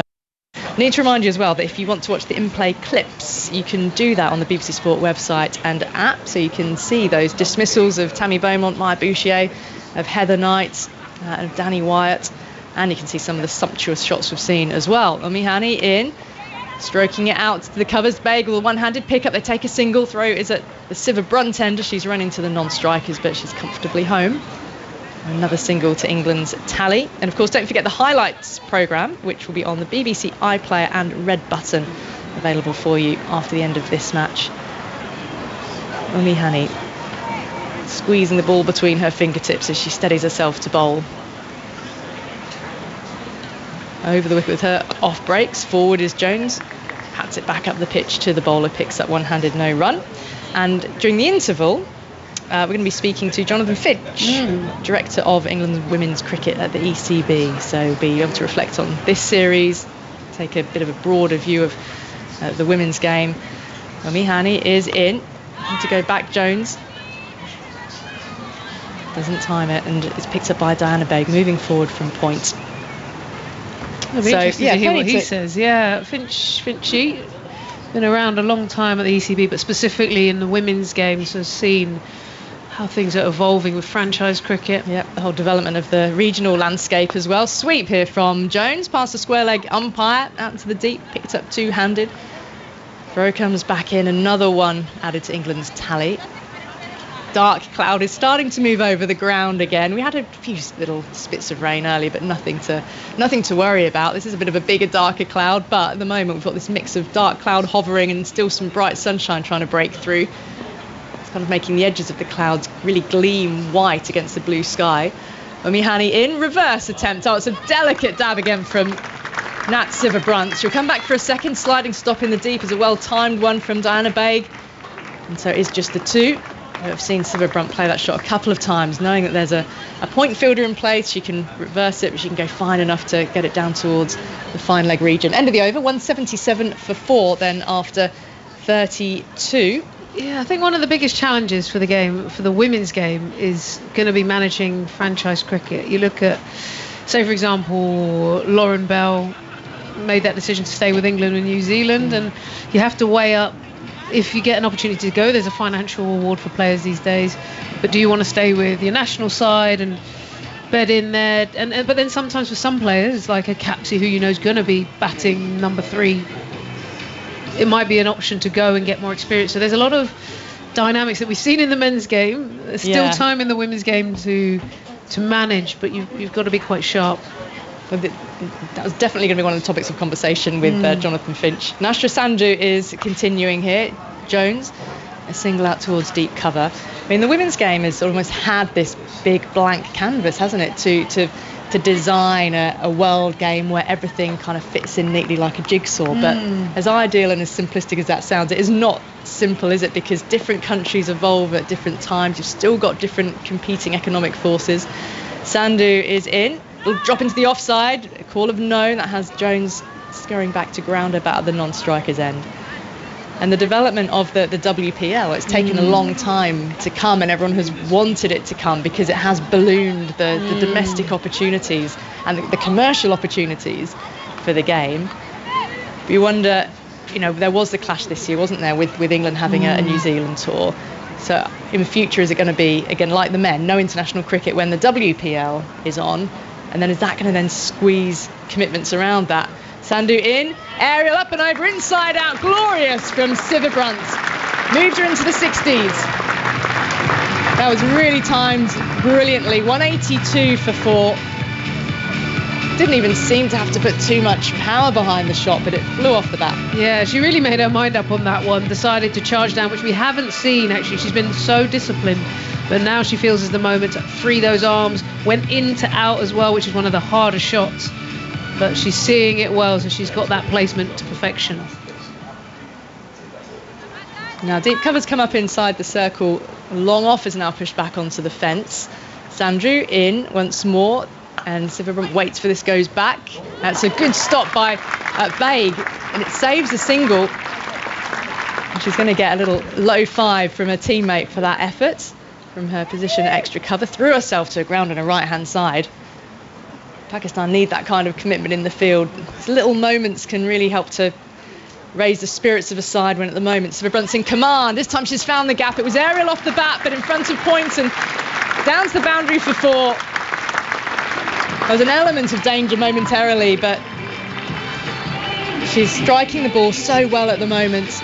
186 for 4, and Sivabrunt on to 67. Yeah, and sometimes your placement's what gets you out of a hole, even if you hit it uppish, but you've hit the gap to perfection. No one's getting anywhere near it. So she knew where she was trying to angle it. She backed away to the leg side to make sure she created that angle. Yep, 2 fielders, 1 at point, 1 at cover, and she went right between the 2 of them. Sandhu steadies herself with her cap on, bowls, slightly flatter, shorter delivery, punched along the ground, but it's only a half stop, so not able to save the single. And in the end, it's that long off. Muniba Ali moves forward to pick up another one for England. As this dark cloud, Ebbs, is just getting a little bit darker. Stop it. Just like to inject a little bit of jeopardy. All I see is blue. 187 for 4 after 33 overs now. Sivabrunt 68. Jones with her on 10. Does it feel like summer to you? It has not felt like summer. We had a little patch. We had a patch. few days. 2 weeks ago, maybe? There was a patch. It felt like summer. It was a week when I came down with a cold, which was really typical because, and I also had a lot of work to do. So in a sense, but when I've got a lot on, I don't mind it being raining. So actually last week when it was raining a bit, I wanted the cricket to be on, but I was able to head down. It's so hard to do that when the sun is shining. Here's Jones, bottom edges it into the ground, and the keeper picks up. Sorry, Sivabrunt was aiming to cut that away into the offside, a little cramped for room. So no, it hasn't really felt like summer, has it? No. But it will be in June, and then it'll be the longest day, and then we'll be on the other side. No, stop it. No, I'm a glass half full kind of person. Really? Summer is really like June, July and August, isn't it? Fuller delivery. Here's Sivabrunt looking to drive. Hasn't timed this one though. A little juggle in the field, but no run taken. Sometimes we get that September burst, don't we? Which makes you. When I sometimes see that, I think, we should be playing cricket into October. And then it gets cold. I remember the men's the games. nights get so cold, don't they? That's the difference. Umi Hani in, tickled by Brunt along the ground, vacant mid-wicket region here. They're getting 1, turning for 2. No, they won't. Fielder moves in to pick up. And the cloud is now moving overhead, and the pockets of blue are starting to shift away over the flats on the far side of the ground as we look at them. And there's some, I was going to say, posters up on the railings of a balcony there. I think actually it's possibly a political poster with an election coming up. So I won't say what colour it is or what party it is, because otherwise I'll have to try and find a poster of 2 or 3 other parties as well. Here's Umi Hani. In now, Jones here, behind square on the leg side, works it past the square leg umpire, takes 1. Picked up by Sandhu in the deep. What day was that? It's the 4th. What date is it? How long we got? Soon. It's incoming, yes. The election is July, isn't it? Yeah. 4th? It was early. I think it was the 4th. All right, anyway. Back to the cricket. Let's stick to the cricket. Yeah. Umi Hani waits in past the umpire, and Siva Brunt opts against a single here, works into the leg side, and there's no run. Yeah, going back to the franchise cricket side of things, the WPL is fast, if not already, in its very short existence, become a sort of centrepiece of the year, won't it? Umi Hani moves in. Siva Brunt forward here, does call Amy Jones through for a quick single. The keeper is having to move across to a left-hand side to pick up, which she does so. And that ends the over. 34 gone, 190 for 4. Actually, Atif is hovering to come in, so I think you might have to pick up that conversation with him and talk more about the franchises and the balance of the year. But the women's game, I mean, Kate Cross was talking about it, wasn't she, pre this game, about you're always working towards something, always building towards something, because there is so much cricket at the moment. And it's a challenge for the women's game to adapt to it and adapt everything that happens around that, looking after the players to manage it all. But I'll leave you over to the moment, and Atif is coming in at 190 for 4. Yeah, well, look, I think there's no doubt that everyone who loves women's cricket were waiting for India to come to the party when it came to franchise cricket. We'd seen the IPL, we knew the passion in that part of the world, and there was a long delay, and I think actually it was nudged over with the women getting to the World Cup final in Lords, and then that sort of catapulted conversations. And then next thing you know, it's the biggest women's league in the world, and the broadcast rights sold for ridiculous amounts. And so second biggest league in the world. Wow. Behind the IPL only. So in terms of sort of broadcasting rights and things like that, it leapfrogged everyone. PSL, BBL, all of it. Here we go, Diana Begg. Well, not quite. Here we go. This is not for the first time today. Diana Begg has run through and not let go of the ball. 190 for 4. The score remains after 34 overs. It's fascinating. We're talking about that. I mean, I think, again, you can't help but think from a Pakistani perspective. There was the announcement of the Women's League back in 2022. Never came to fruition. Wouldn't that be something for Pakistan? Here's Diana Begg in once again, tucked away nicely. That's going to run away to the fine leg boundary before. Terrific shot that from Nat Siva Brunt. Just swiveled on it. Didn't even have to put too much onto it. It runs away. She's feeling like a football now, isn't she? It's one of those ones that early on you might have been fishing around your leg pad, but now you're seeing it so well, you just help it on its way.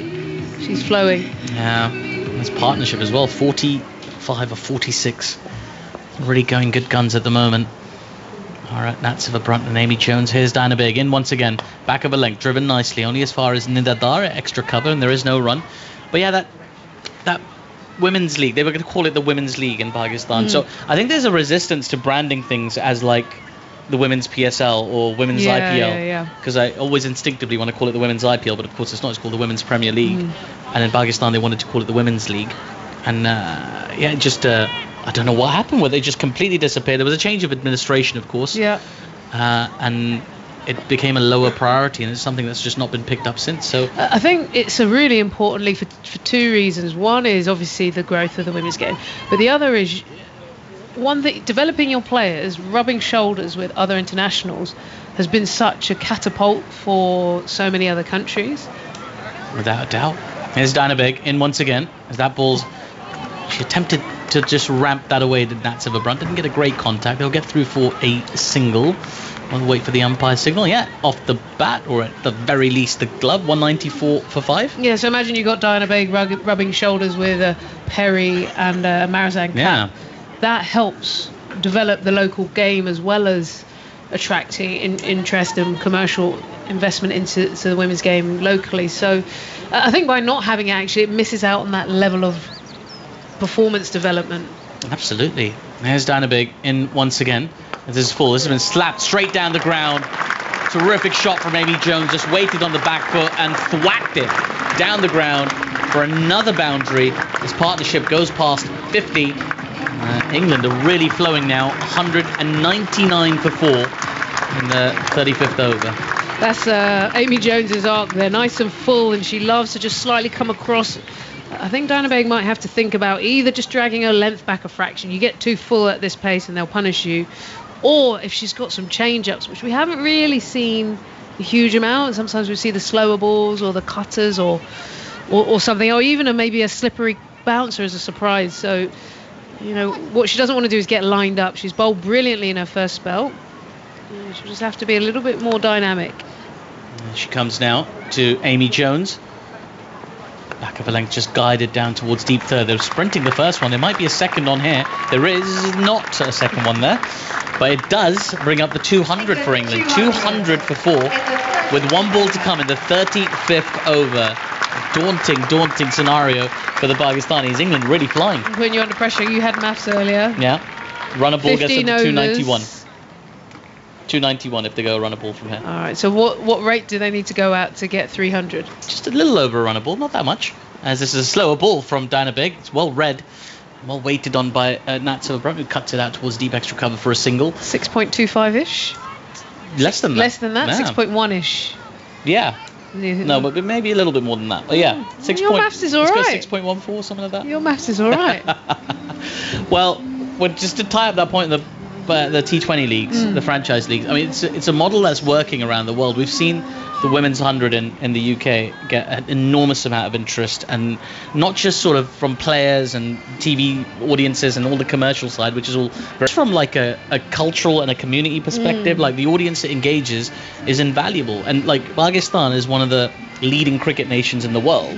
They almost have a duty of care to the game of cricket to do more, to do better by their women's team and the women's cricket infrastructure. I would argue. As anyway, is Hani in. This is full. It's been flicked nicely, only as far as mid-wicket, and there is no run. But yeah, I just, it's quite frustrating for a lot of cricket fans in Pakistan that it didn't happen, and that they're still waiting for it. And they're not careful, they'll get bypassed. Other people will jump on that commercial opportunity. Bangladesh already talking about a women's league as the next ball's been pushed with soft hands just in front of square, and they'll run through for an easy quick single. 202 for 4. I've heard little rumblings of a T20 women's tournament in Thailand in the offing as well. So I'd come back for that. Yeah. So I mean, there's people who are rightly spotting that commercial opportunity. You've got the fair break leagues and other leagues. So one, there's a commercial. So Hani in once again. And that ball's defended back to her for no runs. Yeah, 2 is the performance. 3 is developing commercial opportunities in your community. There's so many aspects to it. It's 50% of your population. Yeah. So yeah, it's definitely got to be done, and you feel it will massively kick everything to another level. Hani in once again, reverse sweep, absolutely smashed. Terrific shot that from Amy Jones.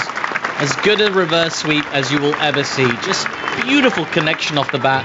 It runs away to the deep third boundary for 4. Seen some really impressive reverse sweeps today.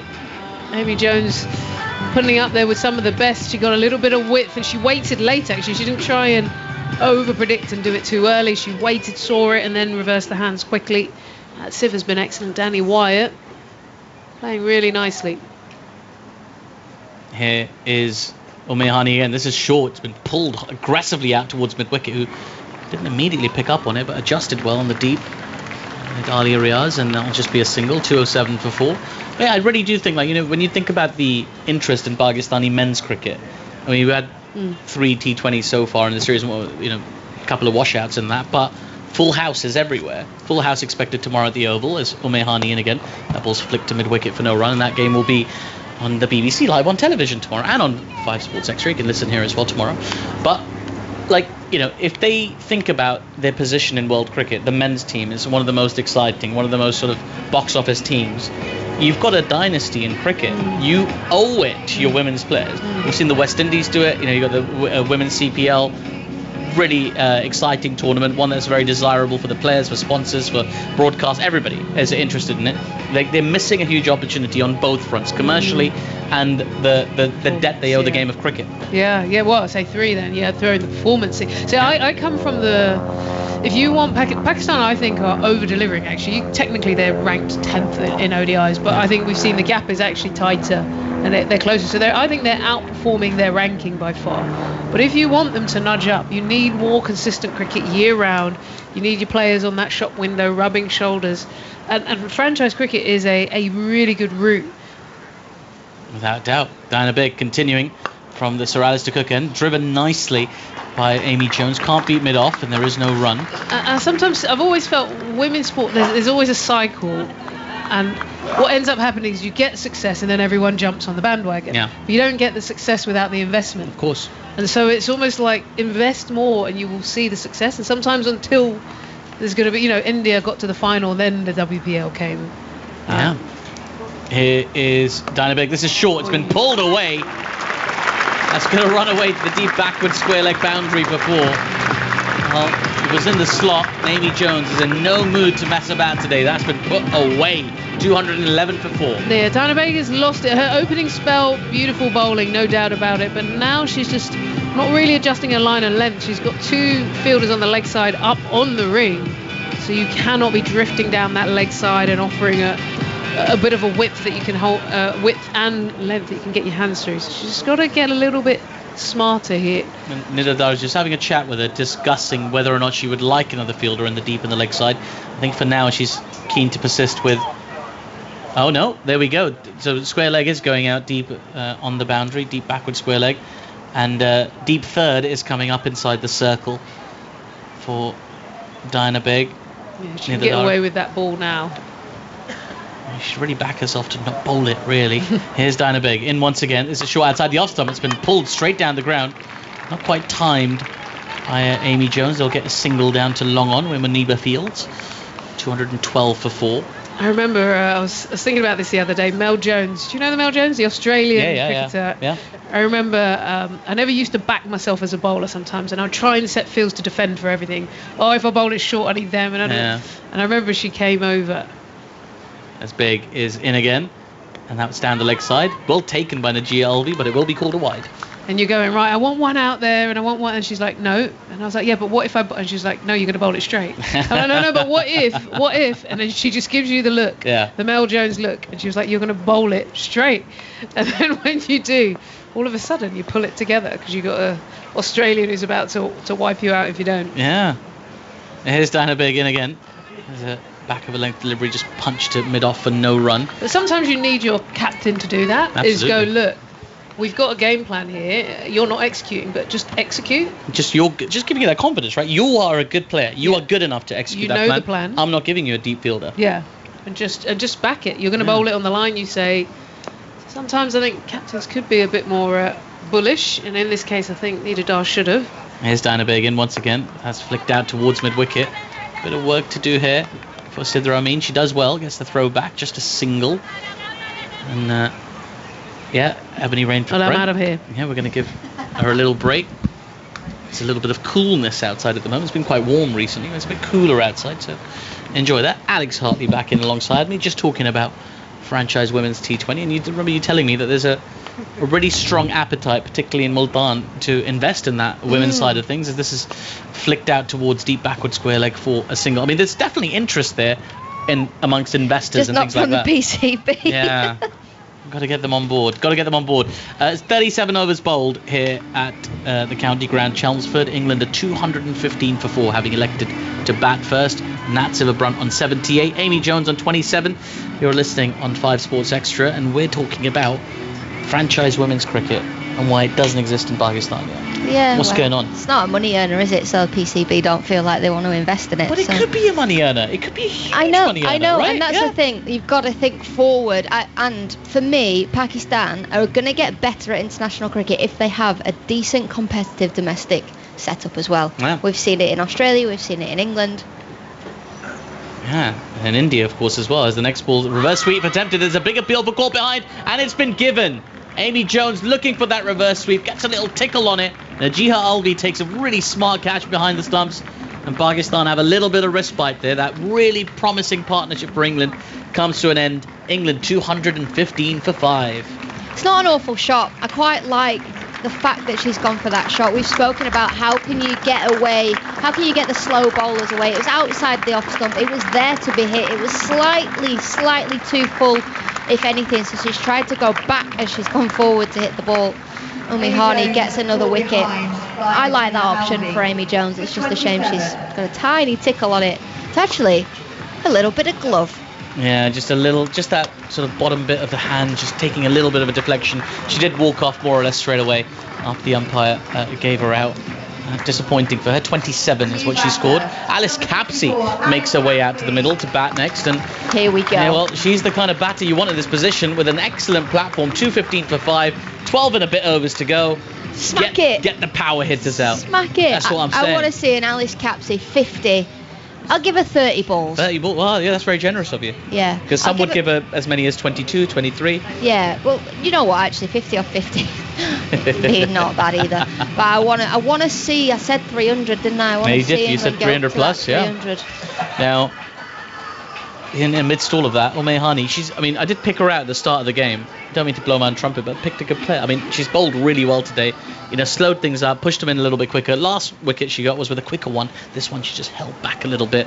Something about this bowler, I feel like there's a lot of potential there for Hani. And she comes now to Alice Capsey for her first ball. This is full, flicked out towards mid-wicket. Alice Capsey off and running straight away. They're looking for a second, in fact, but they'd opt not to go for it. 216 for 5. Pakistan have also looked like a completely different team today compared to Derby, which seems like a lifetime ago. We had 6-7 overs at Taunton the other day, but they're bowling the ball properly, and for me it's the spinners. The spinners aren't just taking the pin out and lobbing it up and seeing what happens. They're bowling properly today. Here's Hani in once again. It's a short. It's been clattered out towards deep mid-wicket. It wasn't a great delivery, but fielder well set in the deep. It'll just be another single for Nat Silverbrunt. She's up to 79 now. I just like that expression, just taking the pin out and lobbing it up. Sweet. That's what I used to do when I was bowling at my 4-year-old cousins, to let them be able to hit the ball. I bet you got them out most times still, right? Here we go. Full dugout by Alice Capsey to a pointish region. Najia Alvi does the fielding from behind the stumps. It's another dot ball. Well, the thing you've got to do is you've got to make people learn. Yeah. So if I just carry on, if I let them win, they'd never. Where's that competitiveness? I would always win. Yeah, of course you would. And they would want to try and beat me. Yeah. Never happened. Never happened. Not to this very day. Here comes Hani again. Down the track comes Capsey. Defends the ball. Back to the bowler. There is no run. Better over this for Pakistan. It's Hani's last of her spell, I believe. But she got one more after this. Sorry, beg your pardon. One more to come after this. And she had figures of 2 for 42 in the previous game. And something similar beckons here. As the next ball's... Oh, it's a big appeal for LBW. It's been turned down by the umpire. Looked like it was sliding down. And there's no real serious discussion about reviews or anything like that. But that is the end of the over. A successful one for Pakistan. They get a 5th England wicket. Still 2 reviews remaining for both teams. 38 overs played. England 217 for 5. We'll just take another look at that one. Yeah, it's sliding a long way down, isn't it? Yeah. Good bit of turn, though. See off of middle stump. A lovely ball, but sliding. But the review to get Heather Knight out was a fantastic review, and Hani knows there. She's like, nah, it's going down. We're not reviewing that one. Previously, she was like, skipper, where are you? Can't find her on the field. Left, right. Good night. I thought you'd like a bit of Hani. Similar style. You'd like to keep the sunglasses on when she bowls. Well, you've got to look good as well as feel good. And ready to go skiing at any minute. Yeah. I used to wear sunglasses even at night games because the lights are so bright when you're out there. Yeah, very true. Here's Nidadar, who's also got her shades on, and I thought for a second she was going to attempt a run out of the non-strikers, and she wasn't. She just pulled out of her action there. I thought, no. This is not going to happen, don't worry. Here's Nidadar in once again. Lots of flight on this. Very slow delivery. It's been cut only as far as cover, and there is no run. She's crunching the ball today, Silverbrunt. Oh, yeah. Everything's been out of the middle. I mean, I don't know what she's done with her bat, but it's working. Nidadar in once again. Just as we say it, Nat Silverbrunt, not with the best contact, flicks the ball to just in front to square leg for a single. What could she have possibly done with her bat? Oiled it, maybe? I don't know. Knocked it, given a specific number of knocks. Yeah, Because nowadays they don't knock them in all the way, right? You knock them like a quarter in. I don't think you knock them in. They I think come you pre-knocked. I think I think they're already knocked in. There was a guy in my local sports shop who'd knock your bat in for 20 quid. They're already knocked in. Here's Nidadar. As there's an appeal for LBW. Big appeal. Finger goes up. Well, that's remarkable. Slightly against the run of play. Could be a second wicket in a row here for Pakistan. And she's thinking about reviewing this as Alice Capsey. And Nat Silverbrunt says, yeah, I think you should. So there we go. Some work for Sue Redfern, the TV umpire, to do. What was your first indication of that? It just looked pretty straight to me. Yeah, the first indication is height is the question. It has hit her above the pads, almost on the thigh. And that was her first question to Silverbrunt as well. She said, what do you think? Showed where it's hit her. The only thing is she was deep in her crease. She was back. She was in front of the stump. So I think it will be hitting. Is it clipping? Is it going up? It's umpire's call. It's definitely hitting in line. It is quite high up. It's hit her sort of on the top part of the thigh pad. And Look how deep in her crease she is. I think that could still be clipping. And that's all it needs to do because it was given out by the on-field umpire. Pakistan could just sneak Yeah, I will just check a with slightly smaller total here from England if they can get a sixth wicket here. If this wicket stands, Thank you. Nidadar, the captain, Yeah. seemed like a relatively innocuous delivery, really. It was just straight, didn't even turn that much, but it has hit Alice Capsey quite high. No bat involved. As you can hear TV umpire saying. It's all about the ball tracking now. Mid-back thigh it's hit her. It looks high. It does look high. Thank you. Just got to clip them bills. We'll find out momentarily. Ball tracking coming up. It does sound like it's got a reggaeton thing to it, doesn't it? Yeah. I'll have to tweet that to Sean Paul later. Got a lyric for you, my friend. Right, here we go. Let's have a look at that. Lots of fly. It's pitching outside. That doesn't matter. Impact in line. The bounce is over the top. It's missing. So that on-field decision will be overturned. Sue Redfern tells the on-field umpire that you can tell Alice Capsey she can stick around. Good bit of work there from Nat Silverbrunt at the non-strikers and to suggest she go for that review. Yeah, I think they had a good, honest conversation. Alice Capsey was happy to walk off, but she just said, this is where it's hit me. She almost stood right in line with the stump, said, this is where it's hit me, and Nat said, yeah, go for the review. It's good guidance there, really, isn't it? Now then, can she capitalise Capsey? As in comes Nidadar, in once again, lots of flight on this. Down the track comes Alice Capsey. She smashed this ball high up in the air. Oh, there's an effort in the deep that is unsuccessful. It's gone for a one bounce for Capsey, looking to take full advantage of that reprieve. And thus far, hammering it. 218 for 5. Well, that's one way to say I'm not out. Next ball, shimmy down the pitch, get to the pitch of it, one bounce for, hits it bullet straight down the ground. Lovely shot. Yeah, Mani Bali at long on had no chance, really. Change of field as well, long off goes out. Yeah, long off and long on, both back for Nidadar now.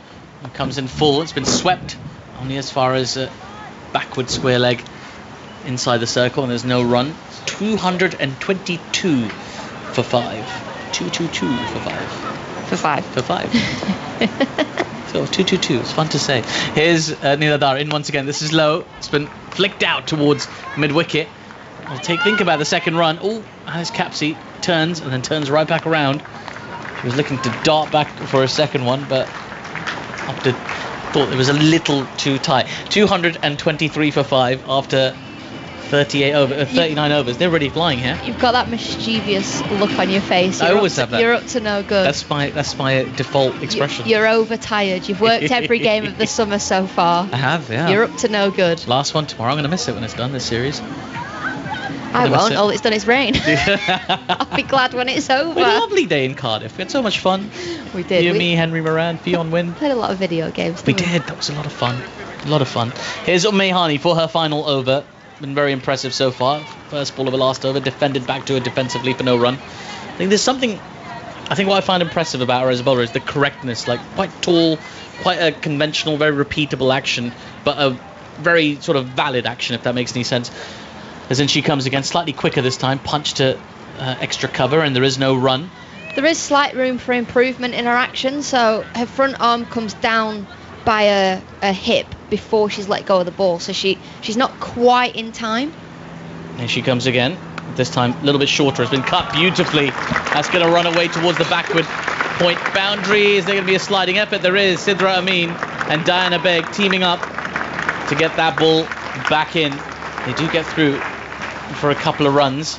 It's a lovely shot, that. Nice bit of timing from Capsey. A little bit of lag in your action's fine, but she's quite often arm down, bowling arm coming up before, so she's just out of timing ever so slightly. If she could hold her front arm a fraction second longer, good English. And she comes again as that ball's flicked just wide of mid-wicket. It'll get through for a single. I'm going to say it again. If she could hold her front arm for a fraction longer, Yeah. and then she'd be in slightly more time. We should tell her at the end of the game. No, it's not my place. No, of course you can.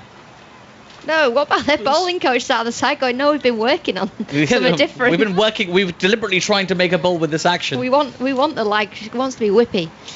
My experience, very open and friendly. The team, they're quite keen to always have a chat, get feedback and thoughts and improve as the next ball is full, driven quite nicely wide of the fielder at long on. There might be a second on here. Nope, it'll just settle for a single. 227 for 5. Well, One more to come in the 40th. When I charge my day rate, they won't be happy. They're after a new coach. No, you give them a little sliver, and then you say, well, there's a taster for you.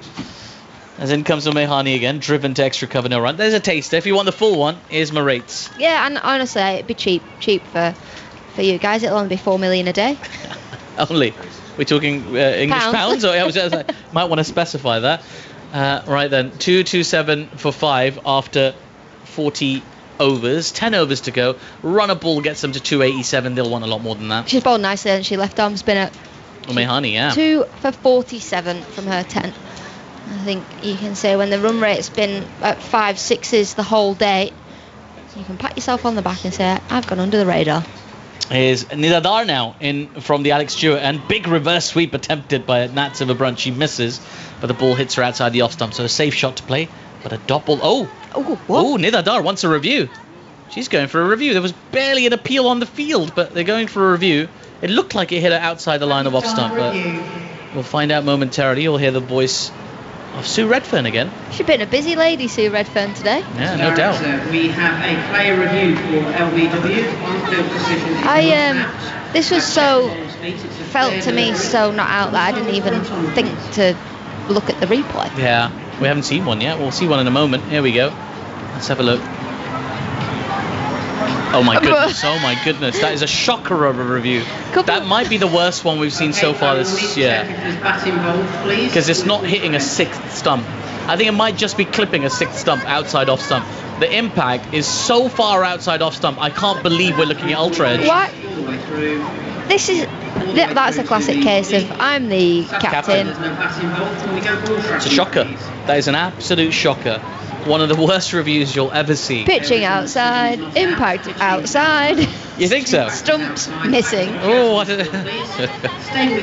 that's extraordinary. I can't. Wow. Well, it blew my mind that it was getting reviewed as it was getting reviewed, but when you see the replay, that's just shocking. That is an absolute shocker of a review.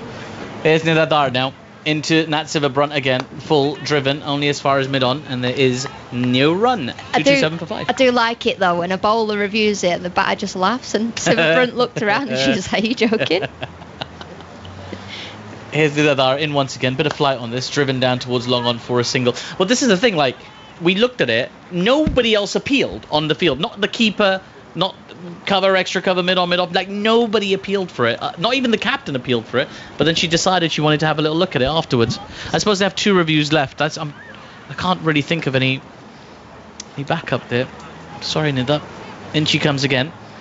This is full and just defended to cover. There is no run. 228 for 5. The score remains. I've got the devil on my shoulder saying, don't say it, don't say it, don't say it. And then I've got me going, do say it. Need a pair of glasses. In she comes, reverse sweep, beautifully executed this time. An outstanding shot from Ellis Capsey. She's got down on one knee and proposed that the ball disappeared to the deep cover boundary for 4. Terrific shot. Well, I'll tell you what, everyone that's come to the crease today has looked tall. They've looked confident. They've had plans. They know exactly how they're playing. Ellis Capsey, this is the best she's looked. I know she got 44 in one of the previous games, but this is the best she's looked. In comes Nidar again. That one's a little bit quicker. They're going to run through for a quick single here. Najia Albi from behind the stumps can just gather the ball and watch the England players comfortably make it home for a single. So, after 41 overs, the score is 233 for 5. Your thoughts on if they're going to get past this 300 mark, Alex? Are they looking good for it? Are they? Or they're just going to fall just short? Tell us what you think.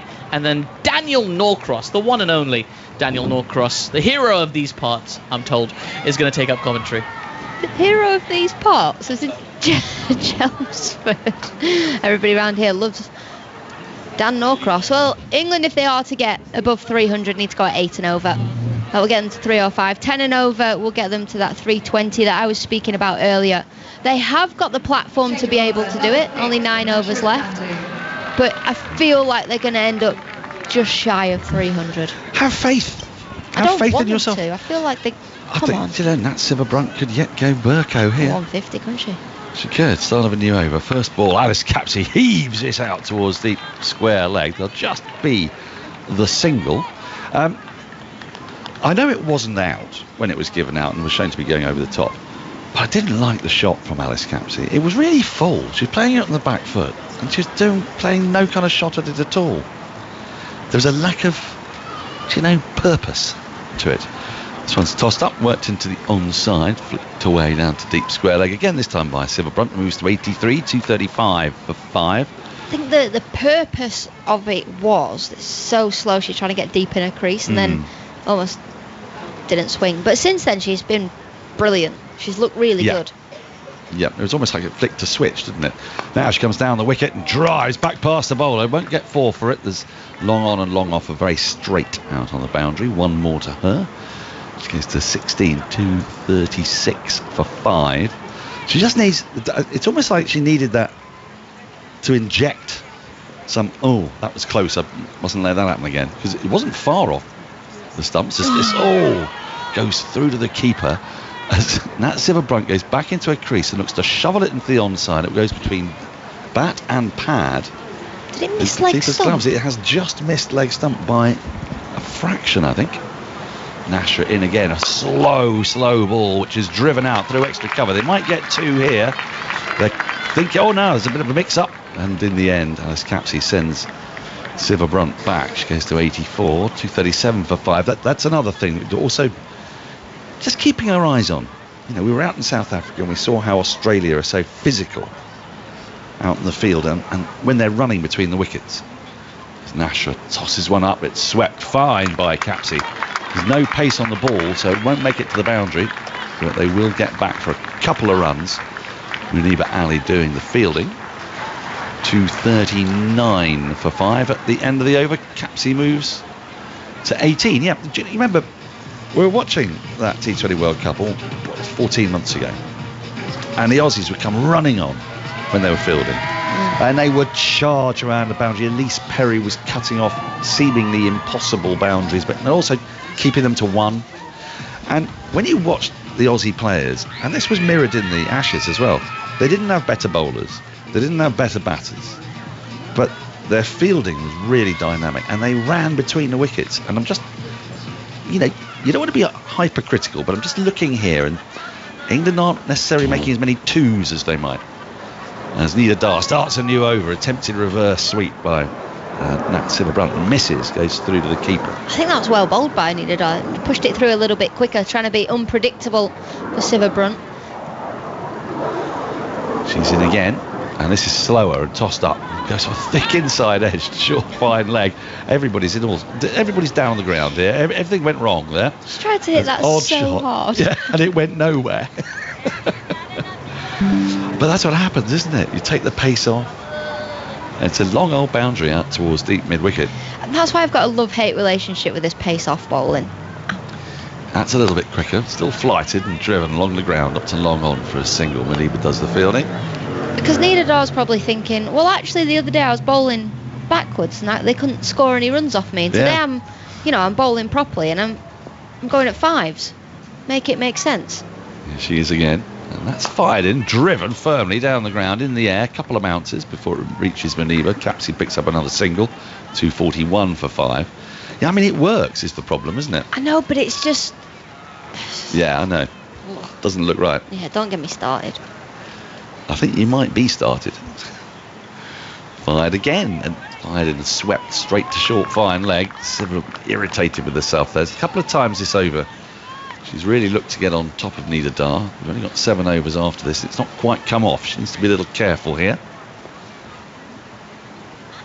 As Nida Dar waits, comes in.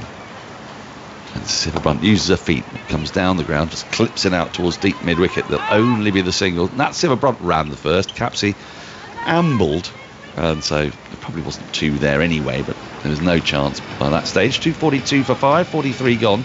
Just the 3 off that over. And now we're in long handle territory, aren't we? 7 overs left. 5 wickets in hand. I want to see a bit of crash bang wallop. Yeah. We don't see many sixes today. Just Danny the one. White. Danny White 6. Yeah, just the one. I mean, I said at the beginning, it is quite a big old outfield, isn't it? Shorter straight than it is square. Yeah, straight, definitely. But it's a deep mid-wicket. You know, these are T20 blast boundaries to me. Start of a new over and a miss stumping. Nashra Sandhu tossing that one up outside the off stump. Nat Sivabrunt aiming a massive wahoo over deep mid-wicket, misses it. Keeper drops it. All a bit scrappy. Now suddenly fielders are swapping round. Yeah, Halvey behind the stumps today. That's a huge miss for Pakistan now, because you get a wicket, you're into Charlie Dean, Sophie Eccleston, you're all rounders. Nashra in, shorter, cut away by Sivabrunt, but she can't beat the fielder. Goes straight to cover. Sivabrunt doesn't give you many opportunities when it comes to international cricket. You've got to turn those half chances as well. She actually hit it outside edge. Sivabrunt now goes on the sweep, hits that really firmly down to the boundary for 4, to the right of deep backward square leg, the left of fine leg. Lovely shot. And that'll just ease the frustration and take that Sivabrunt into the 90s. Exactly 90. England 246 for 5. It's a lovely shot from Sivabrunt, just meeting the ball on the full, shoveling it around the corner. With a fine shot, placement perfect. Fine legs just moved a little to her left. Now she goes to the reverse, doesn't quite get hold of it, but will get a single. Went way straighter than she intended. It went out towards extra cover on the edge of the circle. 91 to Sivabrunt, 247 for 5 England. A couple of overs left, balls left on the 44th. Capsey on strike. Capsey defends on the front foot to short extra cover. I know you like niche stats. I love a niche stat. So before Nat Siva got married, she averaged 46 with the bat. Okay. Now it's going off the reverse. It gets a top edge, which runs very fine. It won't make it to the boundary because, again, no pace on the ball. Deanna Baig chases after it. They get back for a couple. 249 for 5. 44 overs gone. Capsey 21. Nat Sivabrunt 91. So she averaged 46.19 before she got married. Before she got married. This is with the bat. Since being married. Yeah. She averages 70.5. Well, that's what love can do to you. If only I'd played more after I got married in 2016. Who knows what I could have achieved in Surrey Championship, Second 11, Division 5. If I'd have just got married, I might have still been playing You'd probably international still be cricket. playing. I'd have been miserable and unhappy. Yeah. But I'd have got more wickets. No, you're better off in here. Nida Dar, still in the attack. Her first ball is whacked out deep mid-wicket by Nat Sivabrunt. Just with a single, though. Fielder on the boundary. Tidies up, Sidra Amin. Yeah, well, who would have thought, eh? Oh, the 250's up. That's the ripple of applause. More than a ripple, really. It's been a good partnership since Amy Jones got out. There's a little of alarm when Alice Capsey was given out, but that was overturned, and she now cuts this ball to short extra cover. Can't get a run. Now, what I don't want to see from Alice Capsey here are any more forward defensives. Oh, okay. With 34 balls left. They're banned, are they? They're banned for me now. Every ball attacking intent now then. That was the attacking intent. I was just looking to see what Alice Capsey was going to do there, and then didn't release the ball, just checking to see what trigger movement she was going to give. She starts up, it's in again, and that is forward defence into the onside. You can see the steam coming out of Dan's ears. Yeah, I'm seething. Now, do you remember when Nida Dar got Sophie Eccleston out at Derby? And she laughed and gave her a bit of a bum tap on the way off. Yes, I do. And she comes again. She goes on the reverse, and oh no, hang on, what's happened there? She goes on the reverse. It's come off a bit of her arm, I think, and then the keeper has dived forward to try and take the catch. Which, did she get anything on that? Did she take that on the full? I mean, either way, there's no appeal. That's a weird moment, and I think the keeper might have nudged the zing bail off as well, which made for an enormous amount of confusion. Here comes Nida Dar again. And back into a crease goes Capsey and just pushes it rather limply to short extra cover. Another dot ball.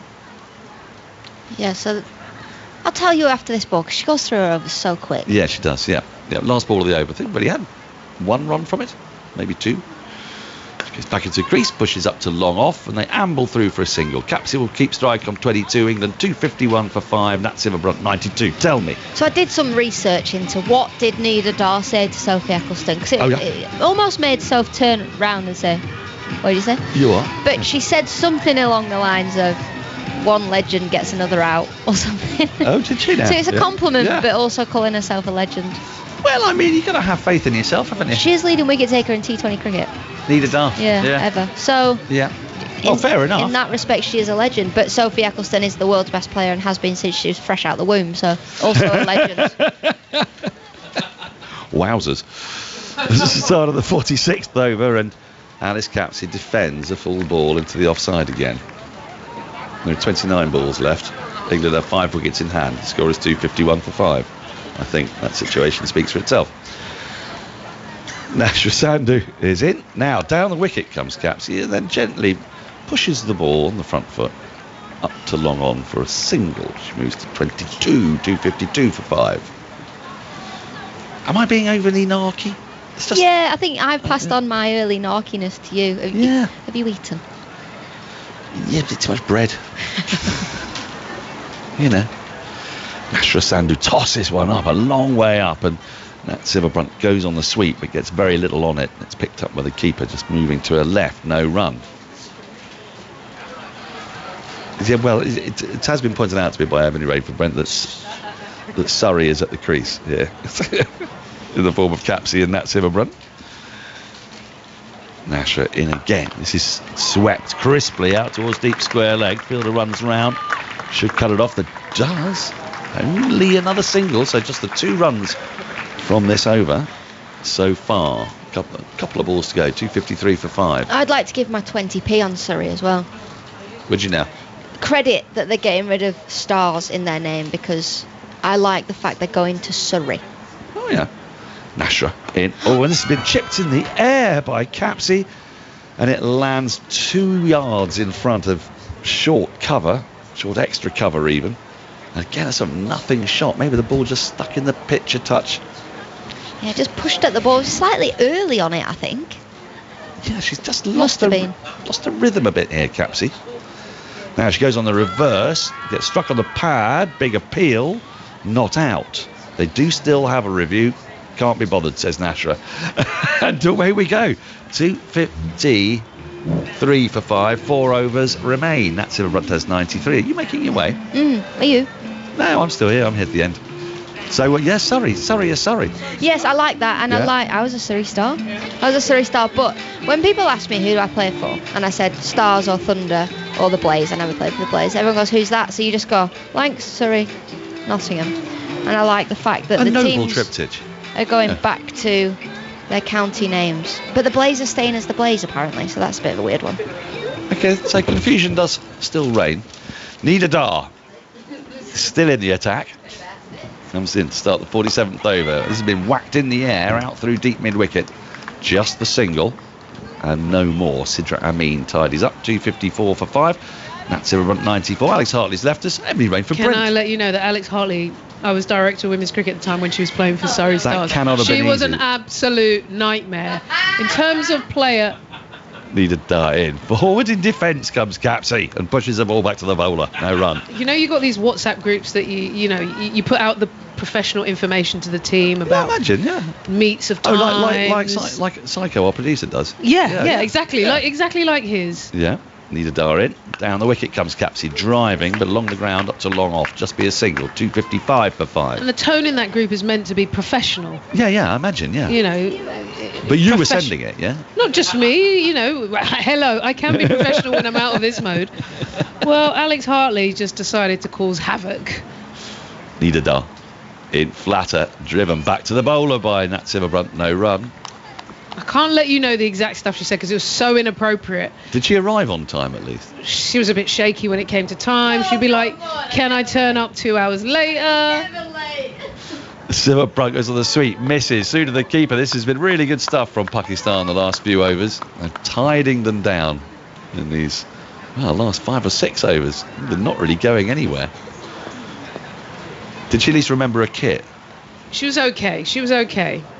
Nida Dar in. This has been cut away, but straight to the fielder. And I think, 2 runs off that over? 255 for 5. England have 3 overs left. Any thoughts of 300 are long gone now. Nat Silverbrunt 94. She's running out of time to get 100.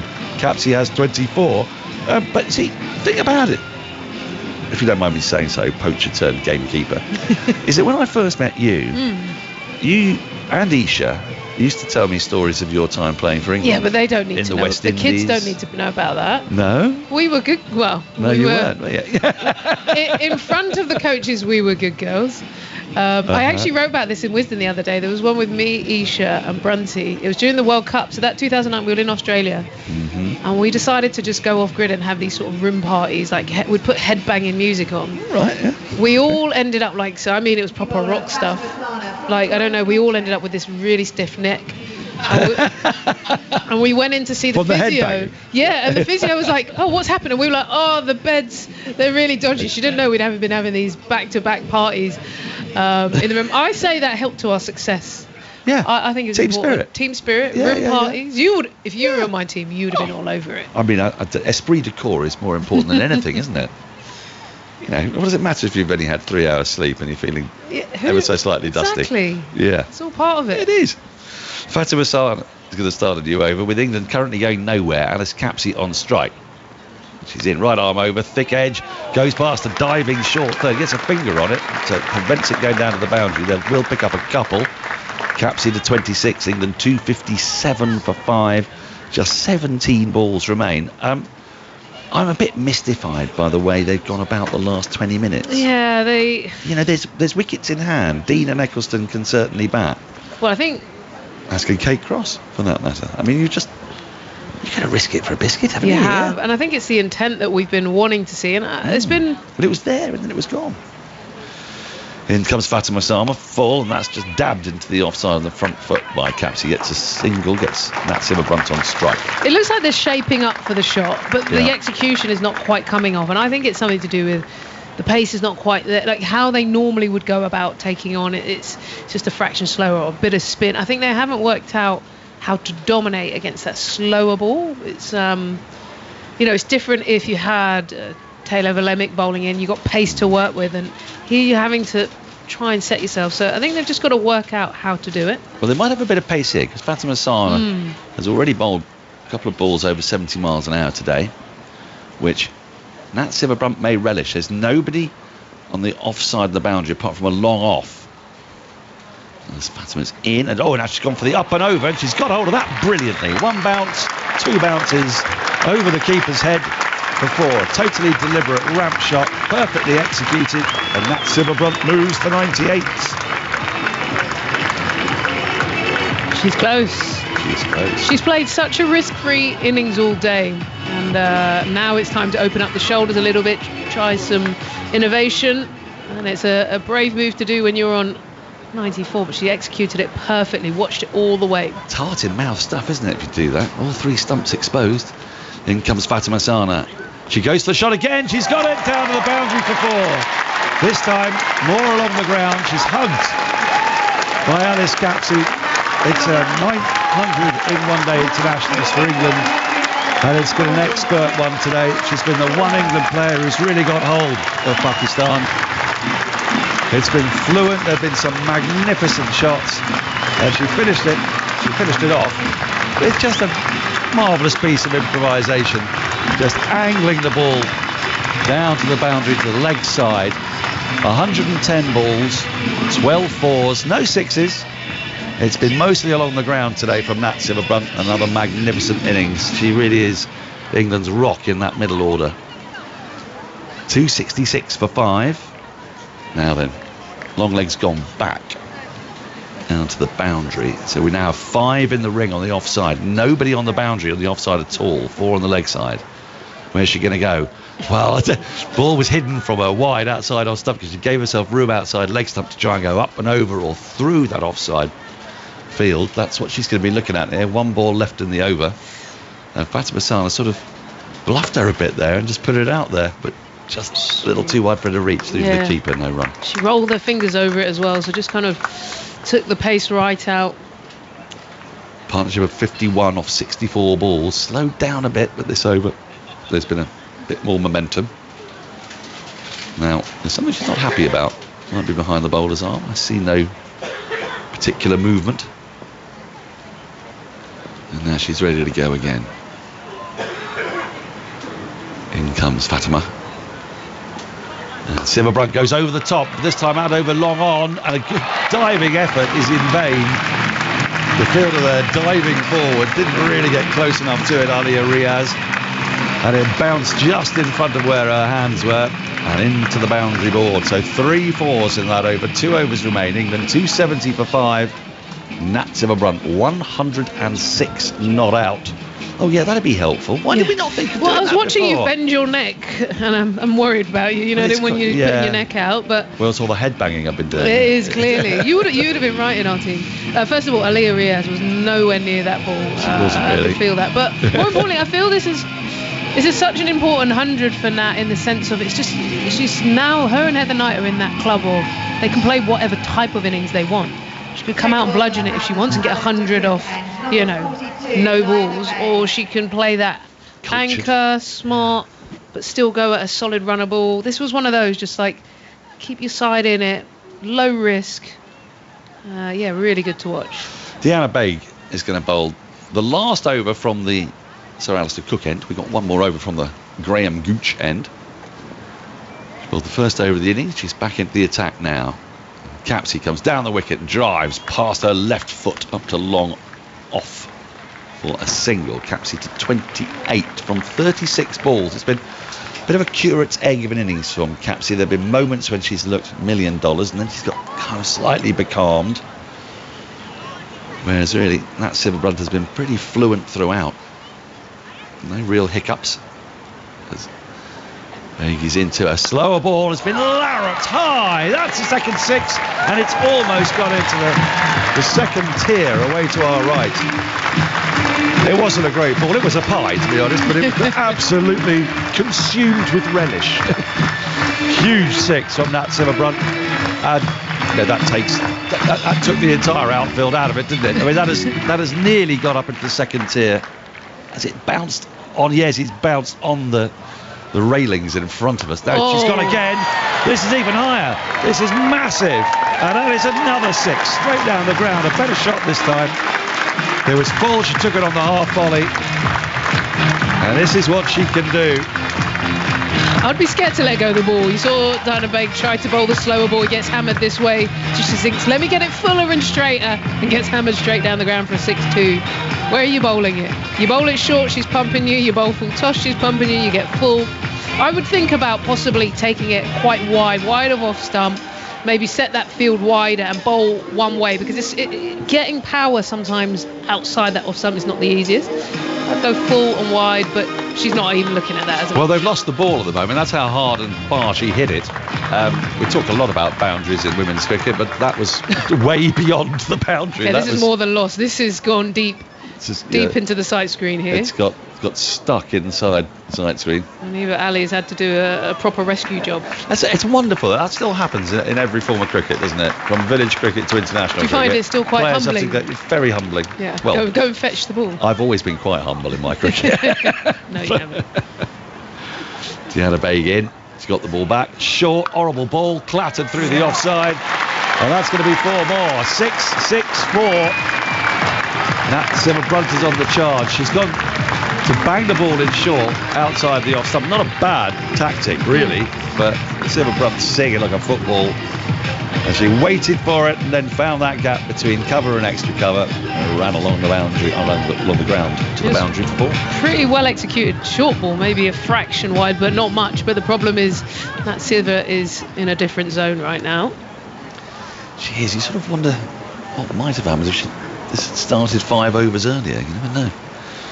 Deanna Baig in and under a lot of pressure. This has been shoveled into the onside out towards deep square leg. It'll just be the single. So 18 off the over with 1 ball left. 288 for 5. You're getting a bit greedy. You're like, what would have greedy. happened? She's got the 100. She's raining 6s right now. And you're like, oh, couldn't we have some more? She's doing all right. Well, it's a problem with 50 over cricket. It's be over in 7 balls. Just when you're getting into it. Capsey on strike. Deanna Baig's last ball, slow, is heaved out into the deep on the onside. They should get back for a couple, they will. Well, Nat Silverbrunt's forcing her to. And the throw comes in at the non-striker's end, which means Silverbrunt will be on strike. 20 have come from that over. England are 290 for 5, and well, 300 is now on the cards. Capsey 30, Silverbrunt 123. So what would make you satisfied here, Dan? I feel like you want 100, you want 6s, do you want the 300? You want the 300. I want the 300. You want the 3. You want to see it rain. Yeah. Well, I just think that what England are looking to do is show their intent, show their power. I know the boundaries are bigger in this series than they were in 2016, but they hit some pretty mammoth totals back in 2016. I want to see how well developed England's middle order is, and I think there have been moments today when I think they started really, really well, kicked off really well. Maya Boucher looked in great touch, didn't she? I just think they may have left 4 or 5 overs out there in a way. Fatima Sana in the attack, their first ball's driven back past her. Now Capsey thought about a second and then decided against it, so she'll be on strike. Silverbrunt picking up that single, moves to 124. Nat wants that strike, and so she should want it. And Capsey wants to give it to her, to be fair, but good bit of fielding there under pressure. That 300 mark would be a psychological boost. 9 runs away, 291 for 5. Fatima Sana runs in from the gooch end, gives herself some room. This is beautifully played by Capsey, up and over extra cover for 4. There's nobody out on the boundary. This has been Pakistan's plan. Nobody on the offside on the boundary except a long off. So Capsey's given herself room outside the leg stump and then just lifted it up and over extra cover where there are no fielders. No fielders in the air. I have to be honest, the slower ball execution hasn't come out well at both ends. We just saw, again, just trying to take a bit of pace off, but if you don't complete your action, it ends up a juicy low full toss. So just something for the Pakistan to work on. Mid-off up inside the circle as Fatima Sana is in. It's wide of the off stump, but Capsey had given herself a lot of room. But she's missed it through to the keeper, but I kept a very eagle eye on that mid-off, and she was not inside the circle at the point of delivery. Ooh, Dan. Yeah. Did you shoot? Are you holding? I am absolutely certain. 1, 2, 3, 4. No, where's 4? Oh yeah, 4 1, 2, 3, 4, all in. 5, and then there's 4 out there. You keep your eye on mid-off. You keep your eye. You do that, and I'll watch the ball. And you tell me if she does it again now here. She's just outside. Here comes Fatima Sana. She's in, releases the ball wide of the off stump. It is a wide. I had that as fine. You have that as fine, do you? I think she's right on it. She's just made it this time. Okay. But okay, now I'm eagle eye. Yeah. 3 more balls. Because there are 4 fielders who are quite definitely inside the circle, but mid-off is starting. She's starting 4 or 5 outside yards and trying out, to and then time that literally to put her foot down just inside at the last minute. 296 for 5. 3 balls remain in this innings. Fatima Sana in to Capsey, and Capsey goes big and high out of a long on, and it's has that gone all the way? We'll wait to see the umpire's decision. 4 is signalled, and 1 bounce 4 over long on. There was a fielder out there, so the 300 comes up. 300 for 5. England have made it there. Very nearly got there in the grand style. Capsey heaving that away over long on. Fielder just not quite able to get a hand to it. Might have made a slightly better effort, but come what may, England bring up their 300 with 2 balls to spare. Fatima Sana in. Now she's gone for the little ramp, and it's sort of bounced off of, I don't know whether that's bat or pad. They're coming back for a second as the ball dribbles out into the onside where there are no close fielders. 2 more to Capsey, 2 more to England. 302 for 5. Capsey's highest score, incidentally, on one-day international. Really? 44. It's 44. Okay, so she's got one dib at it here. Yep. You know she's eyeing it up. She's going to go big. Offside, all up. Here we go. Last ball of the innings. Fatima Sana to Capsey. Oh. Wide outside the off stump. She's missed it, and the umpire hasn't given it, much to Capsey's consternation. So 50 overs done. England 302 for 5. Nat Silverbrunt the mainstay with a magnificent, flawless 124 not out. Alice Capsey unbeaten on 40 at the end there. It could have been more, it could have been fewer. But England will certainly take it. They're in a very strong position to win this game and take this series. 302 for 5 they finish at the end of their 50 overs. Well, most importantly, you are happy, Dan. Now you've got it all. You got over 300. But incredible system. exactly. Incredible from Nat Siver. I think it's just such a mature 100. She has everything. She's got power. She's got smarts. She can come in when the game is behind the 8 ball almost and just steady the ship, and then when ready, press that button. So excellent from her. I still think the start, England will look back and think, look, we're struggling a little bit when the pace is off, struggling to really impose. They tried, Tammy Beaumont tried something today, didn't get away with that reverse. They were soft wickets, but you can see there was an intent. But I think that finish really was impressive. For Pakistan, some good moments. I think their opening spell with the ball was impressive, but I think they struggle when the pressure comes off and batters are coming at you. Hypercourse has been in touch to say Nat Silverbrunt has made 4 centuries in her last 9 ODI innings. Her 9 career centuries from number 4 or lower are the most by any woman in the format. The next best is Harmanpreet Kaur. I mean, that's sort of the way women's cricket developed, isn't it? That there was the top 3 that were always going to be scoring hundreds. I see Mitali Raj will be in the top 3. Tammy Charlotte Beaumont. Edwards, Tammy Beaumont, Sarah Taylor, Claire Taylor, up the top of the order. So from number 4 down, she's had 9 centuries from number 4 or lower, and Impressive. next nearest is just 5. We should also shout out to Danny Wyatt today, who made a very attractive 44 from 42 balls, only 6 over long off as well. That was a partnership of 79 with Nat Silverbrunt that rather rescued England from 70 for 3, where they were in a bit of trouble there. A wicket or 2 goes there. Pakistan would have been well on top, but a partnership of 79 followed by a partnership of 56 between Silverbrunt and Amy Jones, who made 27, and then 87 from 13 overs at the back end there. The bulk of those runs seeming to come in the last 2 or 3 overs between Nat Silverbrunt, who finished on 124 from only 117 balls, striking at 106, 14 fours and 2 sixes she ended with. And Alice Capsey, it says here 39 not out. I thought she made it to 40. They're agreeing to disagree. There's a disagreement. It's either 39 or 40. Who knows? It says 39 now on the scoreboard away to our right, so let's assume it's that. For 42 balls with 4 fours, no sixes. I'll quickly run you through the bowling figures. Deanna Baig, the veteran, 1 for 60 and 9 with a maiden. Nida Dar, the captain, big Nids, 1 for 51 from 10. Fatima Sana, 7 overs, 1 for 57. Ume Hani, 10 overs, 2 for 47. Nashra Sandhu, 10 overs, none for 57. And Alia Riaz, 4 overs, none for. England are in a huddle on the edge of the outfield. They will be coming out to defend. 302 for 5. They broke the 300 mark, and that is a tall order for Pakistan. England looking to make this 2-0 to win the series in front of a very appreciative Chelmsford crowd here. Atif, over to you. Yeah, it is a very appreciative crowd, and they've enjoyed some wonderful tunes in that interval as well. I was enjoying the chat. It was a great discussion between Alison Mitchell and Mr. Finch.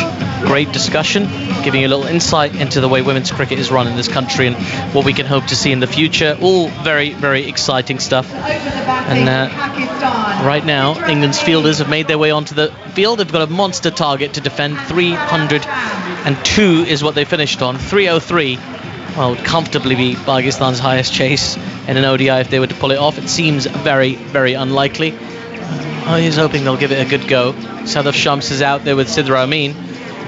And England looking motivated. A bit of Girls Aloud on here as well. There was a Girls Aloud concert in Cardiff the other day, Alex, when we were there. We didn't go, of course. I'm just a love machine. Yeah, I love Girls Aloud. I love that they're back. But we were going to go, weren't we? But it was sold out. It was there were some tickets available. They were very pricey. Outside my range, anyway. And mine. Outside what I'm willing to pay for Girls Aloud. Yeah, we're not going to speculate any further, but there's a bit of them about at the moment. Right, here we go. Kate Cross, one half of the No Balls podcast, which you can listen to on BBC Sounds, is standing at the edge of the circle at the top of her run. She's going to be running in from the Sir Alistair Cook end here at Chelmsford. Here we go. In she comes. That ball's been driven nicely off the back foot by Southern Shumps to backward point, and that is a dot ball off and running. A good opportunity for Kate Cross. She bowled well in the previous game as well. Didn't have a huge amount to bowl, of course. There were only a few overs in that game, just shy of 7 overs, but was quite motivated and quite keen to get going and make an impact out in the middle. Yeah, I think she's bowled well in both games that she's played. In comes Kate Cross again. 2 slips in place for her, and she beats the outside edge. Southern Shumps just pushing forward, nearly giving that ball an outside edge through to the keeper. No run. Yeah, we're recording a podcast post-play tonight. Maybe sit on the outfield if we're lucky. And that'd be nice. Yeah, that was a lovely delivery from Cross. In with the angle and then nips off the surface with that wobble ball. Wobble seam. Figures of 2 for 46 off her 10 overs in that first ODI for Kate Cross. And she comes again to Southern Shumps, back of a length. Southern just defends, back to Crossy in her follow through, and there is no run. Nice and tight, everything so far. That's the beauty of the wobble seam and how she bowls it so well too. Near identical deliveries, one nips away, it's a play and miss, and one just goes on with the angle, doesn't nip off the surface, and it's 2 different angles of the same delivery. It is so unpredictable and such a difficult craft to perfect. Here is Kate Cross now, and she comes to Southern Shumps, who pushes at this ball nicely, only as far as extra cover, and there is no run. So 4 dot balls to start here for Pakistan. Cross keeping things very, very tight. It's a lovely crowd here as well. They've been treated to some fine play already earlier today. Terrific 100 from Nat Silverbrunt. 4th in her last 9 ODIs. That is some going. It is. It was a brilliant knock as well, wasn't it? Acceleration at the end was remarkable. Here's Kate Cross in again. This time the ball's punched off the back foot to backward point. There is no run. I feel like Southern Shumps has picked out each of the fielders in the covers individually so far in this over. But yeah, just to go back to that innings, it really was. I mean, she was on 94, and there was like a little phase in that last 10 overs where they just sort of were pegged back a little bit, England. They went into their shells a little bit. But those last 3 overs, the ramp shots, the way she executed those 2 back-to-back ramp shots to get to 100, I mean, it was just outstanding. Just outstanding. Here is Kate Cross in once again. This is Fuller, and flicked into the onside this time. There is no run, so a maiden over for Kate Cross to start off. Big round of applause from the crowd here at Chelmsford. Just checking the front foot no ball. Oh yeah, won't speak too soon. The fielders will run round, and it is a front foot no ball. It would have been a maiden over. It's been signalled a no ball. Conversation between the TV umpire and the on-field umpire means she got to bowl that again. Yeah, it's a strange one because she looks in rhythm and she looks good, but a telltale for Cross is she bowls front foot no balls when she's out of rhythm. Yeah, it feels like a plug for the podcast, really, doesn't it? Here she comes for the free hit for Southern Shumps, who pulls this ball with the deep square leg boundary. Hasn't really timed it. Fielder at fine leg will run round and cut that one off, so it'll just be a single, and that means Pakistan off and running 2 for no loss after that first over, with Lauren Bell doing the fielding in the outfield. Just overstepping there a little bit, but generally a quite tidy over from Kate Cross. Yeah, it was a lovely over until that front foot no ball, but yeah, normally a telltale sign when she's a little bit out of rhythm, which makes sense with the stop-start series that we've had. Obviously we had the game at Derby. Taunton washed out after 6 overs or so, and then obviously she's not playing T20 cricket for England at the minute. She's not in the squad, so it's been quite a stop-start season so far. So when she's saying she's not in rhythm, I keep having to remind her there are reasons for that. Well, there's plenty of time to get into that squad ahead of the World Cup a little bit later on this year. There's Lauren Bell now running in from the Graham Gooch end, and that's been punched off the back foot by Southern Shumps, just wide of the fielder at point. Danny Wyatt does tidy up, and they will take a single. 3 for no loss Pakistan so far of 1.1 overs. But yeah, there is plenty of time for a lot of these cricketers, especially if they, there's the Charlotte Edwards Trophy, which is ongoing at the moment. They can spend time playing T20 cricket, invest in that infrastructure. If there's anything this series has given them, it should be gratitude for having a good women's infrastructure and putting some time in. I'll be interested to see who goes back and plays regional cricket for England. Yeah. Here's Lauren Bell again. Good length, just fended off into the onside for no run. And who doesn't? So it would for me, at the end of this series, there's no reason why you shouldn't go and play Charlotte Edwards and go and play some T20 cricket. I know that there'll be some in the group that will be eager to get back and get playing. Someone like Cross will want to go and play so she can make her claim for that T20 squad. But be interesting to see if everybody plays or not. Yeah.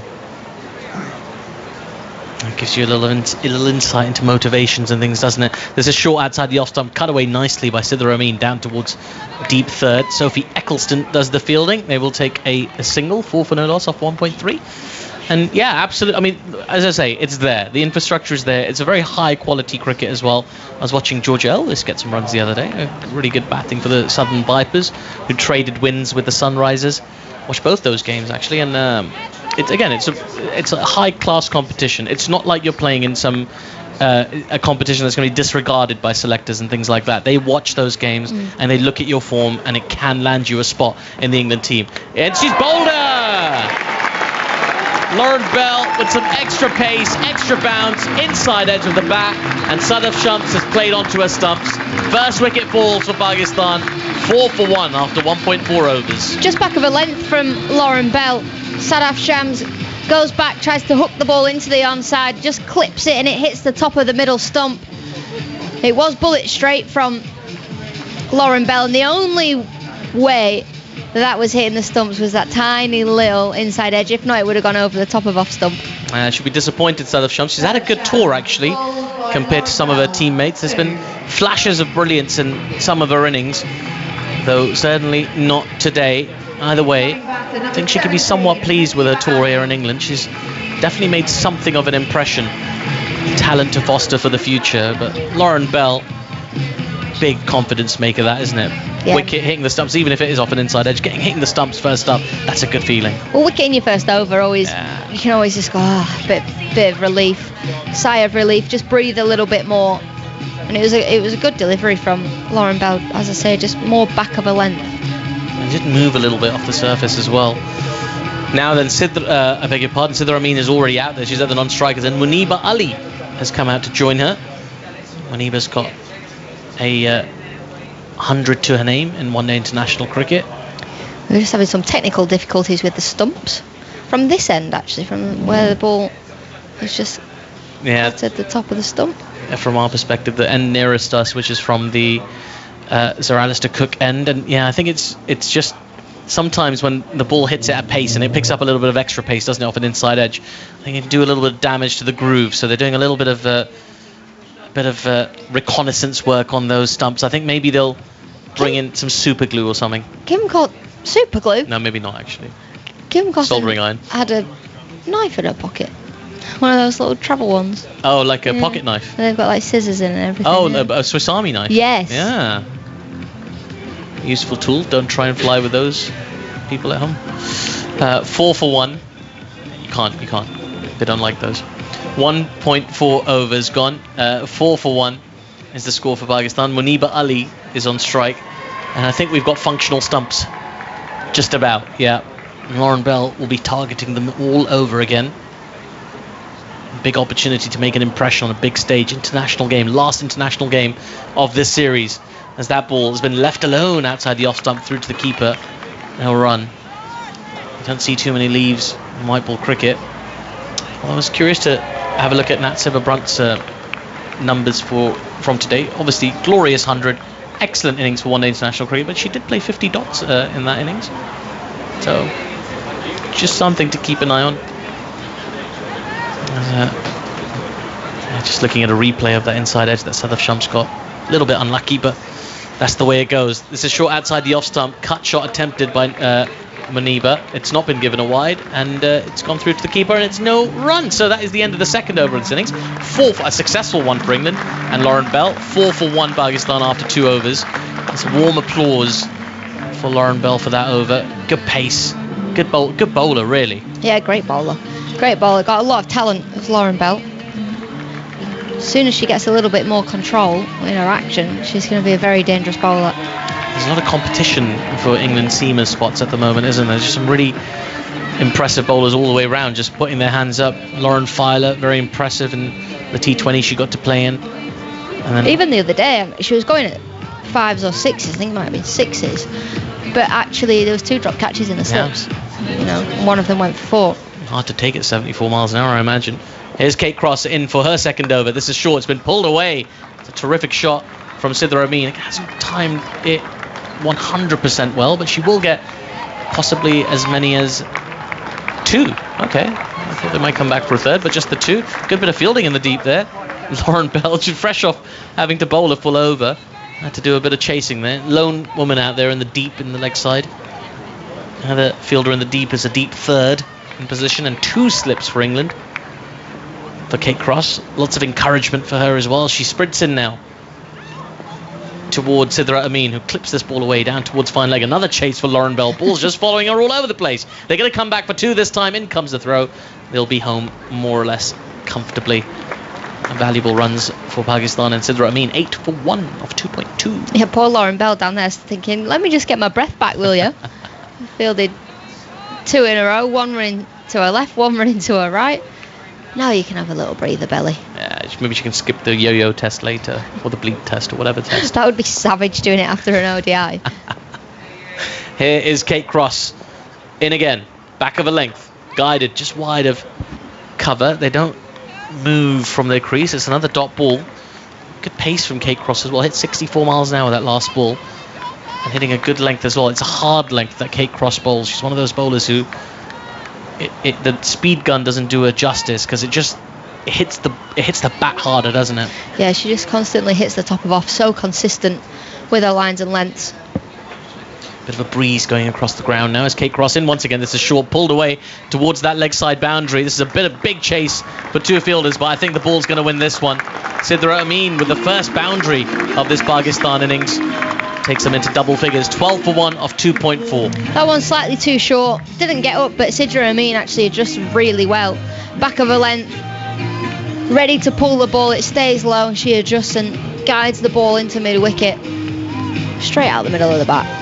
Yeah, really impressive. Bit of timing there, just a swivel, classical sort of pull shot. Swivel pull. Spool.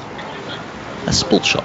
Sounds like a Dutch shot, doesn't it? Here comes Kate Cross in again. This is short outside the off stump, defended into the offside, and there is no run. Sidra Amin, another one, expected to be one of Pakistan's sort of firepower batters in white ball cricket. Hasn't really come good in this series, hasn't really been able to get many runs behind her.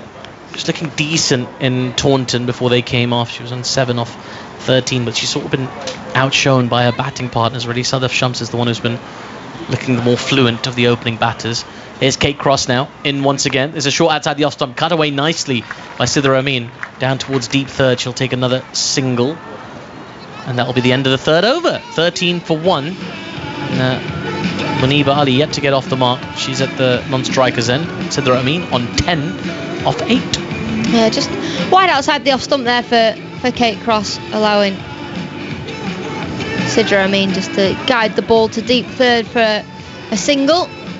So talking about how she hammers the top of off stump and then bowls a short one and a short and wide one. It's always the way. It's always the way. Let's trip us up a little bit. Looking for a few encouraging signs here, Pakistan. That's all they want. As Lauren Bell runs in again. It's a full ball. It's been driven back towards the stumps at the non-striker's end. It strikes the stumps at the non-striker's end, but no contact between the bowler and the ball. If there had been, that would have been a whole new calamitous way to get out. It's probably the worst way to get out. But this one, nailed back, Lauren Bell miles away from it. It's always a good camera angle as you can see the ball going back towards the stumps through the stump cam. Yeah, it was fun to look at. As just skipping a hop at the top of her action. In comes Lauren Bell again. This is full, driven nicely, only as far as backward point though, and there is no run. Danny Wyatt quick as a flash on the ball. She's been around for a long time as Danny Wyatt, but never really slowed up in the field. No signs of letting up at all. Just as energetic as always. No, 33 years old. There's a group of them that are all the same age. Tammy Beaumont, Heather Knight, Danny Wyatt, Nat Silverbrunt 31, slightly younger Kate Cross 32. They're your senior players in this group. Here's Lauren Bell running in once again. This is full, flicked. Did he get a little touch on it down the leg side? Umpire says no, it's been given a wide. It's a little bit of ill discipline. It can happen with the new ball. Just swinging around all over the place, but you see, there's one thing to keep an eye on for England. There were a lot of wides in that first game at Derby.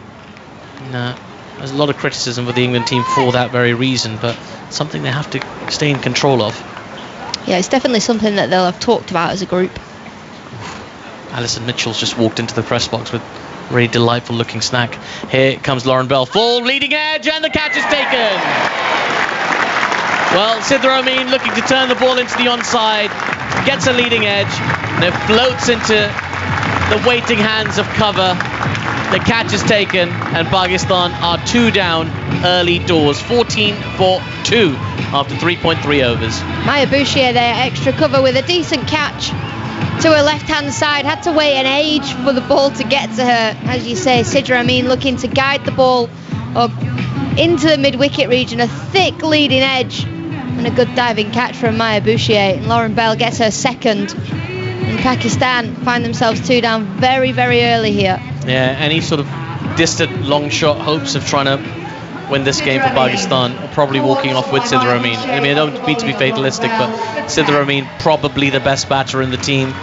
Sadaf Sham's the most informed batter in the team. They're both back in the dugout.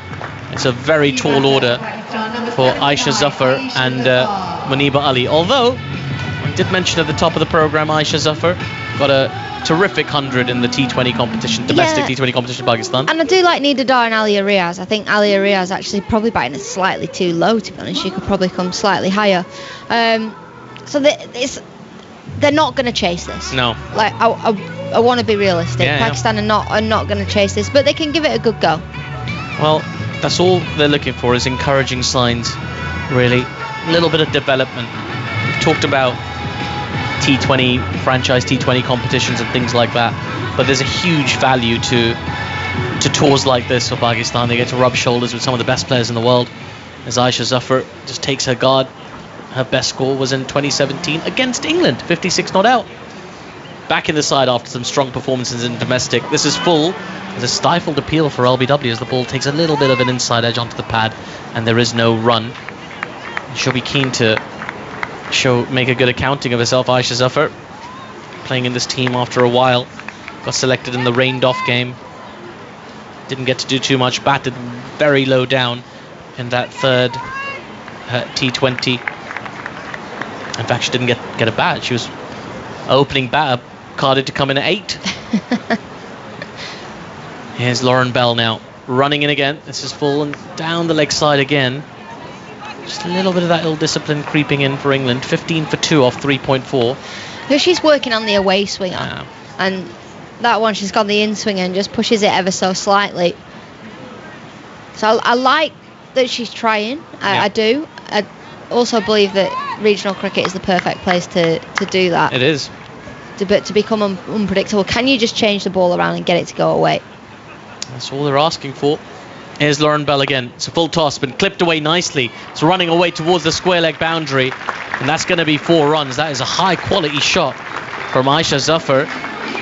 Over pitching a little bit, Lauren Bell, and punished. Pakistan 19-2 off 3.5 overs. It's the sort of delivery you want when you first come to the crease. A juicy full toss on your pads. You can just flick it around the corner for 4. Again, that in swinger from Lauren Bell doesn't quite get her length right. Yeah. A few Pakistan fans. I've seen a couple of young fans in the crowd. It's good to see. Some face painting stations around here at Chelmsford as well, as this ball's been driven through the covers. Well, there's been a stop at the there was a shy at the non-strikers end. A good stop in the covers.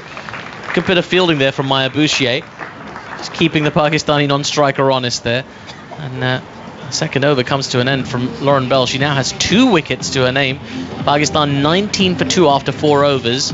The tall order just got a lot taller It has indeed. Yeah, I was just making sure. It makes sense. Yes, Yeah, it does. it does make sense. sense. Yeah. It does make sense. Yeah. Of course it makes Got sense. Daniel Norcross doing a marionette impression near me. Right, 19 for 2 is the score. Some clouds around, but very non-threatening clouds here at Chelmsford. Nice to get a full day's cricket in as well. Certainly for Alex and myself, we've seen plenty of rain. I think we deserve a couple of good games to finish off this series. You got Edgbaston, at least that was a game. Yeah, I did get Edgbaston. That was my day off. Did you? Oh, did you not? Were you not on that one? Okay, so No, you've done 9 of these 10. I drove that day to Card. Yeah. Here's Kate Cross in again, thick outside edge, so guided really down towards deep third by Muniba Ali, who gets off the mark with that shot. I drove to Taunton that day, so I was in the car for the whole game. So I listened to you on 5 Sports Extra. Cool. That had the whole game. Wow, team player, I like it. It's a long drive. Must confess, I do stick it on in the car as well. It's good fun. It's a county cricket commentary. Really enjoy that. It's always quite soothing. 20 for 2. Especially when Surrey are playing. Wow. Here's Kate Cross as that ball's pushed into the covers for no run. Now I'm putting a moratorium on Surrey chat now. I think we've had more than enough of that for the day. Thank you very much. Unless you want to talk about their recent game against Hampshire. Well, I think they just wanted bank holiday weekend in London. Well, actually, I've got a couple of Surrey players in my fantasy team. So I've got Dan Lawrence in there, currently captain. Didn't get very many points this week, though, I'm afraid. Yeah, not a great shout. Might have to replace him. Hey, look, even the best are allowed to lose a game every now and then, aren't they? Yeah, even Surrey. Here we go. Kate Cross in. And Muniba firmly behind that in defence. Good looking defence played to mid-off. There is no run. Yeah, it's been an interesting season. We're already sort of 8 weeks in, or 7 rounds in, into the county championship this season already. It's kind of flown by. Not even into June yet. Your Lancs have forgotten to turn up so far. It's been a tough season for some teams. Yeah, real tough. I tell you, he's going really well.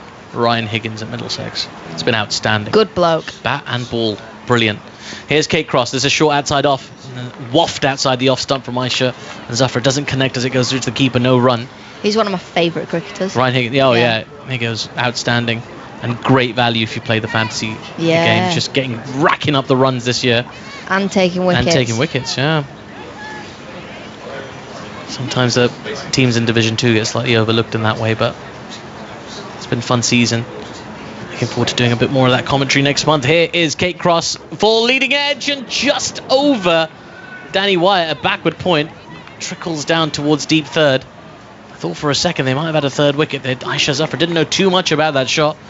But yet another leading edge from the Pakistanis. 21 for 2 or 4.5. There are some days where you're bowling and nothing goes your way, and some days when your partner's bowling, everything goes your way.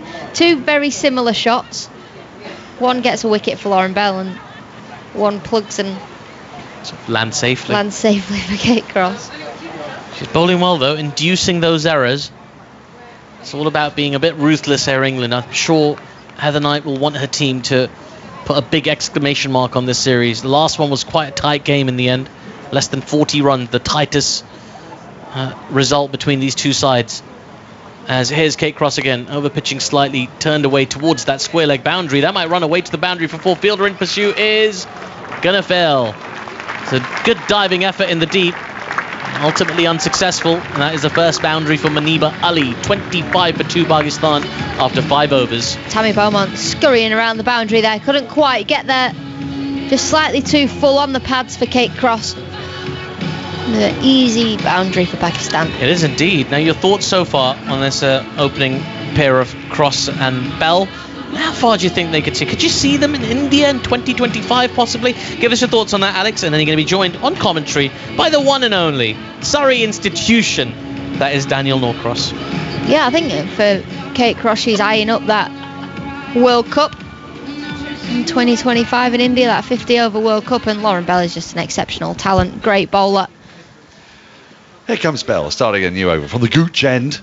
Right arm over the wicket, down the leg side, wide, will be signalled. That can happen when you bowl those big booming in-swingers. We saw a lot of them at Derby the other day. I think I'm going to have a word with my union rep and HR. This is workplace bullying.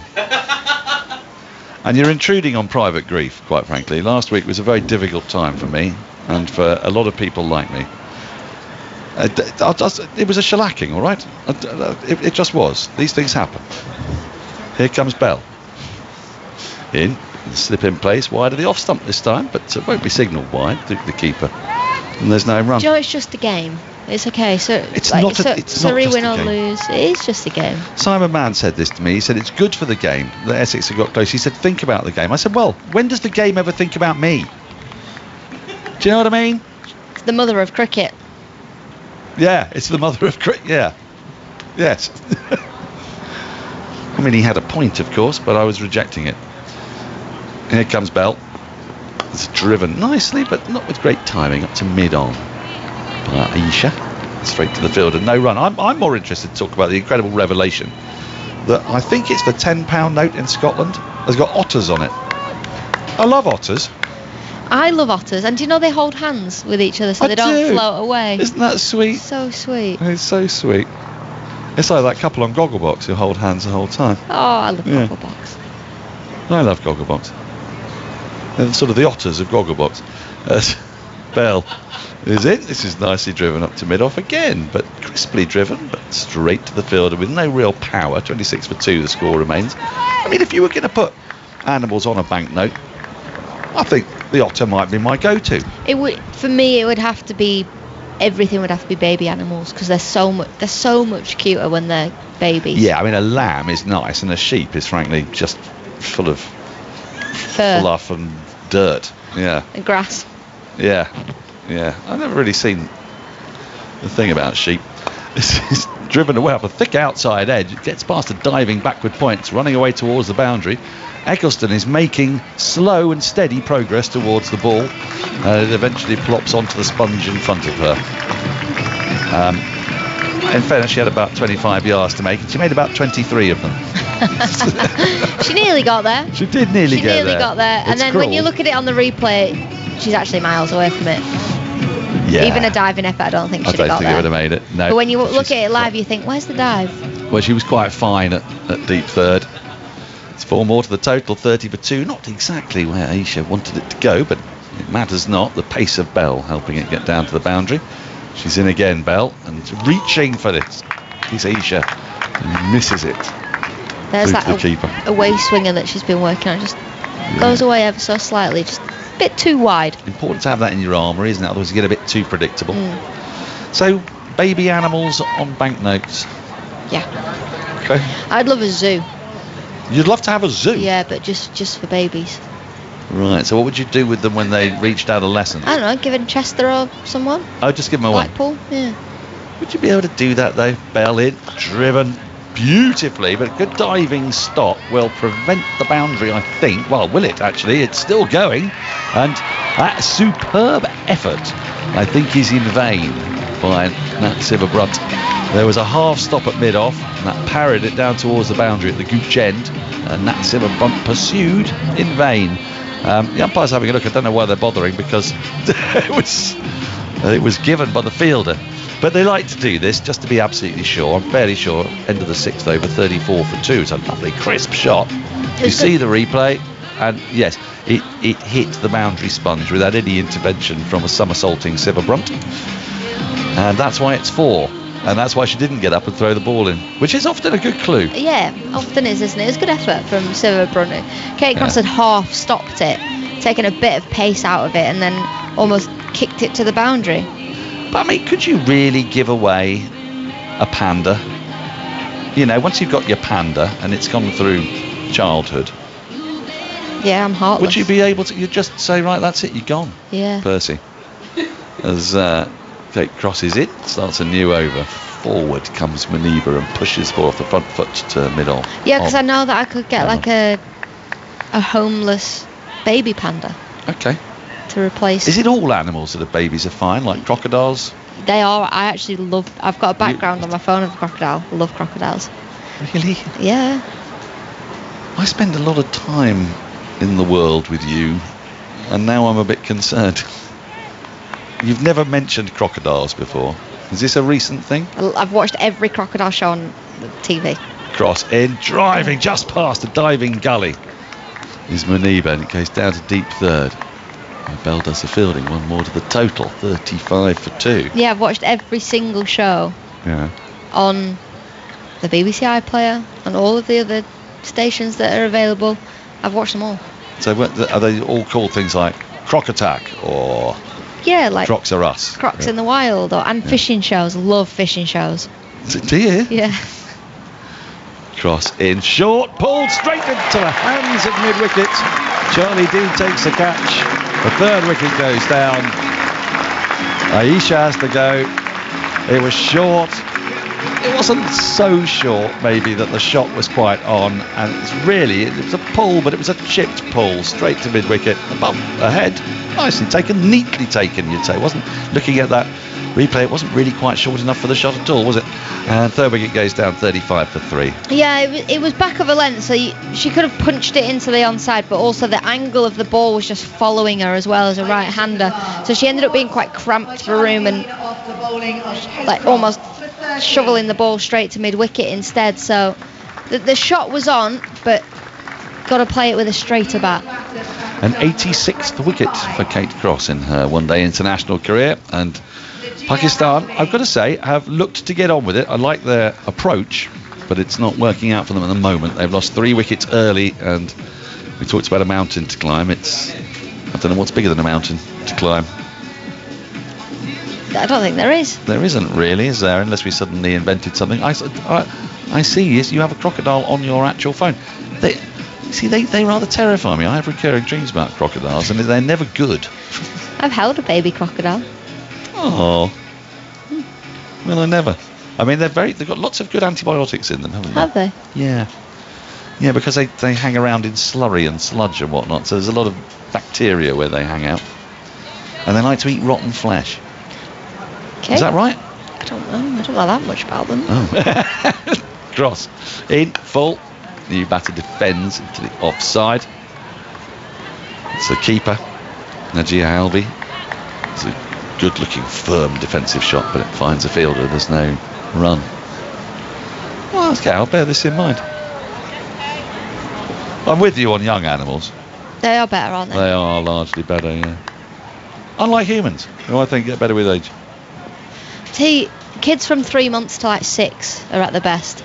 Oh, they can make a noise at the cricket ground, though, can't they? Like you're in a swimming gala. Which apparently is good. Here comes Cross. In, forward, in immaculate defence again. Comes Najia Alvi and defends this. There's no run. The handbrake could be well and truly on here. 3 for Pakistan. months, you say? I mean, that's you've got. They can hold themselves up at 3 months. Right, but can they take orders? No. Because that's the important thing, I think. You know, could you get us a cup of tea? What, a 12-month-old waddling to the kitchen? Yeah, well, that's the problem with them. I don't think you should do that. Cross in. Alvi defends again. Immaculate start. Just drops forward onto the front foot, and that completes the over. 35 for 3, Pakistan. A wicket in that over for Kate Cross. 7 overs have gone. England are well on top. Dan, I think I needed to come in there. Yeah. I was listening on the side and I thought, where are we going? Otters, Otter. I love an otter. I'm a big fan of crocodiles, otters. babies, Yeah. little babies. Yeah. Well, I like aquatic mammals generally, I've discovered. Have you? I like otters. I like... Are there any others? Beavers. I like beavers. They've started reintroducing them. It's a great effect. I saw it on Spring Watch, which you can watch on BBC Two during spring. Every egg of every nest. Start of a new over. Here comes Lauren Bell. Right arm round the wicket. Full. Just a check drive up to mid-off. There's no run. Well, anyway, back to the cricket. Yeah. I mean, I don't really have much aquatic Mammal excitement. Yeah, that's about it. knowledge. Dolphins? I mean, they look great, but when do we see them as a Londoner? Yeah. You've got to go to wetland for it, really. Yeah. And then really poke around. Because they're often shy. Here comes Bell. 2 slips in place. That's slashed away for 4 through cover point. That's a very attractive shot from Muniba Ali. She's not going to die wondering, which I like. And I think that's what we need to see from Pakistan. I keep referring to the 2016 series when I felt that Pakistan just sort of played the game as if they were just wanted to bat the overs. You know, there were a couple of times when they didn't get bowled out, but they only made it to 164, 165, and they showed no real ambition to chase the target. Well, here, I think we're seeing a different Pakistan. They're prepared to take the attack to England. It's good. 6-4 of the innings as Bell is in again. And Muniba drives nicely up to mid-off. Good tumbling stop prevents a run. I think it's hard to judge when they're playing a big country like England or Australia, but I definitely have seen a step up. I think you're right about that attacking play. Muniba Ali's come in. Aisha Zafar's got some real flair, I would say. And it's a shame they don't have Bisma Maroof, who obviously retired, who's quite young, because I think if they would have had her in, that would have just bolstered that. If Maroof was on fire, then it could be different. As Bell is in, and aims for the little dab cut. How long have you been waiting to see that? Well, or you've actually say it more. Literally 5 seconds, because you only just mentioned it. Yeah, I bet you've been waiting all series, waiting for someone to say Bisma Maroof. I had really.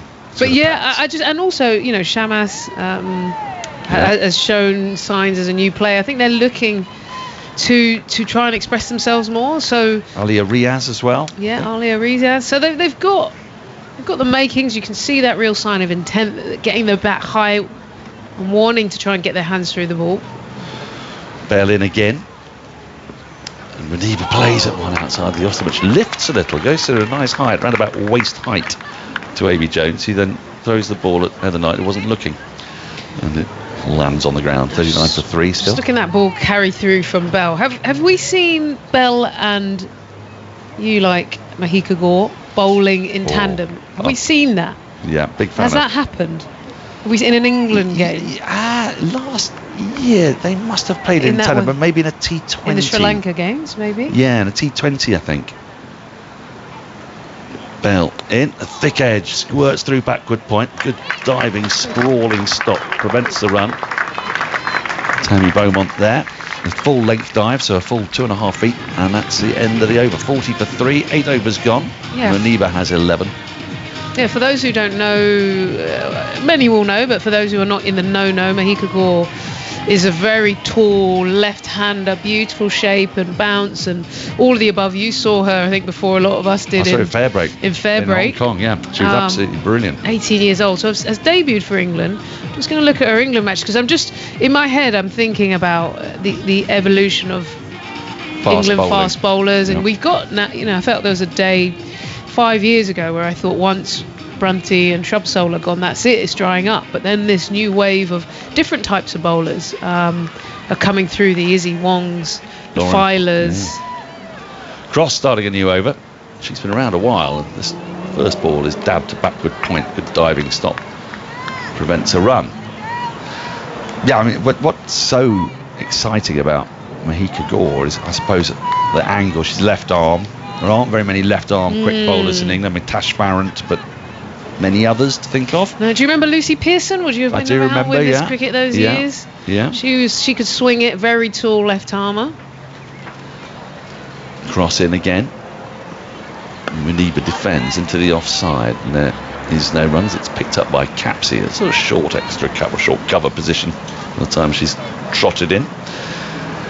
Yep, and it's a swing she gets. And in that Fairbreak tournament, people will say, well, the quality wasn't as good. Actually, every side had their best players opening. So like Lauren Winfield Hill, Deandra Dottin, they were all opening. And Mahika bowled 3 overs in the power play every time. Had the best dot ball percentage. So she was bowling against the better players. This is fallen wide, slashed at and missed through to Amy Jones. I kind of like this here from Muniba. I know that she's just fully swung and missed at one, but what in some ways it's better than when you've got a big target. There's no point prodding around all day, and so she's showing intent. Maybe she might need to pick the right delivery or just wait a fraction, but bit of pressure off, isn't there? Yeah. I mean, you know, nothing ventured, nothing gained, and all that. Slip and a gully in place, 3 in the ring on the offside and the mid wicket.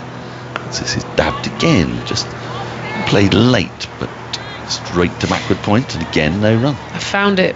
They bowled together in a T20 over Christmas in India in Wankhede Stadium. That's the future. You think about how they're young. They are 18 and 22. Yeah, it's frightening, isn't it? It's quite, it's a long old time, isn't it? See her That's off. It's 15 years. Cross in, driving Maniba up to mid-off. Shy at the stumps, misses from that Silverbrunt. Wasn't far away, would have been tight with the direct hit. But she gets home, moves to 12, 41 for 3. Yeah, we'll be long gone by then, 15 years. Well, yeah. Dread to think. He's 70. They're not going to let me do this then. Let's keep chipping away. Let's see if we can dig in our heels. Yeah, okay. We'll see how it goes. Seems slightly hopeful. Here's Cross. Right arm over the wicket. And a lay and a miss was there. Wasn't a little edge on that. It died in front of Amy Jones. End of the over. 9 gone. Pakistan 41 for 3. Maniba 12. Najia Alvi has yet to score. You can ruminate on old age if you like, or continue to ruminate on excellent fast bowling stocks. Let's talk about... Because Izzy Wong, I want to know what's happened to her and when she might be back. Then it'll be Alison Mitchell. Yeah, look, I think fast bowling in England has really gone up a notch in terms of talent coming through. Izzy Wong was right up there. She's, with pace, maybe just a fraction of Lauren Filer. And I remember being in the WPL, not this year, but the year before, and she was charging in, taking wickets. So a real talent. Maybe hasn't been able to back it up. A few problems with the run-up. And Hi, Ebbs. Here is Bell around the wickets and a drive coming forward, pushing at it. Finds a short extra cover, no run. Yeah, there's a lot of fast bowling talent, isn't there? Mahika Gore is doing her A-levels at the moment, isn't she? That's why she's having a... Being 18. Yeah, as you step do. away from this sort of setup, because she'd made her debut, hadn't she, at the end of last year, and hugely exciting to see where she goes. And that height thing as well, I think if you can marry, say, Lauren Filer's pace and Lauren Bell's height, you're in for like a super cricketer. It's just like in terms of, I think Lauren Bell and Mahika Gore in that sort of medium fast bowler, but imagine you had Lauren Filer. Is this where AI could go? Well, this is where it could go. Build your bionic bowler. I mean, me and AI are best friends. I'm using it for everything. I don't. If I can build. Is this actually you that's sitting next to me? You haven't sort of created an avatar. I have got an avatar. Have you seen my avatar? I think I've showed seen your avatar. It's very convincing. Just to pause here, just a problem with the helmet, I think, of Maniba. She's had a replacement one brought out and she'll be ready to face up again shortly. Have you seen, commentary in AI? Have you seen Steve Smith at the IPL? Yeah. Where he is speaking in Hindi? It comes out almost seconds after. His voice. He is standing presenting to camera and it's all coming out in Hindi, which pretty sure, well, it's not, because you can tell the words aren't syncing with his lips completely, but it's very effective. 2 slips here. Bell tall around the wicket, turned away down to fine leg, and White is there. It's moving off the boundary to field. 42 for 3. Pakistan in this 10th over. I'm just checking. It's you. I'm checking. Yeah, that hurt. That is definitely you. Okay. I wasn't sure if it was hologram or. I mean, the world is. Well, I'm sure you asked Jonathan, didn't you, about the. Well, AI? we didn't actually get time on air to get into it, but he did have a chat with me. There's an article, wasn't there, on John Lewis? Yeah. And he said it's more about the AI providing information at sort of bulk level that you couldn't possibly do yourself.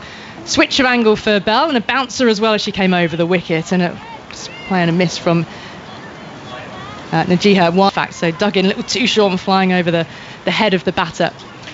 43 for 3 the score remains. Yeah, the idea that AI can crunch data and numbers to just a degree that you can't do with the current, if you like, ordinary data systems. It's not to say that whatever the computer comes up with is something that you go with, but it's like an additional decision-making tool, I suppose, another bit of intel. Over the wicket full and on the drive, doesn't time it, into the onside, and there's no run. I mean, what we know for sure is sport is a competitive game, so if you're not using a new form of technology or information, another country will be, and then you'll be behind the game. So I think whether it's right now it's functional or not, I think it'll be early days where you can't really, you can't use it for selection, you can't, but it can be a tool. Just start to use just so that you stay ahead of competitors. One slip in Heather Knight here. Bell in now over the wicket to the left-hander, outside edge, and it's safe, well wide of slip, down towards deep third, and Eccleston moves in off the boundary to field. A single is taken, and Najiha Alvi is off the mark. 44 for 3 in this 10th over. 2 more balls to come. there's some irony here, isn't there, in that when Peter Moores was the head coach of England men, he was criticised for sort of leaning too heavily on data, was the perception always. And now you're almost required to use data. Yeah. Data is there. Data is the thing which is driving a lot of intel. Muniba facing up, 2 slips back in place again, driving down the ground to mid-off. One hand to it, parries the ball away in the field, and then able to get through comfortably for one, but that certainly saved runs. Athletic attempt, one more ball to come in this 10th over. And the field constantly shifting around for the left-hand, right-hand combination. It's out in the middle at the moment. I think if you're a player, you're not that fussed about data in that sense, other than to pick me. But generally, you want to keep your game free-flowing and organic. But if you're off the field, coaching, management, you want data. Najiha facing up to the last ball of the over. It's a Yorker, and she managed to dig her back down onto it. Well bowled by Bell. A dot ball to end the over. We've had 10 then, so that is the power play, with Pakistan set 303 to win, 45 for 3 in the power play over, and England had put 53 on the board at this stage, the loss of 1 wicket. So England, they had a bit of a falter at the start where they were 70 for 3 in the 14th over, and then first of all a partnership of 79 between Siva and Wyatt, 66 between Siva and Jones, and then an 87 run stand between Siva and Capsey to absolutely propel England, in particular 32 runs coming off the last 3 overs, by which time Nat Siva-Brunt had reached her century. She was 124 not out by the end of the innings, her 5th highest score in ODIs.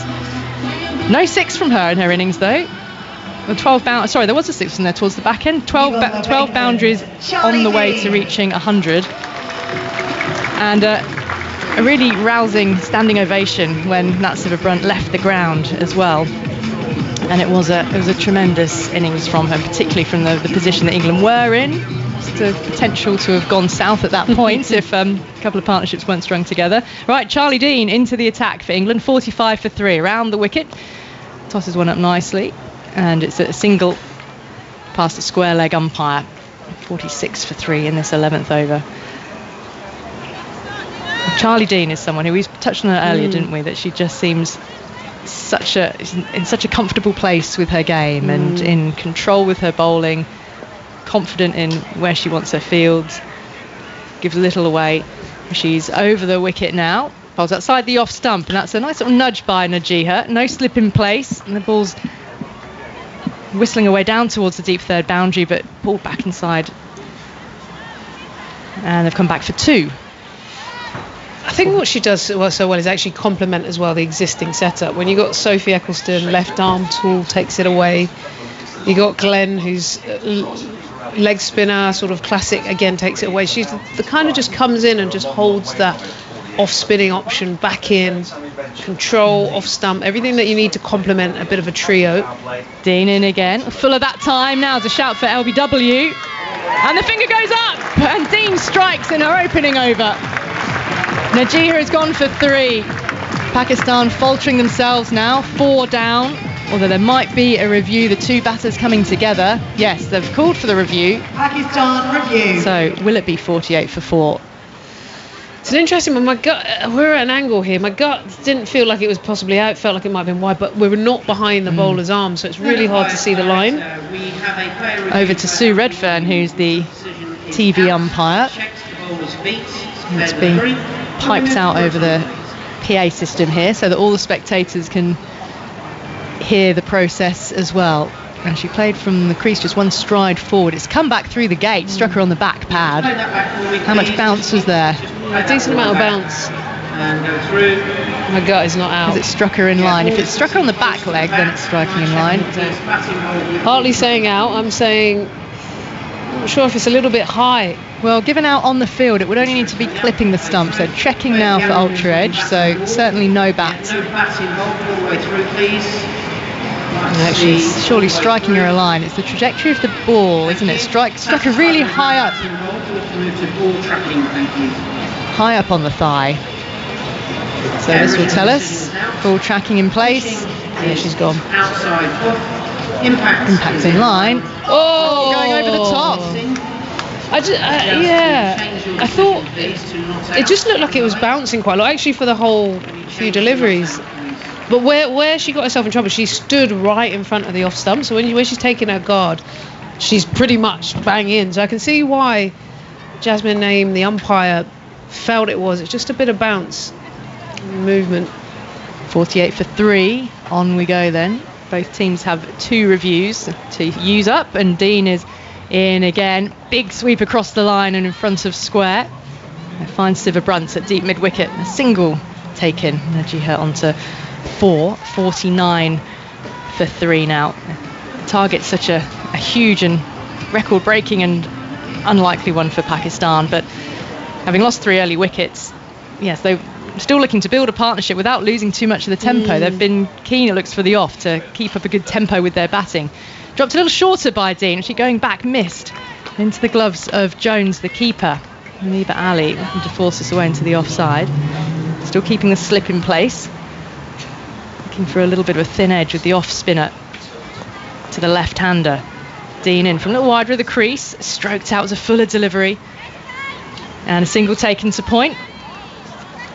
Kate, is that Kate Cross there? Yeah, she flung the ball in pretty hard into Dean at the stumps. At the end of the over, so Pakistan's 50 has come up with that single. 11 overs, they've got the 50 on the board. They're 3 down in pursuit of 303 if they were to win to level the series, but England got so many runs on the board that they would still want Ebony here they've got that big score on the board with the runs. They want to take 10 wickets here rather than have Pakistan sort of peter out through 50 overs. That's the way to really put a mark on the series. Yeah, being ruthless is so important, isn't it? It means a lot. They chose to bat first clearly because I think they were wanting opportunity to play against that type of bowling, which is a little bit slower, a little bit sometimes harder to adjust to, and they've done a good job, getting to 300, especially with a slightly start. But now with the ball, I think it's just an opportunity to say, let's focus on being wicket takers. It's one thing containing, but you want to be wicket takers. And so if they can bowl Pakistan out here for, I'd say 200 or under, which I think is very doable, then they will feel that they've kind of reversed that sort of tone from Derby. Well, here's a moment, because Nat Siva Brunt starred with the ball with a century, and she's having her first bowl in an England shirt this summer. And just having her in the side in that true all-rounder role gives it such great balance. So Amy Jones standing up to Siva Brunt. There's a catcher at sort of short third and immediately beating the bat, and Jones whipping off the bails, but Muniba's foot behind the line. I think there's nothing worse than starting to someone like Nat Siva, that sort of wobbly bowler, and you've got Amy Jones stood behind the stump. She's so quick and clean, so it's not like you can come out of your crease or move around. You're really rooted. Sort of a fly slip position, would you call this one? As in again, looking to pull it off sort of middle and off, and got herself into a little bit of a tangle and bottom edged it into the ground out towards cover. But Muniba was swivelling, trying to pull that across the line out towards Wyatt at deep mid-wicket. It's kind of like something between a fine gully, a wide third slip. Yeah, there's not ordinarily where Jones would be standing back. It wouldn't stand out so much. Angled away just wide of that slip position out towards backward points. Beaumont is there. Yeah, I think they're expecting a bit of a slash on the off stump, which is not a bad move. The way they're playing at the moment, they're trying to get their hands through the ball. They just fly through. The grey clouds have gone away largely. Still pockets of blue sky up there, largely white clouds overhead. Siva Brunt in over the wicket. Full delivery, bat hits the ground. Doesn't get the ball away. And Heather Knight fields there on the onside. So no runs conceded yet by Siva Brunt on her return to bowling. Into the 12th over of the Pakistan innings. It was a sparkling knock. She played with the bat earlier. 124 not out. Rushes into bowl. On the drive. Can't get it past the infield. Finds Maya Boucher in the covers. So it could be a maiden first up for Brunt if she can keep this going. Yeah, she's charging in well. I think her fitness was really noticeable running between the wickets, and so to back it up, bowling, keeping things tight. Muniba awaits the left-hander, drives, gets a good piece of it, but only as far as mid-on. Straight to the fielder, and it is a tidy maiden from Nat Siva Brunt. And that crowd acknowledging that as well here at Chelmsford. 12 gone, score remains 50 for 3. But she does just make having that pivotal all-rounder makes such a difference to the balance of a side, doesn't it? Yeah, with that Siva, you mean? Yeah, massively. I think she's just kind of the 360 cricketer, isn't she? Everything you want, keeps control. I would be interested to see how Charlie Dean, if we look at her and let's say she's still in England 5, maybe 10 years, 5 years time, I see her being that pivotal all-rounder as well. And obviously a different kind of bowler with spinning, but I feel that her batting, what we've seen so far, has so much potential. It's got great ability. Over the wicket, Dean continues, and here's a good pull across the line. Out to Danny Wyatt, though. It's a deep mid-wicket. Good sound of ball off the bat, however. She's got that Lisa Sthalekar kind of feel. That you could see her getting herself up to 4 at some point. You know, you think, let's say 5 years' time, Heather Knight's retired, she's moved up, her bowling's still high quality. Yeah, that Lisa Sthalekar Australian type of impact player. Able to turn a match-winning performance. Just need to give her a cap to wear, Ebbs. Yeah, that's all she needs, and she's in there. We've got a slip in place here again for the left-hander. Off spinner from around the wickets. Oh, and there's some bounce, and she's missed. And in fact, gone through Amy Jones and away down to the boundary for 4 in front of the sight screen. So, buys, I'm sure. Was there something on it? No. I'm not sure there was anything on that. Let's have a look. What was signalled? 4 was signalled. Oh, so they did get something on it. It just seemed as if it bounced and moved. Let's have a look here. She bowled it a little bit quicker and fuller. Oh, yeah. Bit of a top edge. Good luck, Amy Jones, getting a glove to that. It was travelling. Getting down on one knee for the sweep again. I think there's a bottom edge there. It's 4 more down in front of the sight screen, but scooted away along the ground that time. They're attempting the sweep. It's back-to-back boundaries in less than convincing fashion. It's taken Pakistan onto 59 for 3. Muniba has got plans. I don't know if she's got a party to get to, but she's trying to get on with it right now. I think it's come off the glove. Yeah, she's putting in the full swing and the sweep shot. It's the right length. She just hasn't quite judged the turn. Well, we should try again. The fielder out at deep square. She goes downtown this time, down the ground. Flat and hard, beats the fielder. And it's 4 down the ground. Well, it was a diving effort. Attempt from Lauren Bell. Didn't time the dive well enough. But that was hit flat and hard. Yeah, look, I like this because there's no point just sort of hanging around. I think you want to show your coach and captain that you can score runs against high quality bowling attacks. So she's used her feet nicely there, drilled it down the ground. I think the crowd would be happier to see Pakistan go after these 300 than not. Dropped a little short at that time by Dean. Worked into the onside. They'll take 1. Will they think about 2? No, they won't. A shout of no's. Eccleston ran across to her left-hand side from her position at mid-on to field. You know, the crowd were royally entertained by Nat Sciver-Brunt going after it earlier in the day. And from Danny Wyatt's innings as well. Let's not forget her 44. And then Alice Capsey at the end looked good for her 39 not out. Dean moving into... Ninjo goes down the leg side. It's a wide, taken by Amy Jones. I feel like Dean's getting the most turn today, actually, out of all the bowlers. Sometimes you get the pace right, so she's a bit quicker, and she's got the flight, so she's just getting it to grip and hold. Past the umpire, over the wicket, drops it down a little shorter, going back and pulls it into the ground and finds Heather Knight in a catching position at short mid-wicket to end the over.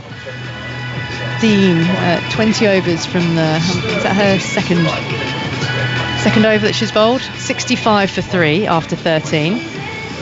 Pakistan set 303 to win.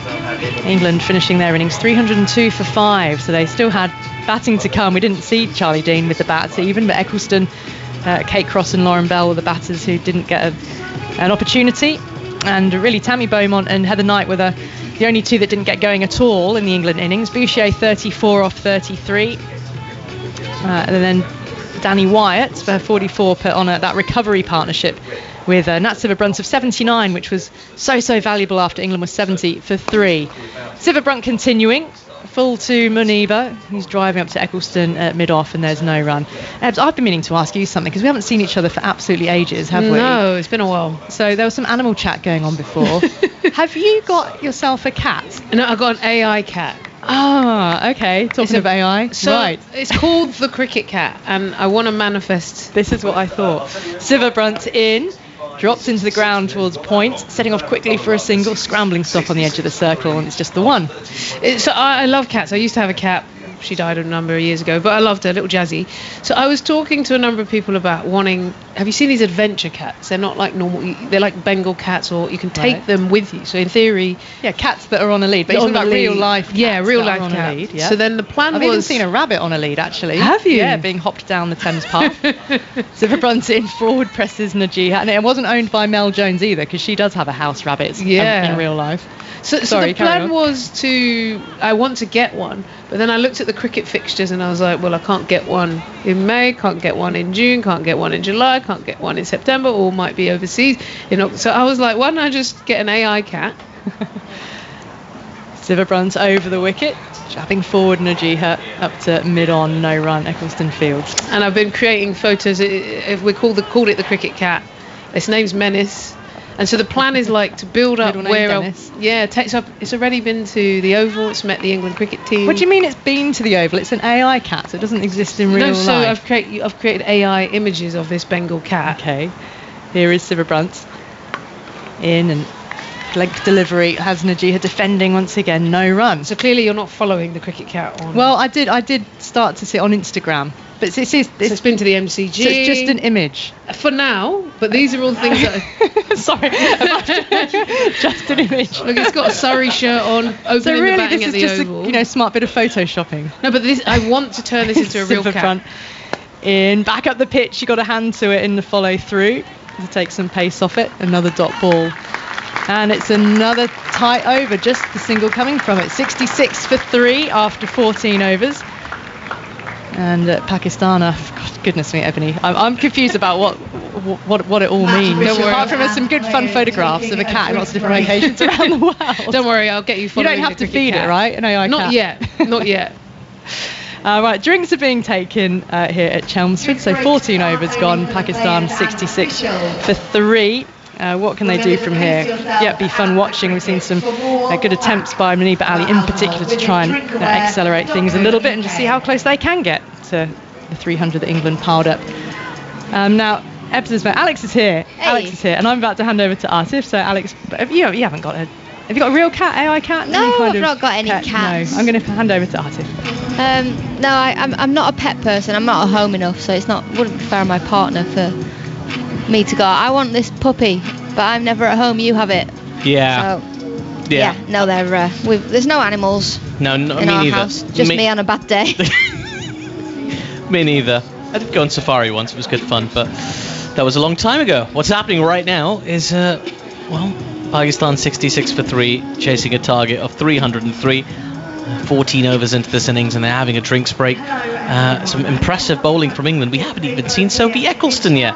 We're on Eccleston watch at the moment, waiting to see the first of her in this one-day international. But a couple of overs from Nat Silverbrunt, and Charlie Dean's been very impressive, as she typically is. But just thinking about that, Alex, this is a good opportunity for Pakistan. This is really valuable for these batters because they don't often get the opportunity to play against high-quality players like Charlie Dean, like Sophie Eccleston. You got to soak this opportunity in as much as you can.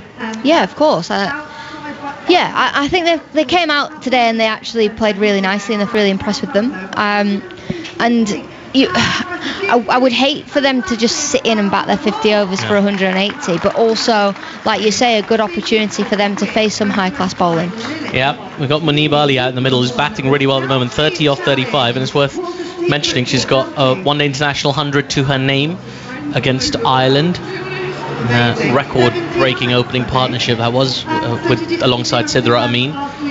She's a very sort of focused batter. Her hero growing up was Kumar Sangakkara, and I remember actually she told me this, and I just happened to have an event coming up with Kumar Sangakkara. Oh, did you? So I was chatting to Kumar. I was like, Kumar, I was just chatting to Muniba Ali. She's like an opening batter for Pakistan, and I think it'd mean the world to her if you just made a little video message just saying hello. So he did, because Kumar is lovely. So he very happily did that video message, sent it over to the Pakistan media manager, who gave it to Muniba Ali, and she was over the moon. I got this lovely message back saying thank you so much. She called me Atif sir, which was fun. Made me feel super old, but it was fun. But she was really grateful for it, and she really sort of models herself after that sort of flashy left-handed style batter. We've seen some indication of it today in the strokes that she's played. She's on 30 or 35, and by a country mile looked like the only Pakistan batter who's actually got the measure of this pitch. It's really important, I feel like, for established cricketers and cricketers who have this sort of legendary status to spend some time with new cricketers and give them that encouragement and, you know, just bask a little bit in that fandom. Yeah, of course. I mean, we all laughed, but when Sophie Eccleston got into the team, you know, she was asking for the players' autographs. Which is quite nice. I really like sweet. that. It's really sweet. I love that they're fans of the game. She got Catherine Sciver-Brunt a few times, and then she finds herself playing with her. That's extraordinary. Now then, Charlie Dean is coming into bowl to Muniba Ali, who pushes the ball to backward point, and there is no run. But I completely understand that impulse. The first time I did TMS, or I was in the TMS box, this is before I even did TMS, but I was in the box. I got a selfie with Michael Vaughan. See, I've never been one for that. I don't think I've not got any autographs, and I don't do selfies. I mean, I do it myself. This is Fuller, driven nicely, and there's an excellent diving stop. She sort of ricochets it to mid-off, and they run through for a single, 67 for 3. And I'm not even lying when I say that Cristiano Ronaldo could be sat in my living room. Now, come on. And no. Come on. No. Cristiano Ronaldo. Yeah, I wouldn't. I'd just be like, oh, Dad's at work or something. I don't know. Oh my God. I just wouldn't. Because there's got to be someone. We've got to dig into this. There's got to be someone who's autograph or selfie or something. As the next ball is Fuller, swept away across the line down to mid-wicket by Najiha Alvi for a single. 68 for 3 now, 14.3. Yeah, I mean, David Beckham was at the World Cup final in India. Yeah. And I would have got a selfie with David Beckham. If he was in a radius, but you weren't going to walk across the ground to do it. But more to make my mum jealous. Oh, I see, okay. I see. Here's Charlie Dean, swept aerially out towards mid-wicket. It is vacant, so it's a safe shot. Might run away towards the boundary, and there's a terrific effort in the deep. An outstanding bit of fielding there to prevent the boundary. And Maya Bouchier, she's been running around the field, already taken a great catch a little bit earlier today, but that is an outstanding bit of fielding. Saved not just the boundary, but actually 2 runs. They only got back for 2, 70 for 3 now. There's Charlie Dean, very quickly in again. With a slip in place still. There's a short and cut nicely between backward point and cover. That's going to run away to the deep third boundary for 4. Terrific shot from Muniba Ali. That's one that Kumar Sangakkara would be proud of. 74 for 3. Yeah, poor ball from Charlie Dean. Short and wide outside the off stump, and a lovely shot from Muniba Ali on the back foot. Hits it. That bottom hand whips through the ball nicely. And that was always going to race away for 4. Just looking for some positives here, Pakistan. You hear that? It becomes a sort of a cliche, you know, as though we're looking for the positives, but they desperately need some out of this tour. As that ball just turns sharply away from Muniba into the gloves of Amy Jones. Good bit of bowling from Charlie Dean. And that over comes to a conclusion. 74 for 3 off 15 overs, Pakistan. Muniba on 37 off 40. Najia 6 off 17. Right, no Becks. But Sachin Tendulkar. No, because I never watched him play cricket. Jimmy Anderson. Before we were working with him. No. This is what I mean. Like, I'm not one for like being starstruck or. I mean, if anyone listens to the podcast, they'll be shouting at the radio, Stuart Broad, Owen Morgan. Yeah. That's just more of a giggle now. Do you know, I had a picture with Owen Morgan at one of these Lords events I was hosting, and he was looking at me, and the cameraman just caught a moment where he was looking at me quite lovingly. I had that pinned to my Twitter timeline for about 3 years. Such an amazing, lovely moment. Right, here we go. Nat Sciver-Brunt back in from the Graham Goochhead. Big appeal for LBW. There's a catch taken for effect as well at first slip. Yeah, umpires unmoved, so now they're going to have a little discussion. Is that worth the review? A little bit high for the LBW. Did it take any bat for the catch? You can hear them saying catch. You can hear the fielders literally saying catch. Was that a catch? Are they going to review it? I reckon it's worth it. They are. 2 seconds. There goes the review. I reckon it's worth it because if it's not LB, that she might have hit it. Bit of glove for the catch taken as well. No, it's worth a look, they say. Gia Alvi, the batter. Third umpire to director, we have a player review for LBW. On-field decision is not out. I've checked the bowler's feet, it's a fair delivery. Can we move to front on, please? There's the voice of TV umpire Sue Redfern. It's had a busy day today. Let's have another look at it. Oh, it does straighten up a little bit. You can see the off stump. So for my money, at best, it's clipping leg stump. Yeah. We'll have a look at Ultra Edge as well, because there was the sort of the catch was taken as well. Let's have a look. Does it have any bat on it? Nope. Clear gap. But you can hear an echo on Sue Redfern's voice. It's because they're actually, as Alison Mitchell was saying earlier, they're actually playing it out into the ground for everyone to hear. And that's why it gets a little bit quieter here as well, Chancellor, because people want to hear. Yeah, they want to hear the TV umpire. But is it out? Is it not out? That's what we want to know. I think this is probably clipping or missing leg. Let's have another look at it. So it's pitching in line, hitting in line, and is clipping. So it's umpire's call. And, so the review will be retained by England. They won't lose the review, but the batter will survive. That's what happens. Yeah, good review from England, to be completely honest. I like that they've gone for that. Obviously, umpire's call, it was given not out, so they don't lose their review. It remains not out. And if there was a little tickle on there with the bat or the glove, you got fourth wicket. Here's Natseva Brunt in once again. Najia Albi with a big swing, and she's bowled her! Natseva Brunt can do no wrong. Century with the bat, and now a wicket with the ball. Such a destructive player.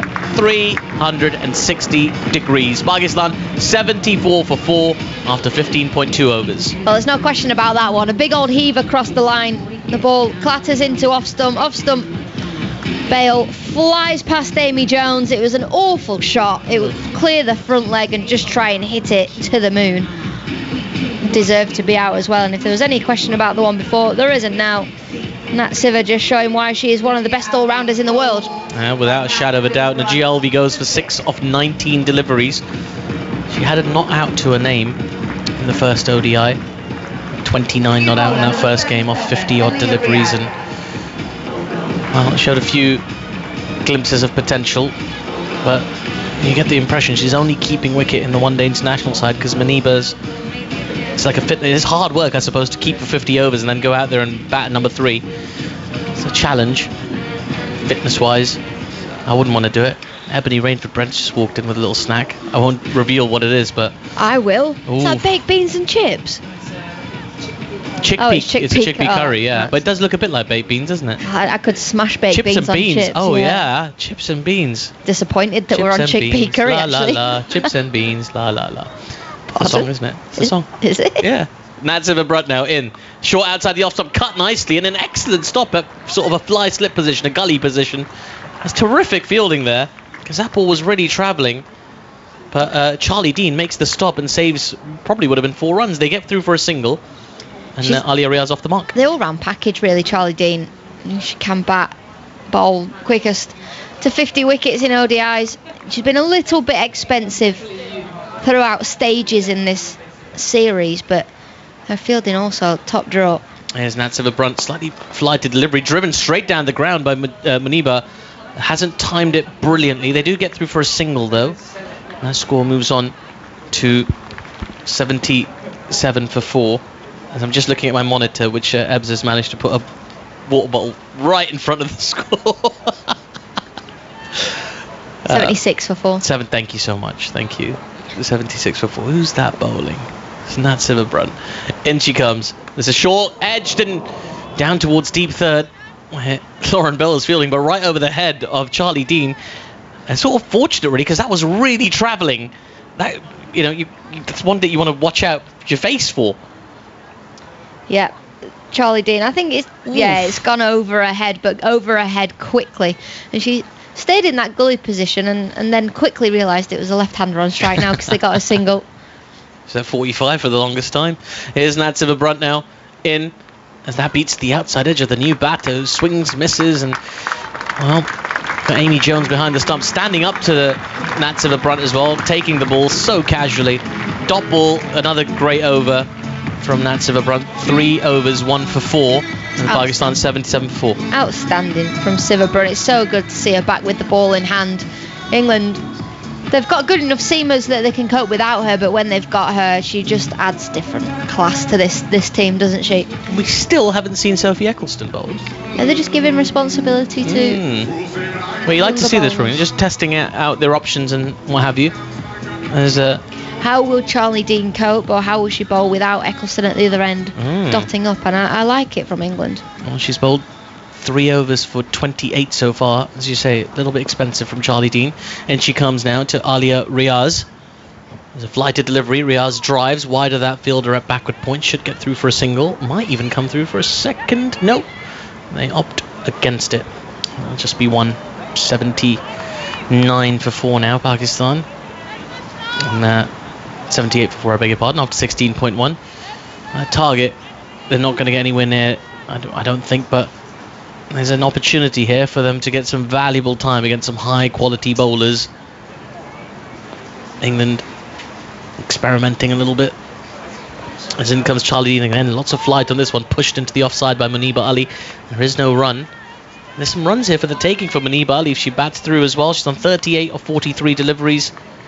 Plenty of time to bat. Yeah, 50 against England would look good to your name. It would. Here she comes again. This is slightly shorter and guided past the backward point fielder out towards the cover sweeper by Muniba for a single. But you'd like to see, I mean, it'd be nice to see her get some runs here, but at the same time, they keep that attacking flair going. Just, as you say, I wouldn't like to see them sort of park the bus, as it were.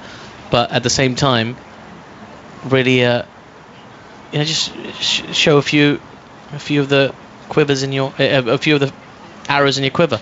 79 for 4 off 16.3 overs. I got there slowly.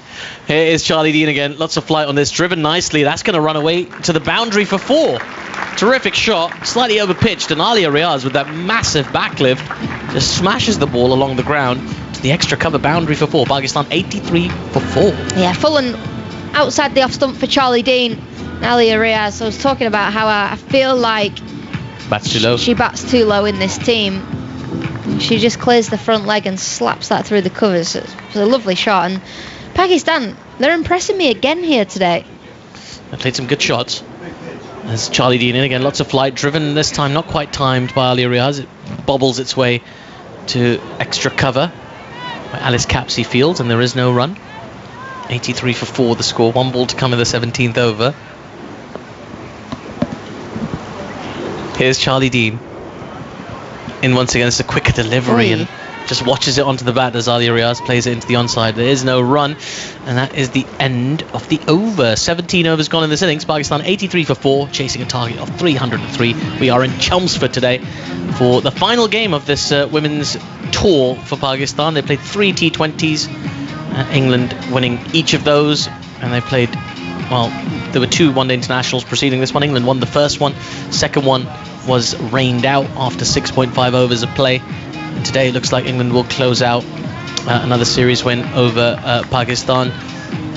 It's been an interesting series. Good to see the Pakistan team over here as well. Don't get to see them here very often. It's been a sometimes impressive showing. Here's Nat Sivabrunt to continue. That ball takes a thick outside edge. Goes through where first slip would have been. Down towards deep third for a single. A little bit of jeopardy there for Muniba Ali, who moves on to 40 with that shot. Yeah, it's nice to see the improvements that they've made as well since the last time they were here, although albeit it was 8 years ago. So yeah. Cricket in Pakistan has changed so much as well. Women's cricket in Pakistan has changed so much in that time, with them getting professional contracts domestically.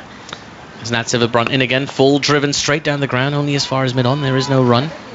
Yeah, without a doubt, we mentioned earlier, there were a record number of domestic contracts given out last year to Pakistani women. Are they good enough for the girls not to work as well, or do they work alongside? Yeah, I feel like it wouldn't be enough to sort of run your household necessarily, but it's more a token gesture in the right direction, I would say. As this ball's been played slightly uppishly to extra cover, there is no run. It's interesting, isn't it? You think about it as a sort of living wage in Pakistan, which it's hard to say really, but I would say not quite. It's certainly at the bottom end of that, not quite. The top players, yes, absolutely. Certainly players playing for Pakistan, they could commit to that and make it their be all and end all, build their life around it. As Nat Sivabrunt is in, as that ball's defended back to the bowler, there is no run. But it does have a long way to go, and they've made some strides absolutely in the 8 years, as you say, but there's a danger they'll get left behind the rest of the world, because women's cricket generally has sort of exploded. It's gone in like a complete, it's just skyrocketed in terms of personality, the talent pool, the competitions, the opportunities. As in comes Nat Sivabrunt again. That ball's pushed to extra cover in almost identical fashion, and there is no run.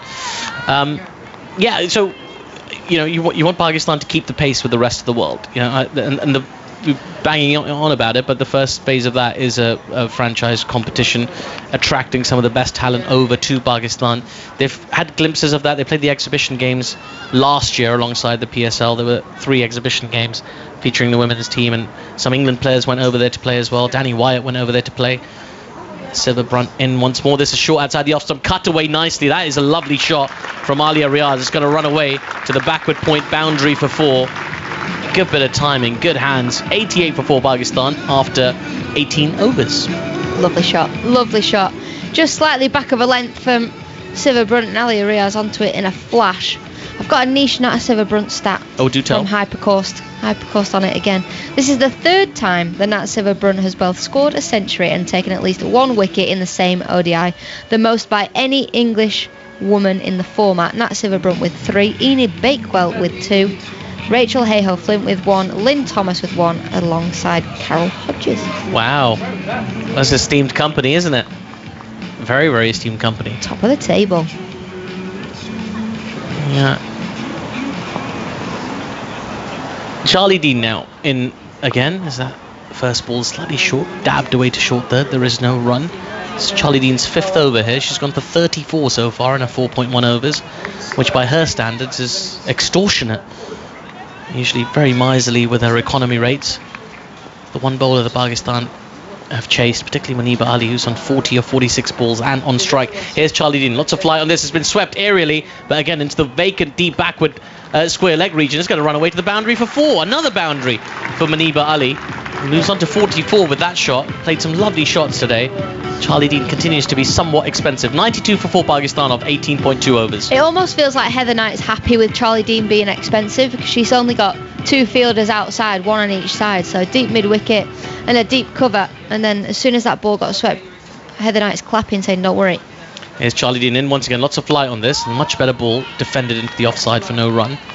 It's a challenge, isn't it? Because it is a really good bowler, but you don't want to knock her confidence too much. You want to back her as much as you can as a captain.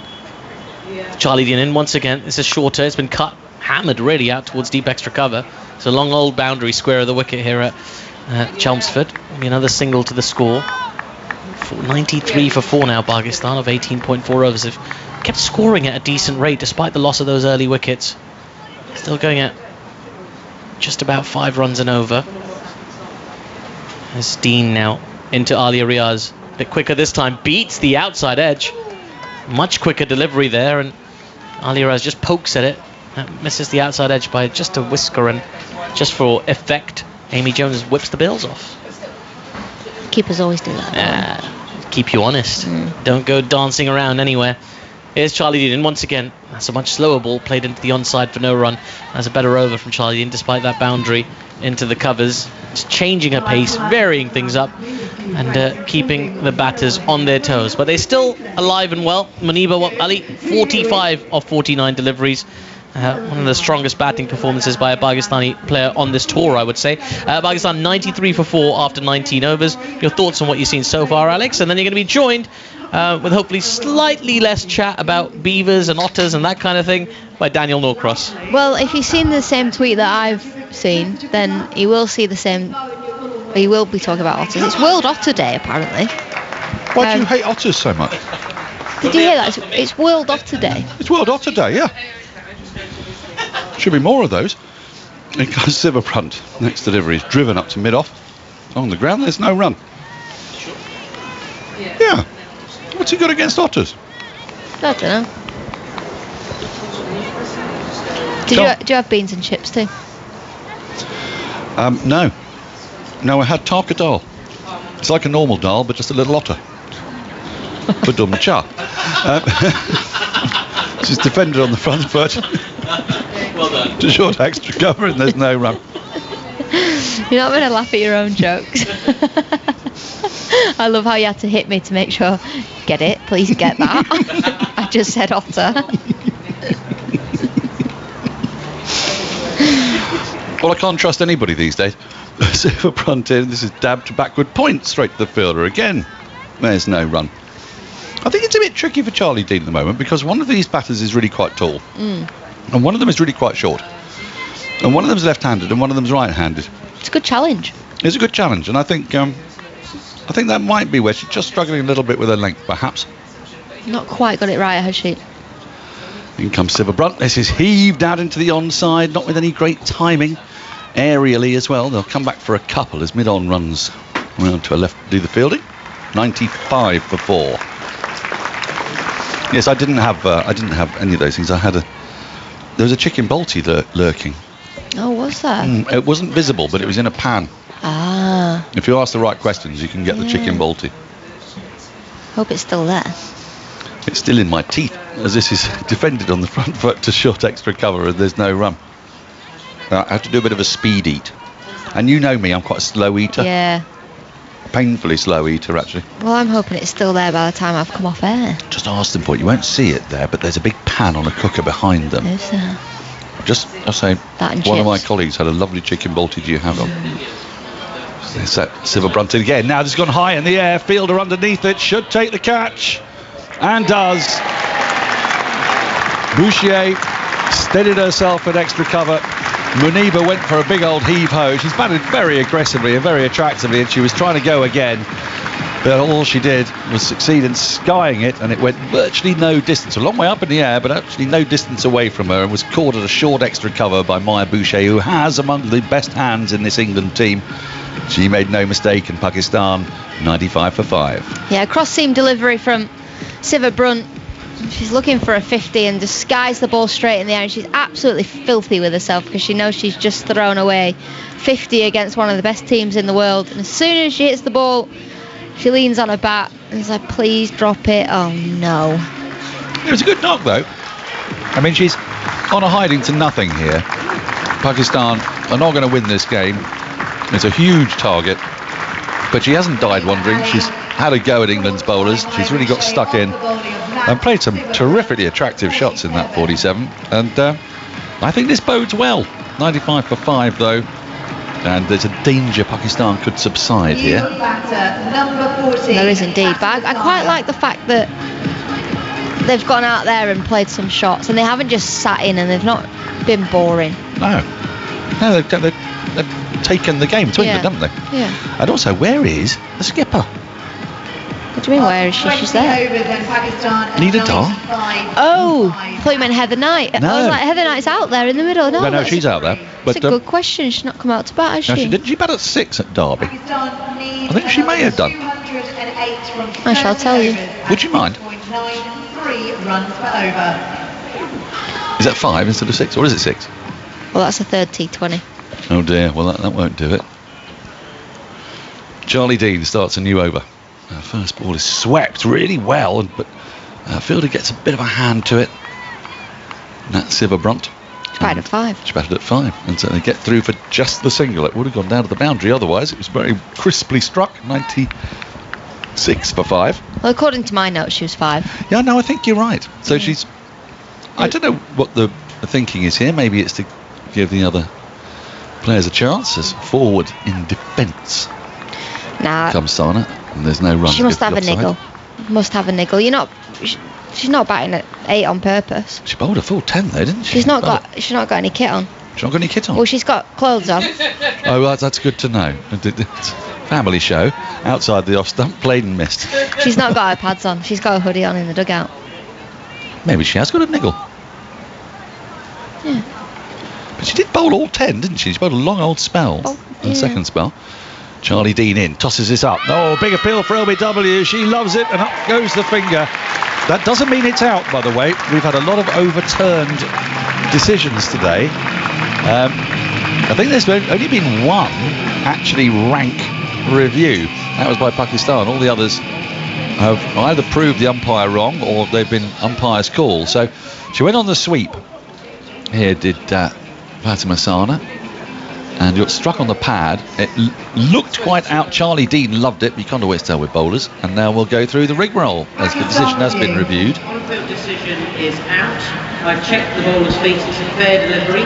Can we move to front on, please? Yeah, it feels like it's out, this. It does. It also doesn't feel like there's an inside edge because there wasn't an immediate referral, was there, from the batter? Oh no, that feels out. It's on the sweep and Play that through for me, please. It's hit Ball is around. passing close to the bat. I'll need to check with ultra edge, please. the ball's hit the pocket, but you may think, oh, well, that must be high, but no, I'm afraid the knee was on the ground, so it's only the length of her thigh, which isn't the longest thigh.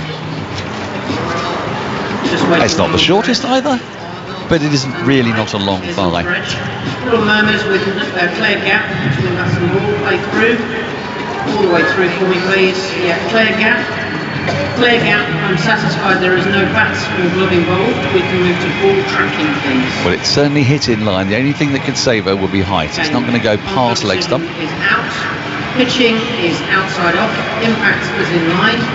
Wickets are on highest ball. You'll stay with your decision of out just, please. Well, another good review. Pakistan will keep their review, but they lose the wicket 96 for 6. The ball was shown just to be clipping the bails. There is a bit of bounce in this wicket, and Charlie Dean's also been getting quite a bit with the action that she puts on the ball. But Fatima Sana has to go for a duck. LBW to Charlie Dean. Another wicket for Charlie Dean, and Pakistan are subsiding here. Yeah, I think at this point we're going to have to presume that the captain's not going to have a bat. New batter, number 12. Yeah. Because you're into the bowlers now. You're into your tail. And as I say, she was in the dugout with no pads on. Yeah, I mean, if she's coming in after Umi Hani, who has had 10 innings and scored 36 runs at a strike rate of 67.9, things aren't looking great. A high score of 11. And we still haven't seen Eccleston because we've got the subplot. Have we all forgotten about Eccleston needing 2 wickets to get to 100 to draw level? We've forgotten. She's not even bowling. Oh. Get her on. Get her on now. Get a message out there, Hartley. Here comes Dean. Oh, and she's nearly picked up a wicket first ball as Umi Hani goes back into her crease and chips the ball back for leading edge. It was in the air for quite a while and bounced just in front of a diving Dean. Maybe subplot to the subplot. Heather Knight knows that she needs 2 wickets and hasn't bowled her on purpose. Oh, meow. Here comes Dean, tossed up, driven elegantly up to long off, where Eccleston, who is yet to bowl, fires the ball to the keeper in some frustration. End of the over, 96 for 6, 21 overs. I reckon she's going to bowl now. Gone. I reckon she's going to have this over. You heard it here first. Silverbrunt's bowled 5 in this spell, I think. Yes. Here she comes. Here comes Eccleston. Now, if you're wondering what we're talking about, she needs 2 wickets in this match to level with Catherine Fitzpatrick as the fastest player to 100 ODI wickets. She was thwarted at Taunton by the disgraceful weather. She didn't get on to bowl at all. We only had 41 balls in that match. This is her 63rd match. Catherine Fitzpatrick managed it, 64th match, I beg your pardon. Catherine Fitzpatrick managed it in 64. She might have got there ahead of her if there had been play in Taunton, but she's got a chance to level it. Ebony Rainford. Sorry, I'm going to be really annoying. Just clarify, she needs 2 wickets. 2 wickets to get to 100. She's got 98 wickets, and if she gets it in this match, she'll be joint fastest with Catherine Fitzpatrick to that mark. Yeah, we need to, Charlie especially Dean, the Australians as Charlie well. Dean at the other end is the fastest to 50 wickets. So Charlie Dean's already got 50 wickets? Yes, oh, easy. Wow. 55. In comes Eccleston, and she nearly gets a wicket first balls. Forward comes Alia Riaz and just squirts the ball off a thick inside edge to square leg. And they get through for a single, 97 for 6.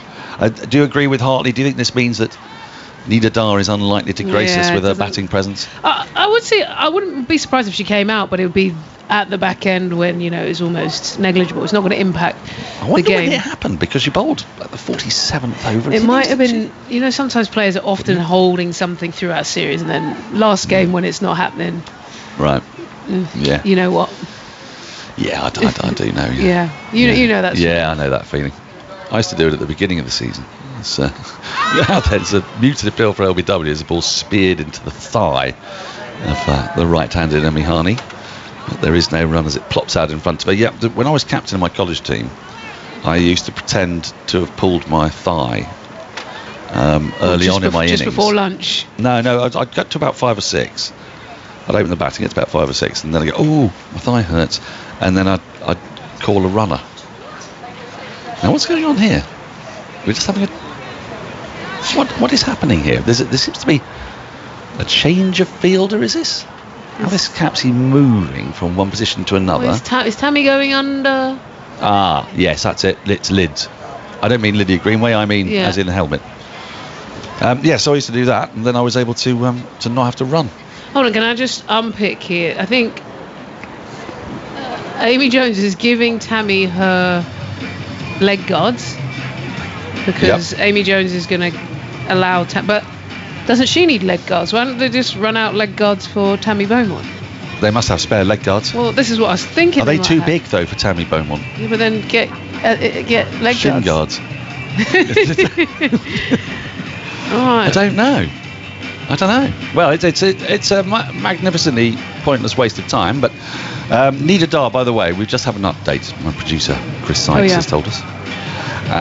She will not bat because of a pulled right hamstring, which she did in the 48th over of England's innings. Okay. So there you go. Fair. Look, end of the series. Yeah. Forward short leg in place. Here's Eccleston. And beats the outside edge with a vicious, spitting, turning, bouncing delivery. I say, the end might come quickly here, if Eccleston bowls like this. Because Pakistan's tail is not the strongest in world cricket. Here is Eccleston, tossed up. That's defended with some stoutness and resolution up to mid-off the front foot. No run. Mahani is just probing away, but I'd say out of the five deliveries she's faced, 3 have been a bit full, driven off a thick outside edge to bail at backward point. There's no run. Yeah, been a bit edgy, so it's not looking. Do you have a gully and just get somebody else in as well? Yeah, when we're catching at sort of short extra as well, just. Yeah. Eccleston round the wicket, forward comes Amihani, pushes into the offside. There's no run. It's picked up by Danny White in the covers. 97 for 6. 22 overs gone. The target is very notional. It's 303. It's 206 runs away. It ain't going to happen. But I wonder if Alia Riaz will swing the long handle. She does like to feel bat on ball. Yeah, I'd expect so. I think they just need to take the tone we just saw a little while ago from Maniba Ali, is just learn. Actually, I think there's more. Your coaches will take more, I think, seeing you score runs against good bowlers, being positive. They're not going to bump you up the order if you're poking away. Dean starts a new over to Alia, goes down the leg sides, a bit of turn there, just come off a bit of pad maybe and rolls to square leg. There's no run. But the other thing, be interesting to see, England need to perhaps have an eye on another bowler, Alice Capsey, see how she might get on this stage. As Dean is in, fires one in that's just tapped to Capsey herself at short mid-wicket. Alia Riaz, no run. She'll definitely come into play in the World T20, won't she? Bangladesh. We saw Heather Knight actually in the series in New Zealand over the winter bowl a few overs, which we haven't seen in a long time. There's another break in play because Charlie Dean's now doing up Amihani's shoelaces. Tie them together. Sorry, did I say that out loud? You said that out loud, yeah. I'm getting the strong feeling, as if I didn't already know, that you might have been quite a competitive presence on the field, I was a sweetheart. Yeah, right. You still banned? Still full? Defended it to short extra cover. There's no run. I haven't played a match since you were banned. Yeah, I was banned. But I also decided to retire after that. Yeah, no, that's why I wonder if the ban is still in place in case you come out. Now then, good use of the feet, up and over mid-on. It's going to run away to the boundary for 4. A fine shot from Alia Riaz.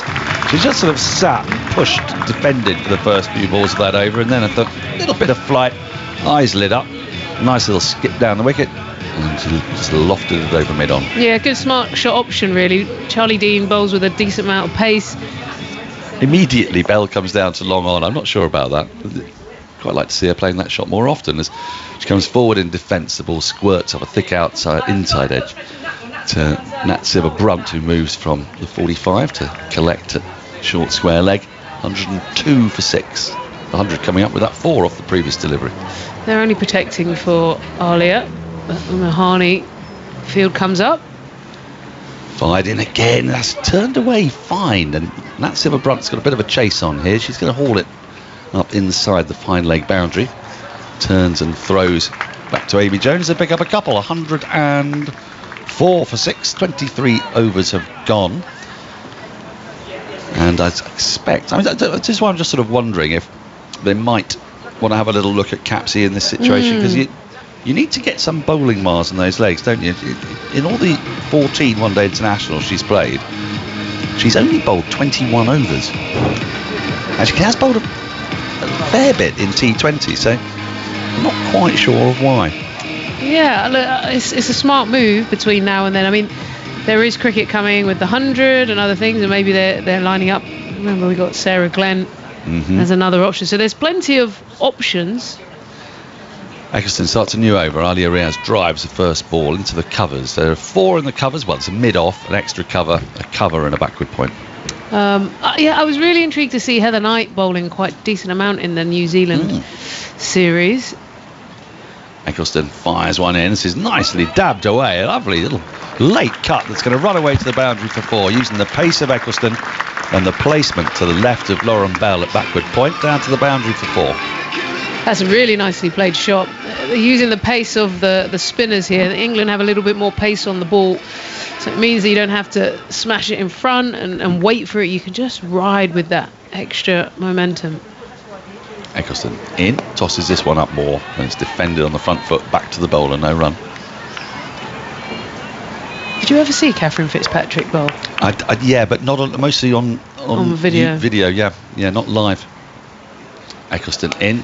This is driven through the covers. It's being pursued by Danny Wyatt and by Charlie Dean, who are 2 quite enthusiastic pursuers of a cricket ball, and they come back for a couple. 110 for 6. Did you ever face her? Yeah, I did. Rapid? Yes. My first England tour, proper England tour in India, it was a quadrangular series with England, New Zealand, Australia, India. I was coming in lower down the order. Eccleston in, forward comes Alia, just defends to Dean at short extra cover, no run. Yeah, I opened at county, so obviously I fancied myself. Yeah. She pitched one up. It didn't go for 4, just drilled it into the covers. Eccleston in to complete the over, defended on the front foot, back to the bowler, there is no run, 24 gone, 110 for 6. Alison Mitchell's going to come in and place me, and I want to hear the end of your story, Ebony. Yeah, just worth saying, basically the next one was short, hit my collarbone, and I was a bit frazzled. So yeah, she was a competitor, and that was her at the end of her career. She was still rapid and able to get it up on conditions in India, which there weren't big bouncy tracks at that stage. She was I only saw her as in terms of batting against her later in her career, but I watched her for a long time. Serious bowler. I'd still say one of the best female bowlers I've ever seen. You would have seen a bit of Fitzy. Yeah, I first saw her in 2005 at the World Cup in South Africa. That was my first tour with the England women. And yeah, she was easily the standout bowler in terms of pace in that era. And then, there was just very few to match since, except, when we've sort of got into the modern day. Alice Capsey is into the attack. Forward on the drive to Heather Knight at extra cover. And there's no run. But it wasn't just her actual pace, it was her whole demeanour when she raced into bowl. She felt like a mean fast bowler of the real true Australian grit sort of style. Just uppish off the face of the bat that time from Uni Hani to Alice Capsey. 110 for 6. England only needing another 3 more wickets because of the news that Nida Dar has pulled a hamstring and won't bat. Capsey in again, the off breaks. Outside the off stump, up and over the cover region. Brings Boucher in off the boundary, almost undone by the bit of spin on the ball off the turf. But they've just taken, is it 1? 111 for 6. Umi Hani on to 3. Alia Riaz on 24. Sun's starting to dip. In fact, big thick clouds come over the ground again, and we've lost all that bright sunshine. Capsey moves in over the wicket, a little flatter, tickled into the leg side. Charlie Dean sprinting after it, picks up one-handed, throws the ball well wide of the stumps. Could be overthrows. It will be overthrows because the diving effort in the deep couldn't save it. Could go all the way to the boundary here. No, they're running back for the 3rd. Who threw just that? A bit of loose work. I think it was Charlie Dean, wasn't it? It was a shocker. Is that Sophia Dunkley on the pitch? Yes, you're correct. It is in the deep. There's a lot going on in the outfield. So you got, who's that? Danny Wyatt. Is it Danny Wyatt who chucked that? No, it was Dean. Oh, Dean. Who threw it. I think Beaumont, who couldn't then save the overthrows, patted back up the pitch, and Capsey picking up in her follow through. Yeah, in the meantime, Sophia Dunkley is fielding it. deep backward square. So who is she on for? Who's she on for? Capsey, ball in hand. Again, moves in over the wicket. He's a little more outside the off stump, and Amy Jones gathers, takes off the bails, but there's no appeal. So end of over number 25. Pakistan set that target of 303 to win. England needing just 3 more wickets for victory. Halfway stage of the run chase, 114 on the board. It's been the story of Natsila Brunt today, though, hasn't it, with the century and then the 2 wickets she's picked up already, in particular the wicket of Muniba Ali, which sort of precipitated another couple of wickets quite soon after. And yeah, her innings was quite spirited, 47, that wasn't it? She was going after it, playing a lot of positivity, playing some bigger shots down the ground. In the meantime, there's another little subplot for Sophie Eccleston around the wicket with her left arm spin. Pushing at this one is Alia Riaz, out to Danny Wyatt in the covers, no run. Can she get the 2 wickets she needs for 100 in ODIs? Stands stock still behind the umpire, then a whirl of both arms, moving into her action. Forward, up and over extra cover, nobody out there on the boundary. That's a lovely shot, well struck for 4. And Alia Riaz just opening her shoulders. Yeah, really nice here. I feel you're looking at the rate actually, and Pakistan are doing a good job, comfortably up there, 4.5s, pushing towards 5, and with shots like that, flourish, hands through the line of the ball. I just feel all they needed maybe 1 or 2 wickets in the hand, and they could have just got deep into the game. She held the pose beautifully after that. Forward pressing this time, defensively, and Eccleston picks up off her own bowling. They've definitely gone up a notch in their batting, particularly, and that's one thing I want us to make sure when we leave this series, we do acknowledge the improvements that have been made over time, for sure. Beaton pushing forward defensively, getting a big stride forward, but into the gloves of Jones. They're not a timid side, which in years gone by, you could perhaps say that they were. With the bats, low totals. Here is Eccleston in, forward, driving back up the pitch, but we see power hitting and wonderful timing. Muniba Ali going down the ground aerially, and Alia Riaz over extra cover just then. Some exciting batters. Eccleston ready to come in again. Around the wicket she goes. Lofted once more over extra cover. Now this should be 4 more. Chase after it here for Sophia Dunkley, but the ball reaches the boundary. Well, sorry, just as that beautiful shot was played, Lauren Bell is having her own game here because she's been attacked by something. So I was like half watching the shot and half watching her fly, bee, wasp. Do a full-on ninja karate kid for a while. But really positive here, isn't it? Again, up over the top, using the feet, generating pace and power. Yeah, let's not forget, she's facing a high-quality bowler at the other end. So very, very impressive. Yep, Sophie Eccleston number 1 in the world for both ODIs as well as T20s. So 122 for 6 after 26. The required rate is more than 7.5 and over. They've been going at around about 5 and over. That's dropped down to 4.6 at the moment. Only 4 wickets in hand. And the 300 always is a long, long way off at the start. Alia Riaz and Umi Hani, looking to put together a partnership here. They came together 95 on the board. 2 wickets fell for no run. They've taken Pakistan to 122, so the semblings of something starting between the 2 of them. They just want to stretch this out for as long as they can. Capsey in, pressing forward, rolling back up past the bowler. It's maybe a selfish thing, but I know I definitely thought this, and maybe Hartley would back me up because I heard her say earlier, but when your team's up against it like you are now, and you're scoring all right. Here's Capsey. Over the wicket, bowls into pitch off the back foot, punching down the ground in controlled fashion, only as far as Lauren Bell, no run. I'd always be thinking, right, if I put in a good score here, will the captain bump me up above someone else? So, you're actually in a shop window, even though your team's trying to do well. The game within a game, always in cricket. Capsey outside the off stump on the back foot again. Back up the pitch towards the bowler. Capsey picks up in and follow through. You might annoy the coaches and captain because you walk off and go, did you see that? Don't forget, get me up the order. I'm sure Hartley would have done that.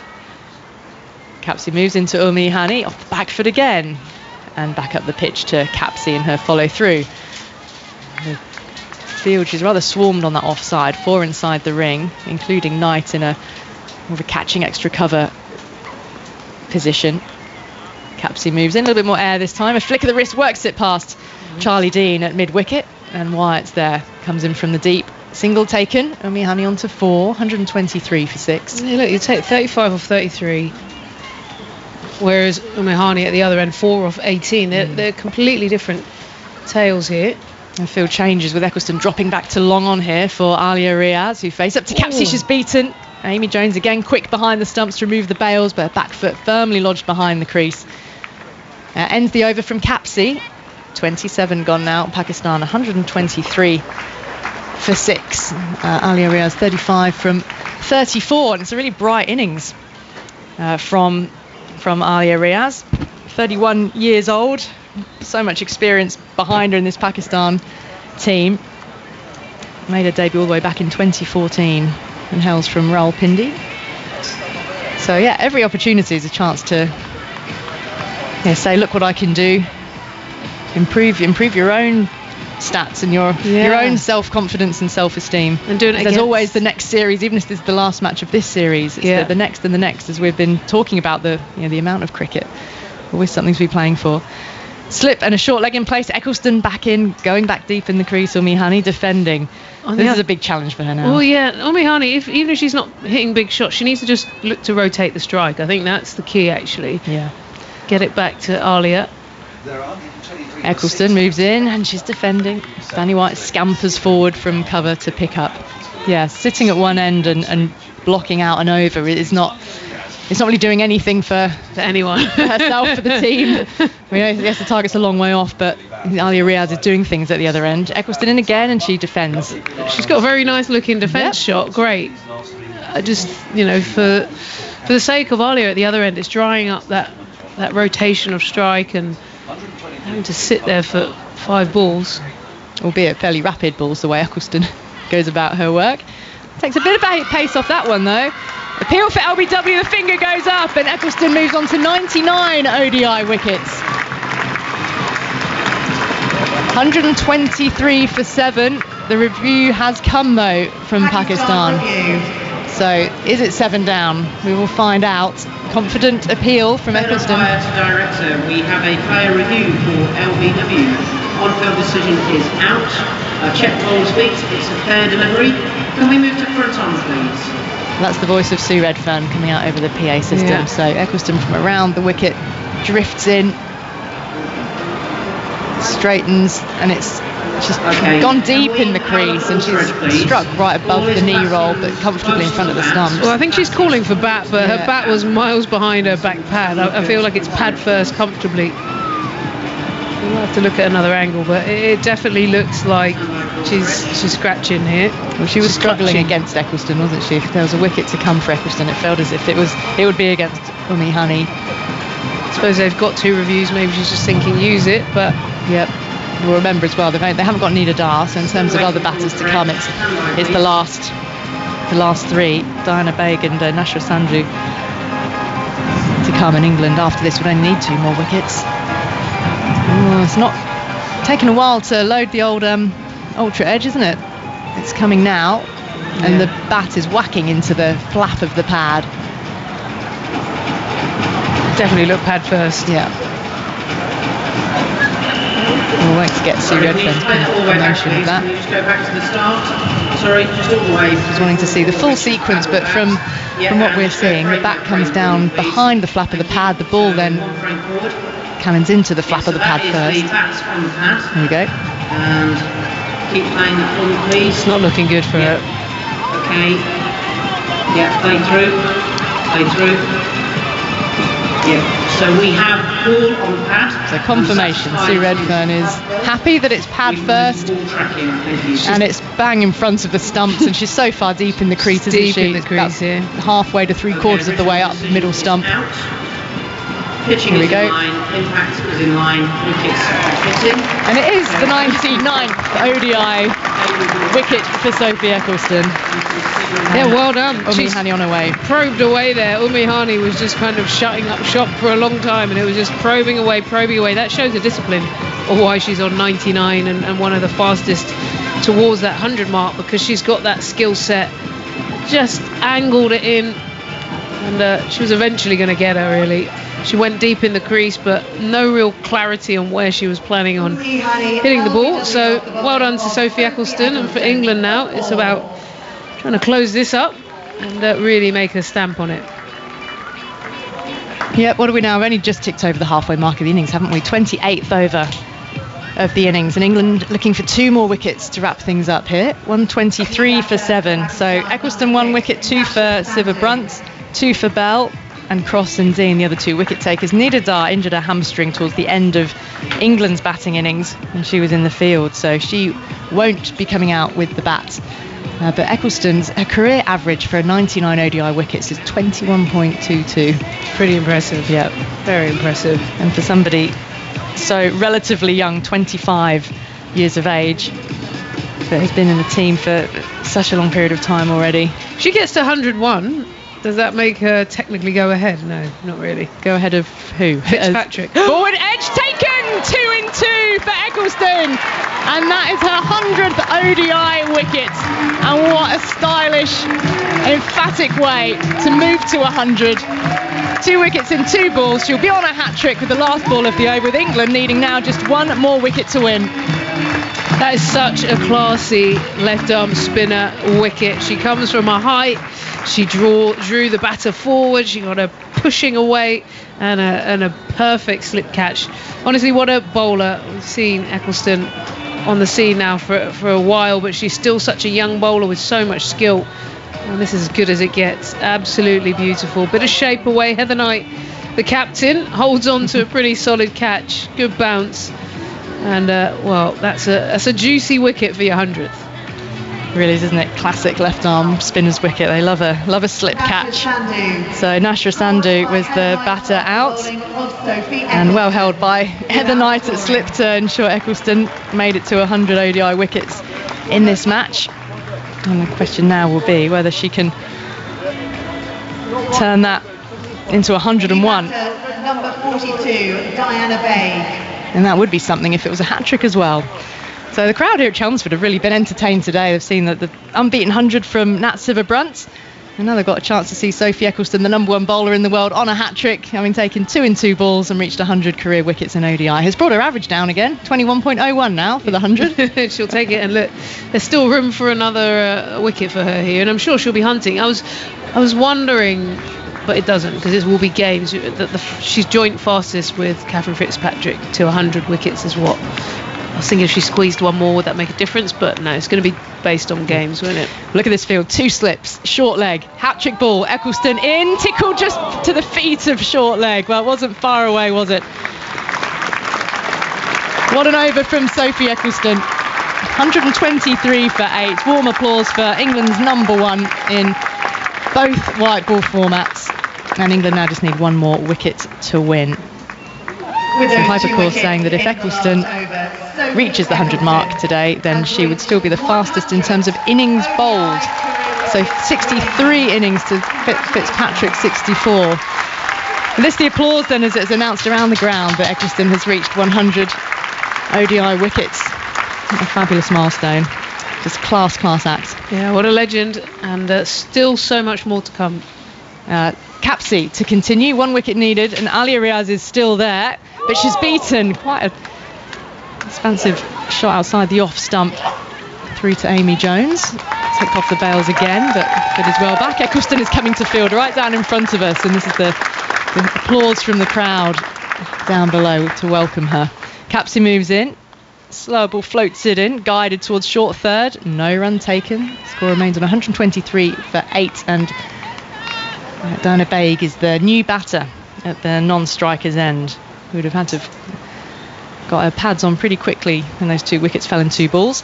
Capsey moves in, Riaz is forward, pushes it into the offside. Knight is there, picks up a no run. Remember, England a 1-0 lead in this series after victory in the first game at Derby, where the 2 teams really were much closer together in terms of the victory margin. It was only 37 runs there. Capsey in, flies a little more outside the off stump, and Alia Riaz sort of walked forward and a little ungainly as she reached for it outside the off stump. Again fielded by Knight. It's extra cover. Capsey steadies herself, moves in up past the umpire, wearing her broad rimmed hat, forward into the onside. Charlie Dean skips in And England are moving around the field with a real lightness of foot at the moment because they know they are on the brink of victory.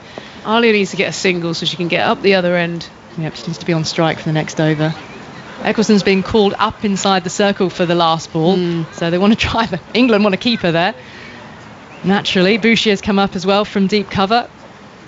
Capsey in now, and Riaz has gone up over, smeared somewhat towards deep mid-wicket. One bounce in front of Danny Wyatt, who scampered in from the boundary.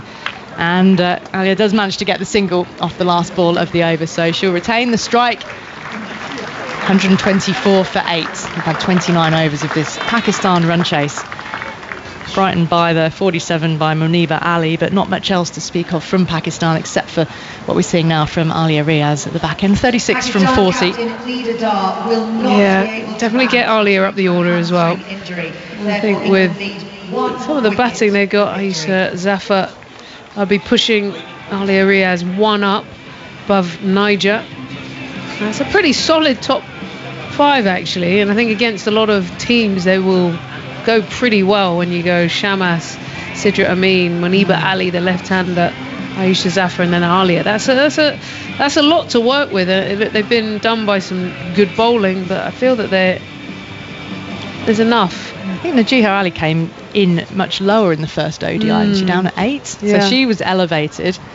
And don't forget Nida Dar. Well, quite, she would have ordinarily have put in by now. Use of the feet, inside out, lofted, could be out in the deep. Oh, tumbling catch taken by Sophia Dunkley on as a substitute. High fives now, the England team rushing towards her, and it's an emphatic victory for England because Nida Dar won't be coming out to bat. The crowd were just informed of that, and Pakistan 124 for 9 in pursuit of 303 set for them by England off the back of Nat Sivabrunt's 124 not out. Now, I'm not sure if England realise that they've won at this point, or do they? They're in a huddle. Well, the announcement comes over the tannoy, and now they just celebrate a little bit harder altogether, knowing that they have wrapped up victory in Chelmsford. And it means they win this 3-match series 2-0, not with the washout in Taunton. And they've gone unbeaten across this whole series against Pakistan. Yeah, first of all, a clinical game really for England in the end, wasn't it? And I just saw that catch there from Sophia Dunkley, and that's kind of the tone of the day really is, just professionalism. Dunkley's come out, could have just, not quite turned up. She's turned up, but more so it's because I think the tone of the whole match, Nat Sivabrunt, I think really showed England, showing how you steady the ship, showing how you put runs on the board and then accelerate later on. Some really good performances as well. Danny Wyatt, thought Charlie Dean bowled actively, and of course Sophie Eccleston, 100 wickets is a real special thing. So quickly, well done to her. Yeah, she has played her part in today's match, and Nat Sivabrunt was just spectacular with the bats, in the fact that she came in. England had lost those 3 early wickets as well, put together not just one but strung together in 3 partnerships to bat all the way through the innings. What more can you say about the way she went about her innings to notch up 124 not out? Yeah, I think the thing that stood out for me is just the adaptability she has now. She's not just, she's really moved from just being a talent to the world's best at being able to adapt to varying conditions, various needs. If she wants to press the button, she can, or if she wants to steady the ship. And today she just played a lot of strong shots, kept it simple until she was ready to expand. So for me, that was an innings that looks like a top class player. It made me think of someone like Claire Taylor as well, who was very intelligent with the innings, the way she structures it. Really working with her other teammates at the other end. So special from her, and she's a real talent.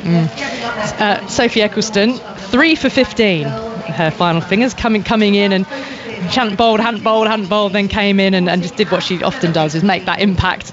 Alex, and you have been in the team with Sophie and watched her and admired her for many a year, as we all have. But yeah, reaching that milestone today, 2 wickets in 2 balls, and then wrapping up the innings. I mean, again, it's in the 4.1 overs, 3 for 15. She just seems to come in and rack up very handy figures all the time. She's world class, isn't she? Absolutely world class. And I quite like that she was held back and we got to see what other bowlers can do without her, because we know the pressure that she builds. You know, she was dot ball after dot ball and she picks up wickets. So I love the fact that Charlie Dean got a good spell without Sophie Eccleston at the other end creating pressure. And then as soon as she comes on to bowl, she picks up wickets. She's become another world record breaker. You know, she is a world class bowler, and you know, she's only going to get better. It's scary that she's only 25 years old. She's played cricket for England for 8 years already. Yeah. You know, it's quite exhausting, isn't it, to think of that? Yeah, she could play for another 10 years if she wanted to.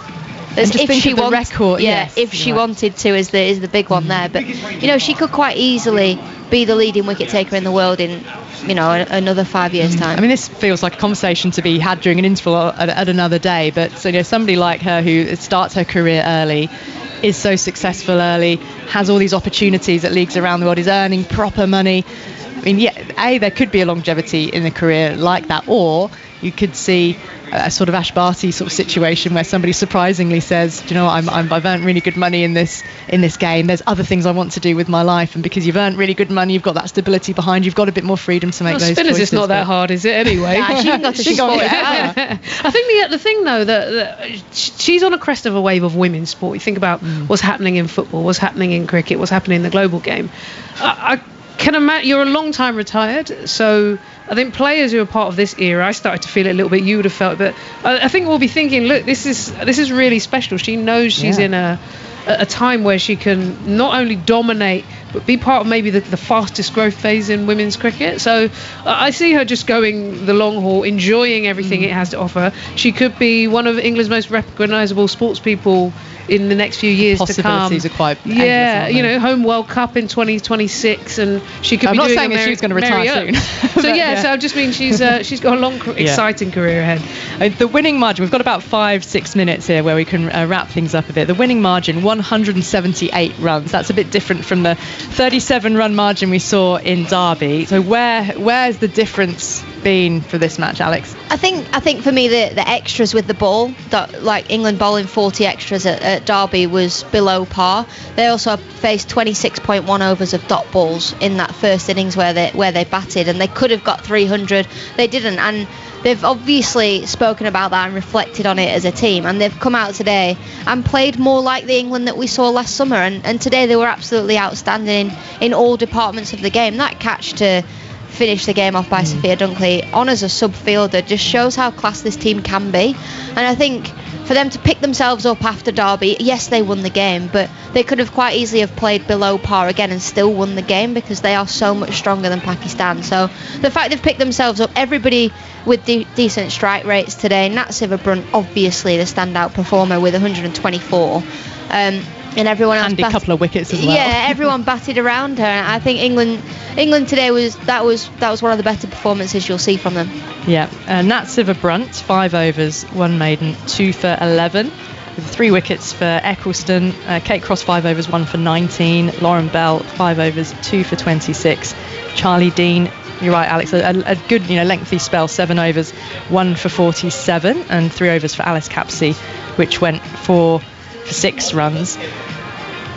I think for Sophia Dunkley, even sort of a small point, but it feels quite a significant one that she's come back into the squad. And you want to, if you get a chance to make an impact, and that would have felt awful for her if she hadn't, take that catch and held it securely. Yeah. But the fact that she had ground to cover, took it low down, tumbling catch, that just gives her a bit of I've still played a bit of a part in this series. Come on and did something when asked. It's real professionalism, isn't it? It's like coming in.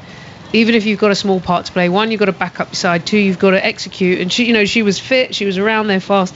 I think the other thing as well is going into a World T20, you want competition for places. You want everyone to feel like they're at their best. So whatever chance you have, you step up your standard and you show it. So I think today was that day, wasn't it? Derby didn't feel like that day, but today felt like that day where it was all most players, contributed, looked professional and really stepped that up. So yeah, that's kind of what we want to see. And then obviously there's cricket to be played between now and then, but finishing this series and ahead of New Zealand in 100 and other things, it's a good baseline. They've shown progression. Do you think, Alex, as far as the T20s, go, England sort of know what their strongest side is, or is there still going to be room for somebody to force someone else out or somebody to drop in form? And there's always time for that. You know, they've got another series against New Zealand, and they've then got the 100, so there is room for somebody to force their way in. If Tammy Beaumont's leading run scorer in the 100 again, they can't ignore her. She has to be in the squad going to the World Cup. Similar to Lauren Filo tears it up for Manchester Originals, that, you know, yes, she is in the squad, but will she play a decent role? If Lauren Bell has a stinker against New Zealand in the 100, you have to pick on form. You can't just pick your team for a World Cup on the 29th of May when the World Cup's in October. You know, there is wiggle room, but England, if the World Cup was being played next month, they know their strongest 11. How do you feel? I mean, the big questions were around the top order, wasn't it? Particularly with the T20, with Maya Bouchier joining Danny Wyatt at the top. Do you think that Bouchier has shown what she would have wanted to have shown across maybe the not course in of this these short matches? few couple of games? I think over the course of the winter, the New Zealand series coming into it, and she's got a chance in the 100, so that she'll know that Sophia Dunkley's, you know, scoring runs in regional cricket, the 100's coming. I think that will be a tussle. I think Maya Bouchier's won it now and maybe can do her best to hold on to it, but there's still going to be questions. I think the other thing that I was thinking as well is Bangladesh. You know, there's a lot of young players in this squad, and not many have had that much experience in those conditions. So someone like a Tammy Beaumont, if in form, goes out there, you'd then go, well, look, she understands how to play spinning and turning. So there's still some things to navigate between now and then. That's going to make it fun.